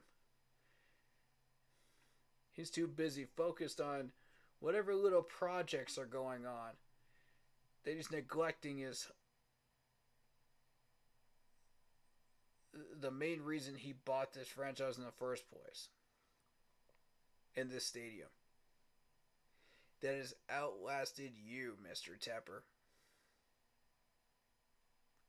We were doing this a lot longer before you got here.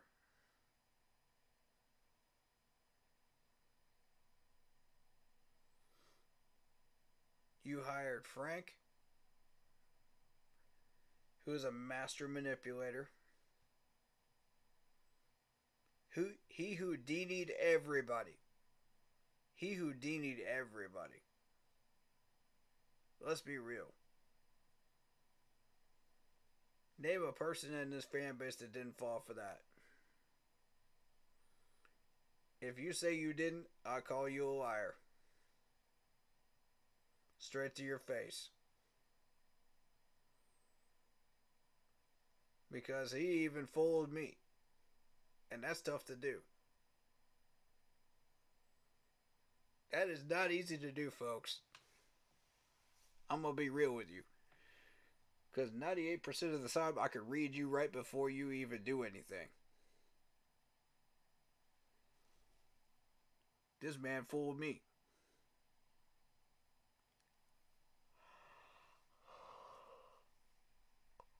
So in a way, I do understand where I do have a slight amount of sympathy for Tepper on that one. But Matt Rule, no. You get no slack from me on that one. None.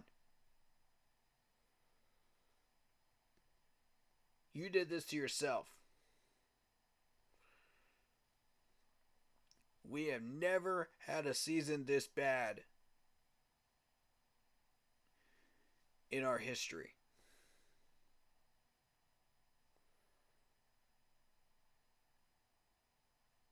Neither has Frank. Neither has Matt Rule. Go look at him. Go look him up.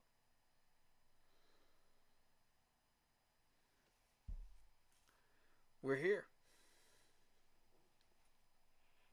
Because we did this to ourselves. We chose to put our faith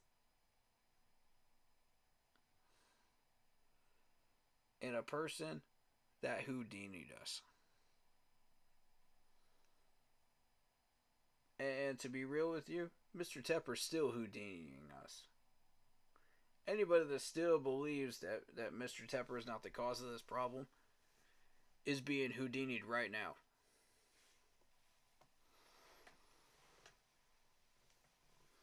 Let's be real and point blank truthful. If you still believe in David Tepper right now, and you still think that he will hire a good head coach, if you still believe that he will hire a good GM if you fire Scott, you are being misled. You are being Houdini'd.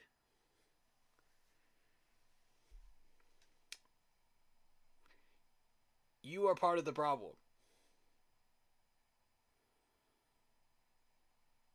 You're part of the problem. I'm saying it. I'm outright saying it. You're part of the problem.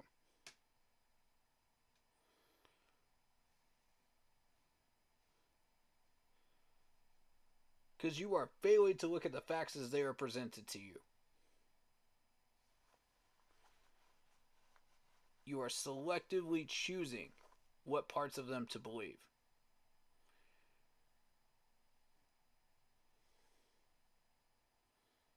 You're too ignorant to see past your own blinders. Take them off.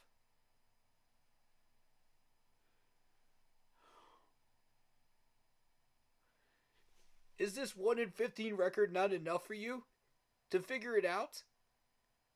Hello?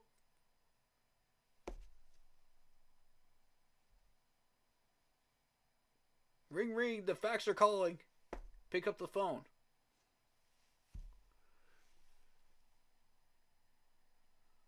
Come on. 1-15, either Clausen or Winky. Can't remember which one that was. Either one were horrible. They were absolutely atrocious.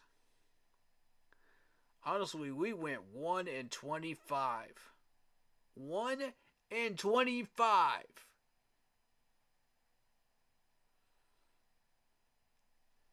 We let the Chicago Bears beat us and steal our first round pick from us.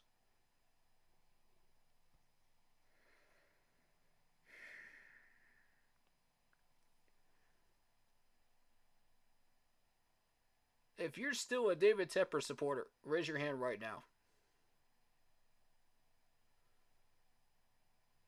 Raise your hand right now. Because I need to know who you are.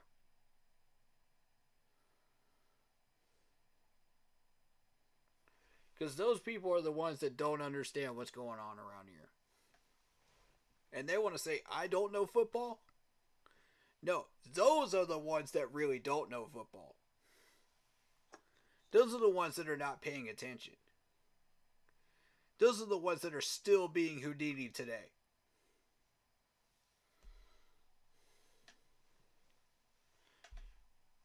And people still want to say, I don't know football. Okay. Who predicted the fact that Frank Wright didn't know what the heck he was doing? Who predicted that Troy Hill would come in here and take care of business?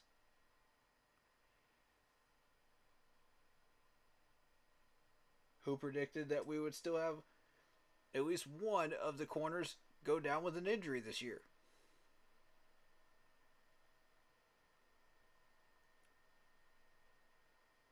And who predicted that we would have depth chart problems after someone decided they wanted to put Michael Jordan and Cameron Irving back in the offensive line with the ones?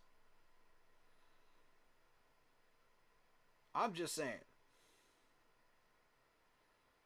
Sometimes it's a burden being right about this team. Sometimes it is.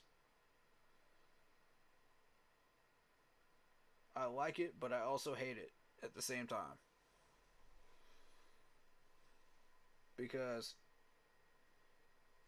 I'd love to say that whenever I'm right, things are going to go well for this team. I'd love to be that person right now. But unfortunately, it's the opposite way around.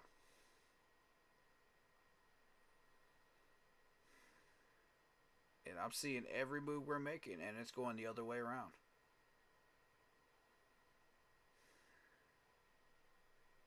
And it's all because of one man. One man that refuses to pay people. Because he's too concerned with his pocketbook. And not concerned enough about this team.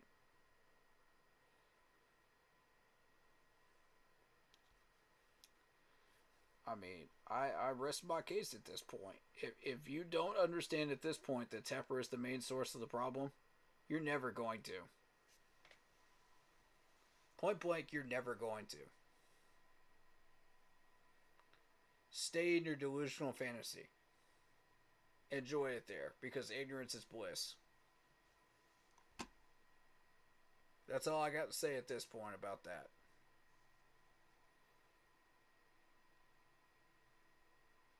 Now, as far as Bryce, put the right people around him that fit his system.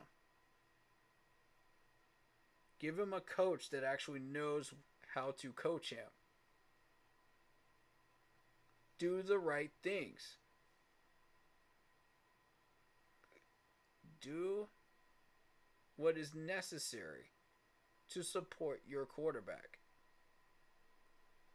Stop jerking him around. Stop treating him like a child's toy. Stop treating him like that Oldsmobile that you're trying to fix up in your garage. And treat him with some doggone respect.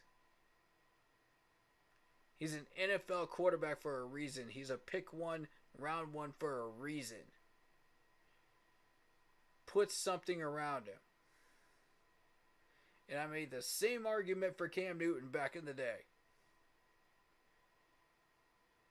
And we actually did it. Lo and behold, our management back then actually did it.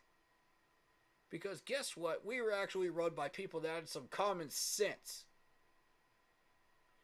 in the football realm. And it's not hard. It's not hard to give him offensive linemen. It's not hard to give him wide receivers from one system that fits his system. It's not hard to develop him and coach him. It's not hard to do the right thing and show support for him. When everyone else wants to be toxic. Well, screw that. He's still our quarterback. We chose him. He's our quarterback now, whether you like it or not. Deal with it. That's a fact and you know it.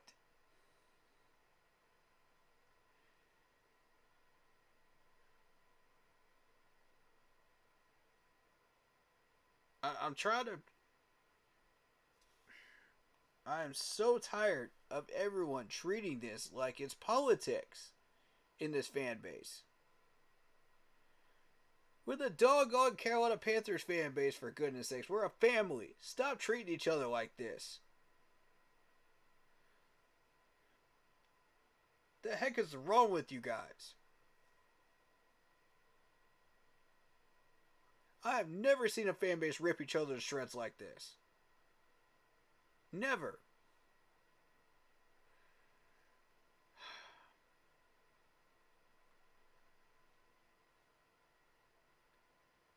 But this Keep Pounding family is a Keep Pounding family. And that's what I respect about each and every one of you that are subscribers here. And followers here. And that's what I love, man. That's the community we built together.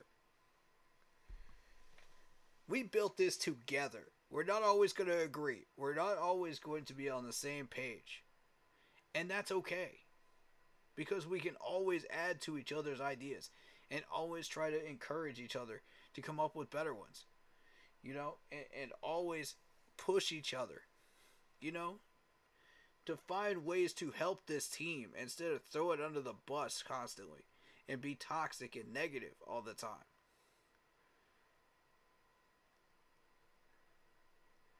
That's the type of community I love.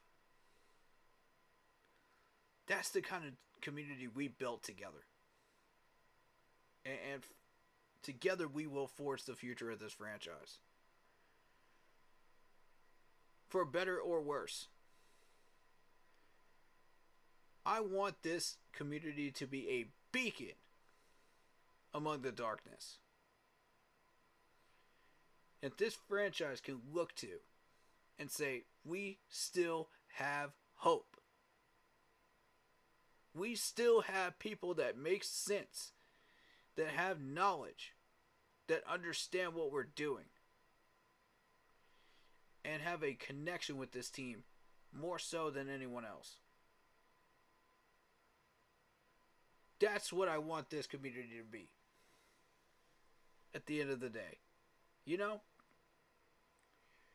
I want us to become the voice of this fan base. That's my goal.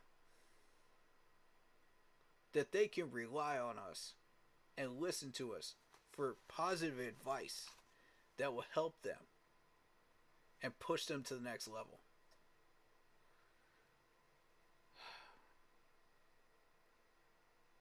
But right now, I'm not seeing many ways I can do that.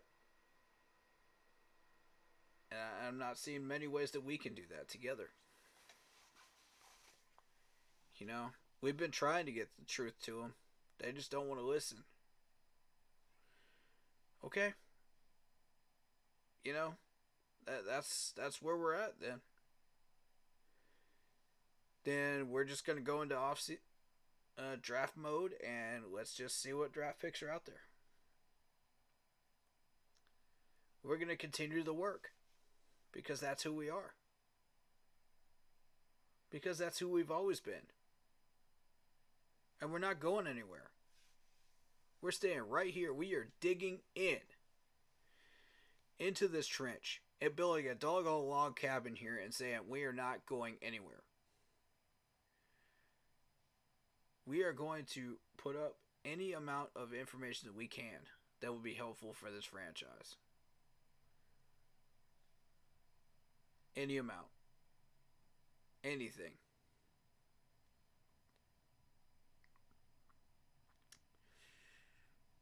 We told you what you need to do. We told you what you don't need to do. More importantly. Now, management, it's your job to decide what to do with that information.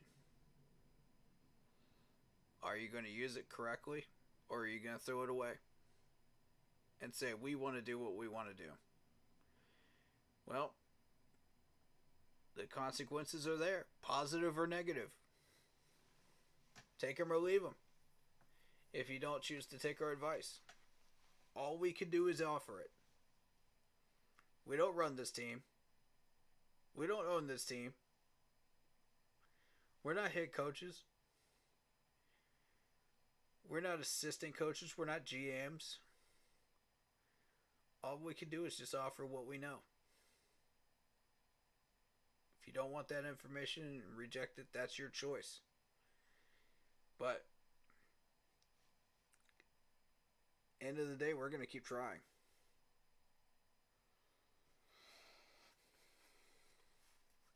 And I'm telling you right now, the only thing that would derail that is if you hire Bill Belichick as a head coach. Then I'm going on hiatus. You won't hear from me until that man is either retired or fired from this team. Due to your negligence, Mr. Tepper. That's your call. It is your call to make, sir. Because I don't have anything else to offer you at that point. If you hire him, you've destroyed any amount of integrity we have left as a franchise. And you basically said, I want to do what I want to do. And I'm not going to listen to anyone else. And I am desperate for wins through cheating. But that's up to you. I'm not here to make your decisions for you. I'm just a guy behind a camera and a mic. End of the day. If you want to be that type of owner, be that type of owner. But don't expect help from me. Because you've already decided you don't want my help. At that point. Okay, fine. Then maybe you'll listen to the angry mobsters that are going to be sitting outside of your gates before the Buccaneers game. But hey, don't just take my word for it. Listen to them.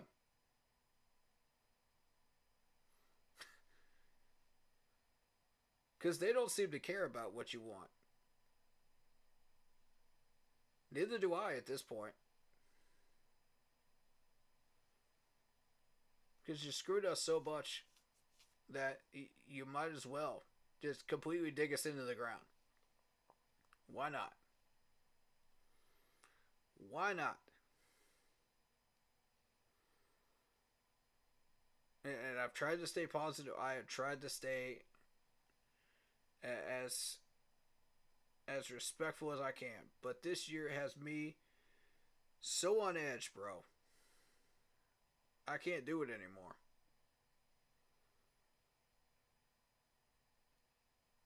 As a streamer, as a YouTuber, I promised myself I would never come on camera with this type of energy. Yet here I am. Because of you. And the choices you made to put us here. I hope you're happy.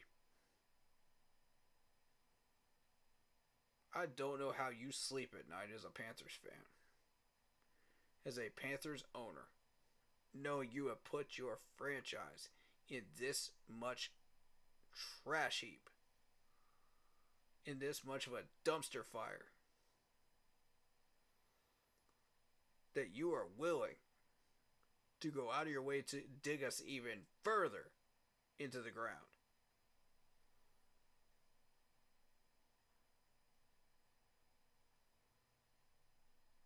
The thought of that appalls me. As a Panthers fan since 2004, it absolutely disgusts me.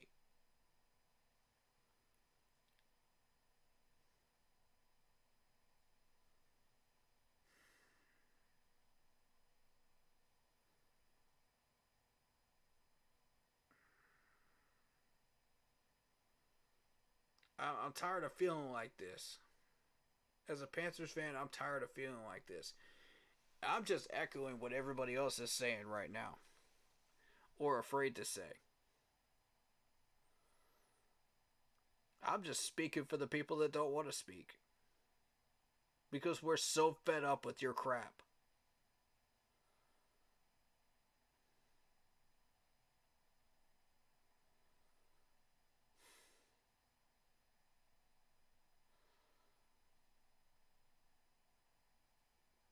I wanted to start up a Madden Monday stream just for fun. But instead, now I'm doing it for two reasons. Now I'm doing it for the second reason of, I want to show this fan base what a franchise building actually looks like. And how it's done properly.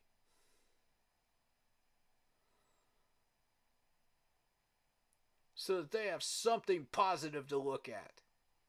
Rather than this garbage heap of a team that you have left behind.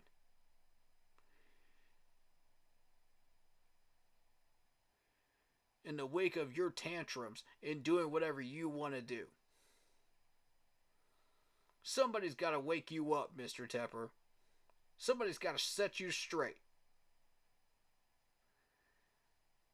Because you're acting like a spoiled child that doesn't get what he wants on Christmas morning. That's exactly what you're acting like right now.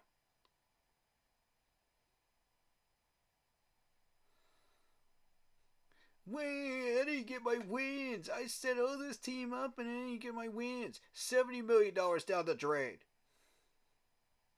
$70 million. That's how much you spent on this offense. And you didn't get jack crap from it. Because you had to have your Iowa and Misfit toys. By putting together a staff of too many cooks in the kitchen. You had to hire the idiot head coach that manipulated you. What in the world did this man say in the meeting that actually fooled you?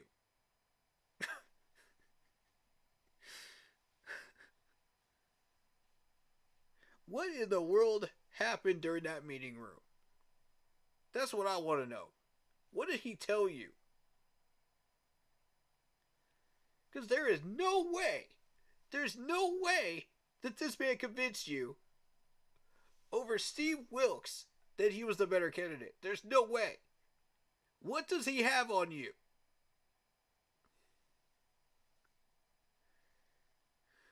What the heck does he have on you, sir? He's got some dirty info or something, man. I'm telling you. Either that or he's a master magician hypnotist. Something like that. He's got to be the best car salesman I've ever freaking seen. That man can sell anything.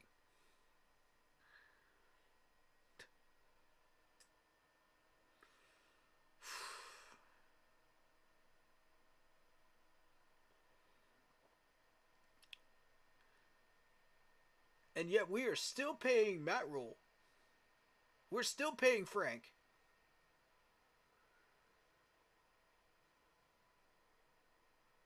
We're still paying all those coaches that they hired. We're still paying the players. We're still paying the players that were signed and drafted by those coaches when they manipulated Scott into it.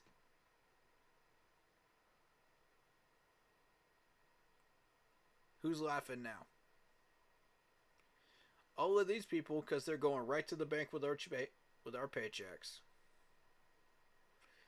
That's right, folks. Charlotte taxpayer money.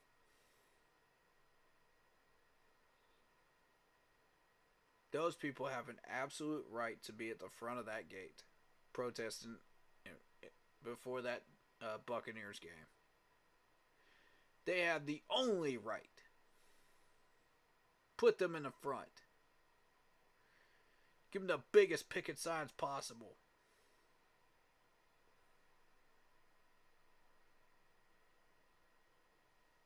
Tell them to make it known that you're one of those taxpayer dollar people. And you're fed up with how Tepper's treating this team. Make sure it is known.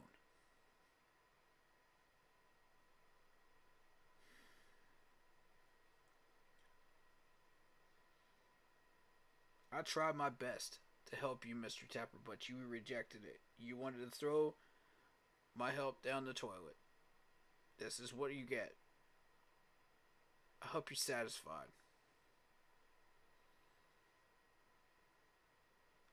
This Falcons game does not matter. It's just development for these players. So players, play hard. Please play hard. Don't get lazy. Just because you're in a game and it's a meaningless game doesn't mean you don't have to play hard. Because you are literally playing for your chance to stay in Carolina. Or leave. And make yourself look better when you leave. That's exactly what you're playing for right now. As for the coaching staff, same thing for you. All this is a dress rehearsal for you. This is padding your resume for when you take that next step forward somewhere else. Because we know Tepper is not going to hire the right head coach. We know he's going to be stupid again because he has a history of being stupid as an owner and making stupid decisions.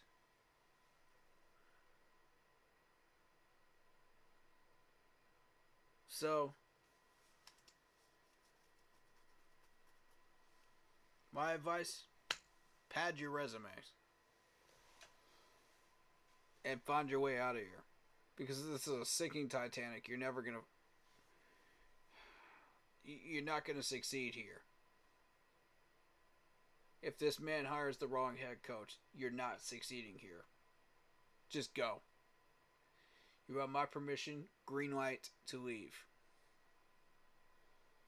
Go wherever you need to go. Go find your success. It's like Mama Bird setting the baby bird free. You know what I'm saying? Go be free. If he hires another idiot coach, that's where we're going. That's the message. Because there ain't no saving this franchise after that for the next 20 years. Till Mr. Tepper decides it's time to start waking up and smelling the coffee and realizing it's crap in his coffee.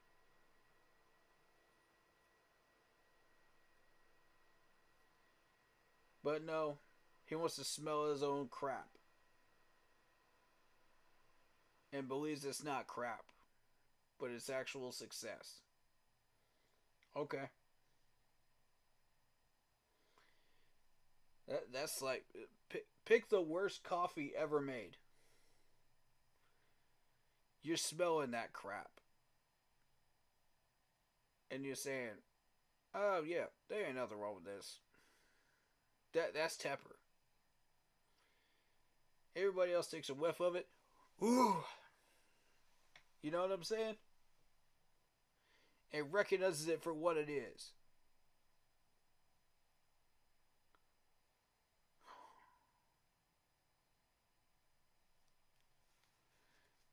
That's the mentality and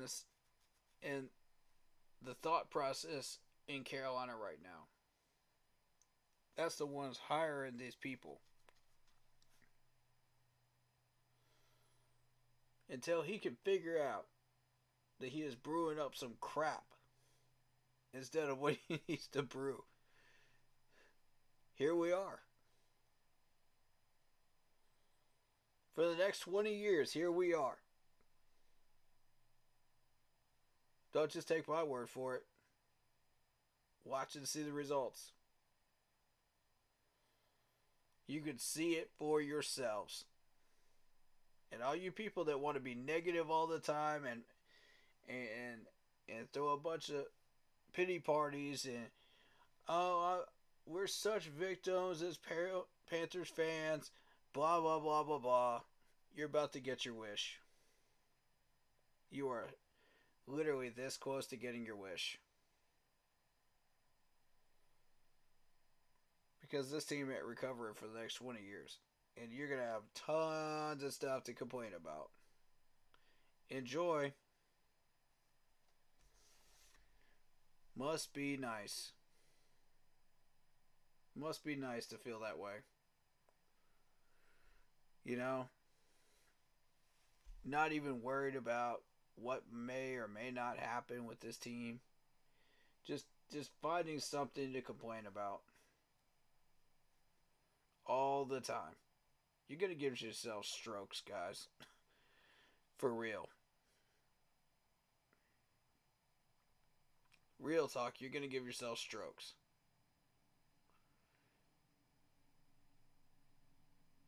I don't even understand.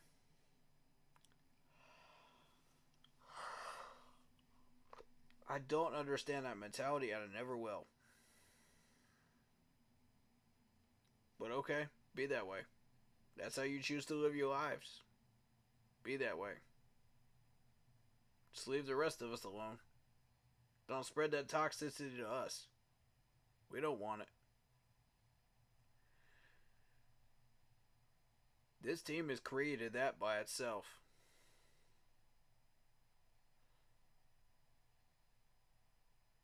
But okay. Yep, let's go out there, let's find more people to scapegoat. Yeah, because that'll solve our problems as a franchise, right? Right? Let's find somebody constantly to blame, because that will always solve our problems. No, we don't want to think logically. No. Never.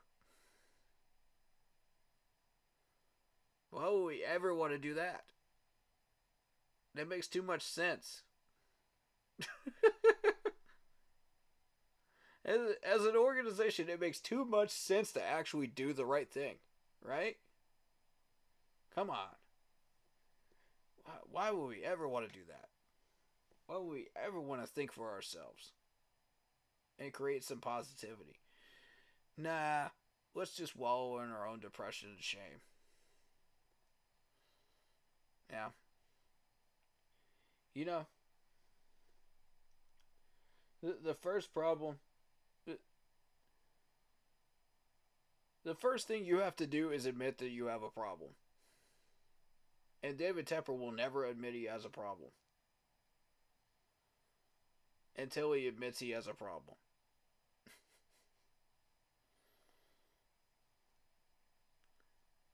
He's got an addiction to meddling. He'll never admit that he has that addiction, but he does. And there's a difference between meddling and understanding your team. Again, I've explained this before, guys. Understanding your team is going out there, learning more about them, learning about who they are, what makes them tick, why they keep pounding mantra, what did the former players teach us, what do the fans have to say. That's learning about your franchise, what you paid for. But no, he doesn't want to do that. That's being an owner right there, and taking care of community services, being there for the people and the fans, and just doing the right thing generally. But no.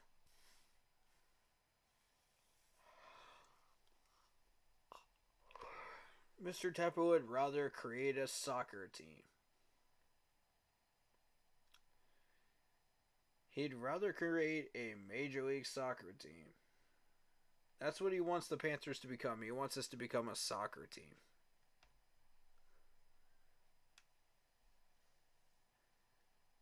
He's too ignorant to realize we've been here longer than his stupid soccer team.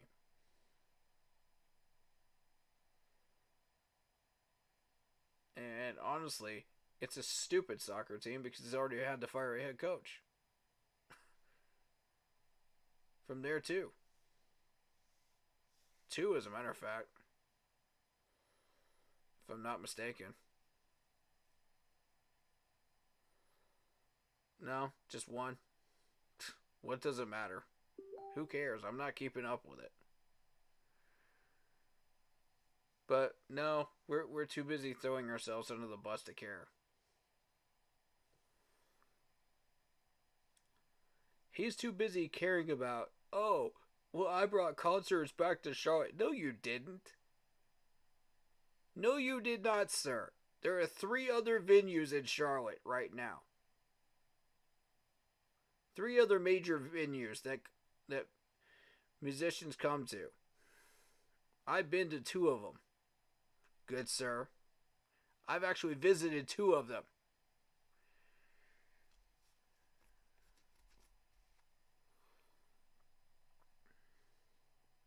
But go ahead, tell us some more lies about how much you care about this franchise. Go ahead. It's not like anyone believes you anymore. I sure don't. I'm too busy trying to keep this franchise and fan base together that you created. The chaos within it. I'm trying to keep things together.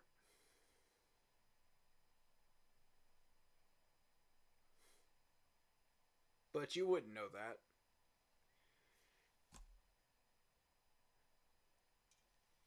Oh, you sympathize with fans. Do you, though? Do you, though? Do you care how we really feel, Mr. Tepper? Just because you were a fan once? You've never seen the Steelers lose, sir. With all due respect, you, as a partial owner of the Steelers, have never watched the Pittsburgh Steelers lose. Didn't you take over a losing franchise and you think you can change it back around and turn it into the Pittsburgh Steelers? No, sir, that's not how it works. You can't change it by yourself. You have to hire people that actually know what they're doing to do that for you. And stay the heck in your lane.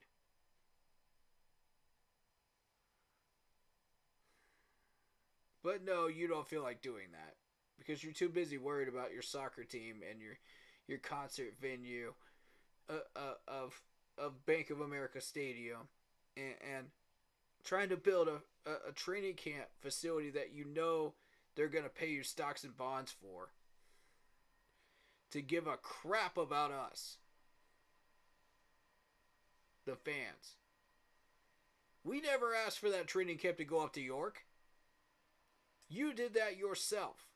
You chose to move that up there. Or try to move that up there to York County.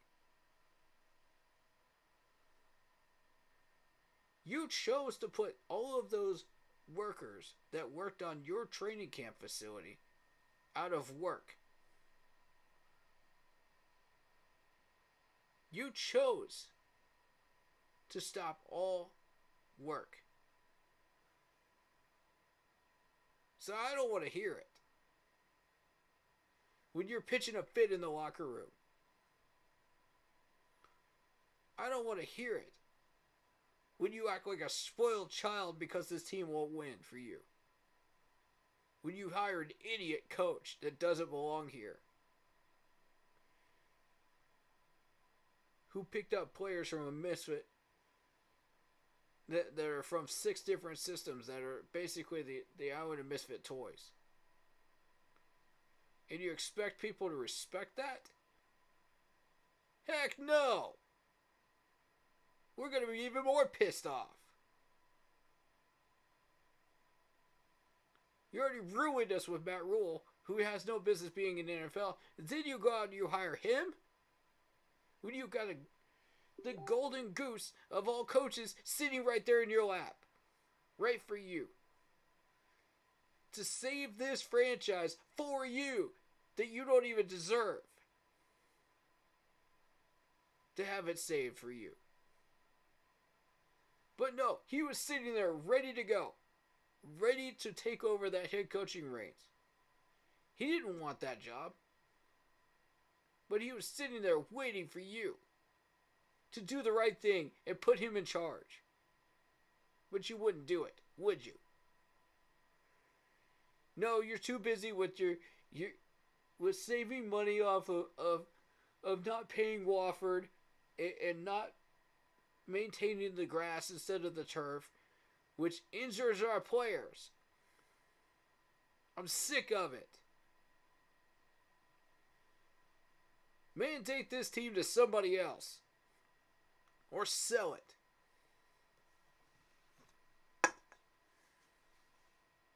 I nominate a former player.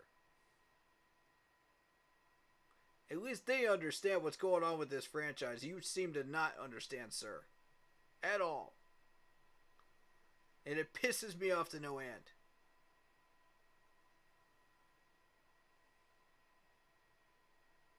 All this negative, toxic energy I'm throwing out here in this stream is for you. I need you to understand this. Because you need a wake-up call. You need a slap in the face with a glove. To get your head out of your butt. And realize this is what needs to happen with this team. This is tough love, sir. I'm done being kind to you. Just because you're the owner of this franchise doesn't mean I can't be tough loving you too. No, you're not exempt. Not at all.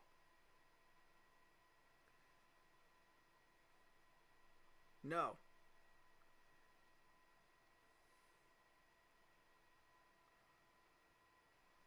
Not at all, sir. I'm done playing games here, man. I care about this team. I care about its well-being. I care about everything from top to bottom of this franchise. That includes you, Mr. Tepper. I care about you as a person. But as an owner, you're doing a crap job. You are doing a trash job, sir. And you need to wake up and realize what you're doing wrong and fix it. Before it's too late. You got one chance to fix this. One more chance. Or we're going through a 20-year drought. And it's going to be because of you.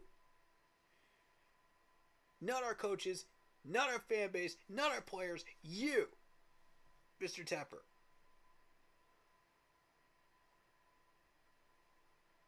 Wake up and smell the coffee.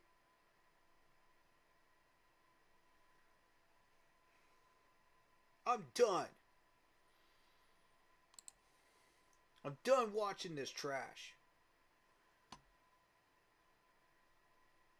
By the way, the Raiders just beat the Chargers 63-21. That's what a ball team looks like. That's what a football team looks like. Learn something. That's what a football team with some spine looks like.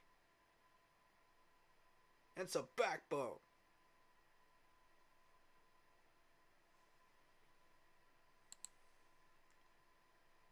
These players got pissed off because they kept losing.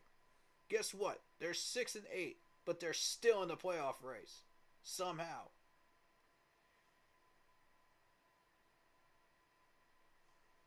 That's where we ought to be. Controlling this division like the dogs that we are. But no. You decided that wasn't going to happen. Because of the people you hired.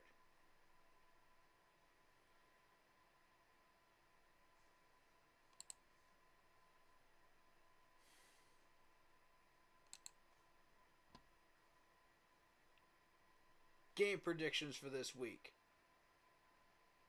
Minnesota over Cincinnati. Actually, Cincinnati. I'm picking Cincinnati over Minnesota. Pittsburgh over Indianapolis. Detroit over Denver. I think Detroit's going to turn it around right here. And say we've had enough. You know? Miami over the Jets. I think Miami's going to take that one. Houston and Tennessee. Tough one. I'm gonna have to go Houston here.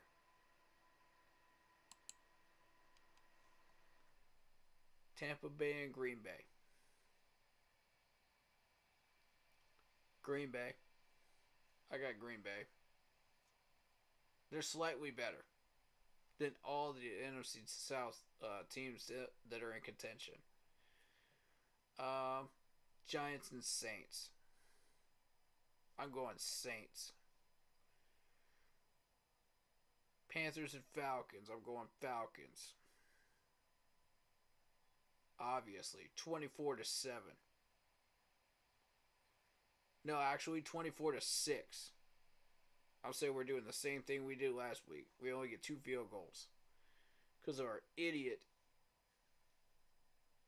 coaching staff using that same frickin' playing book that we were using last week.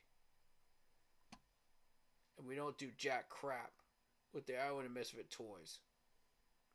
And a quarterback that's being misused.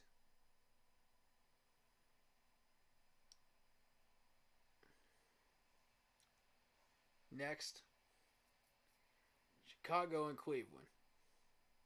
I got the Bears.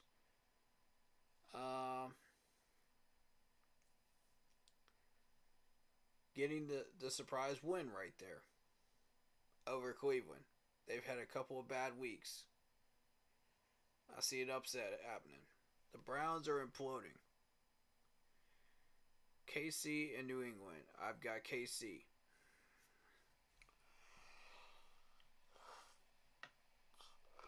San Fran and Arizona. I've got San Fran. Obviously. Washington and the Rams. I've got the Rams winning that game. Rams are coming back, y'all. Stafford's playing better. He's back. Dallas and Buffalo.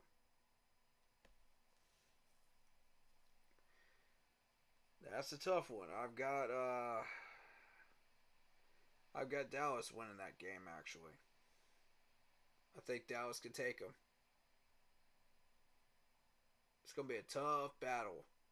It's going to be a high-scoring battle. I kind of want to keep track of that game while we're in a post-game, actually. I want to see who wins that thing. Fox is hosting it? Okay, cool. Cool. Maybe we'll get to see the last few minutes of that or something. Or at least be able to track the score. We'll see.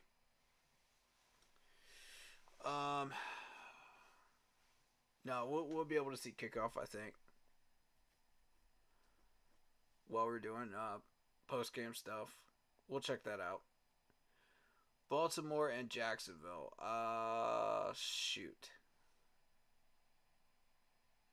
I've got Baltimore.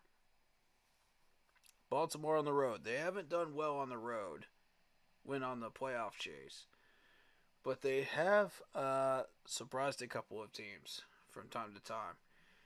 And Jacksonville's kind of struggling at the moment. I could see it. This might be an opportunity to get a win on the road. Go to 11 wins. And then you got Philadelphia and Seattle on Monday night. I've got Philadelphia. For obvious reasons, guys. It's Philly. Come on. So.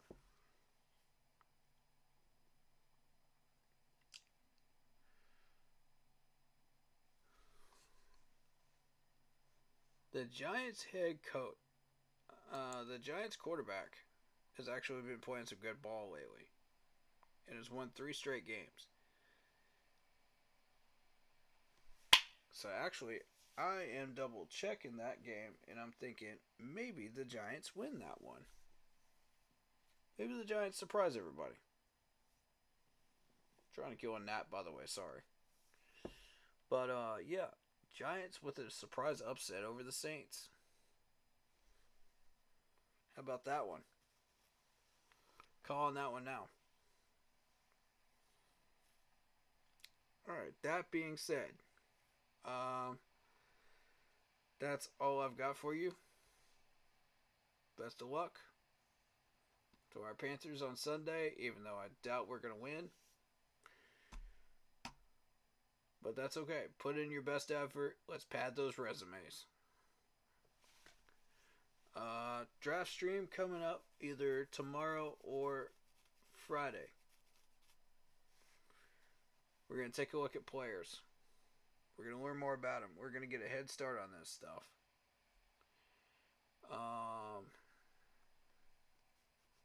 But I want to get an idea of what we're doing with. And we'll play Madden afterwards once we're done with business. And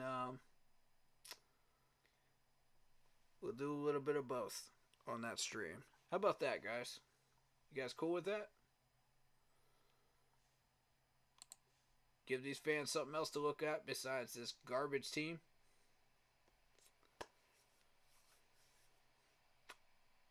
All right.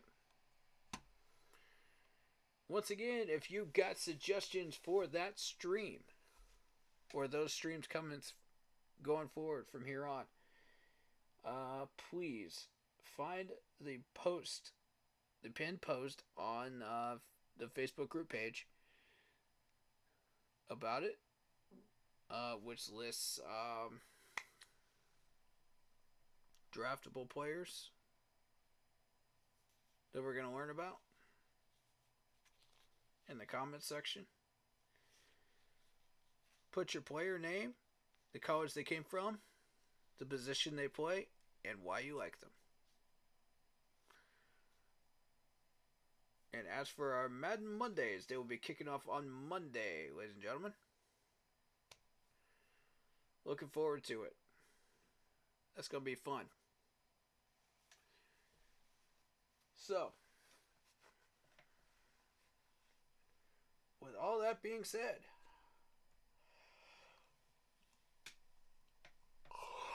I am tired. I'm exhausted. And it's time to get some sleep, people. I've done my part. And now I'm done. So with that being said,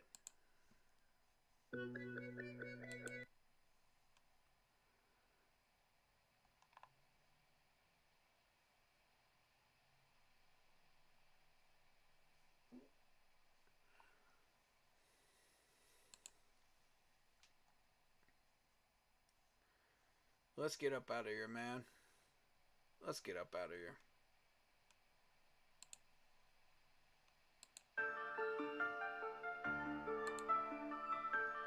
Appreciate all the new likes and subs today. Shout out to Black Poppy, David Screws, Sea Dog, and anyone else that came through watching the chat but didn't comment. Appreciate y'all.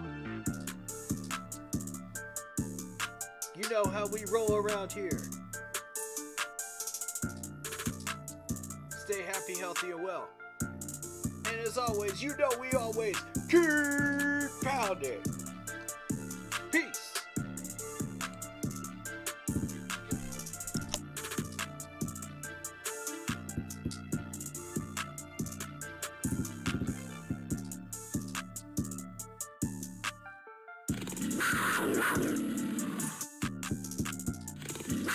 Wow.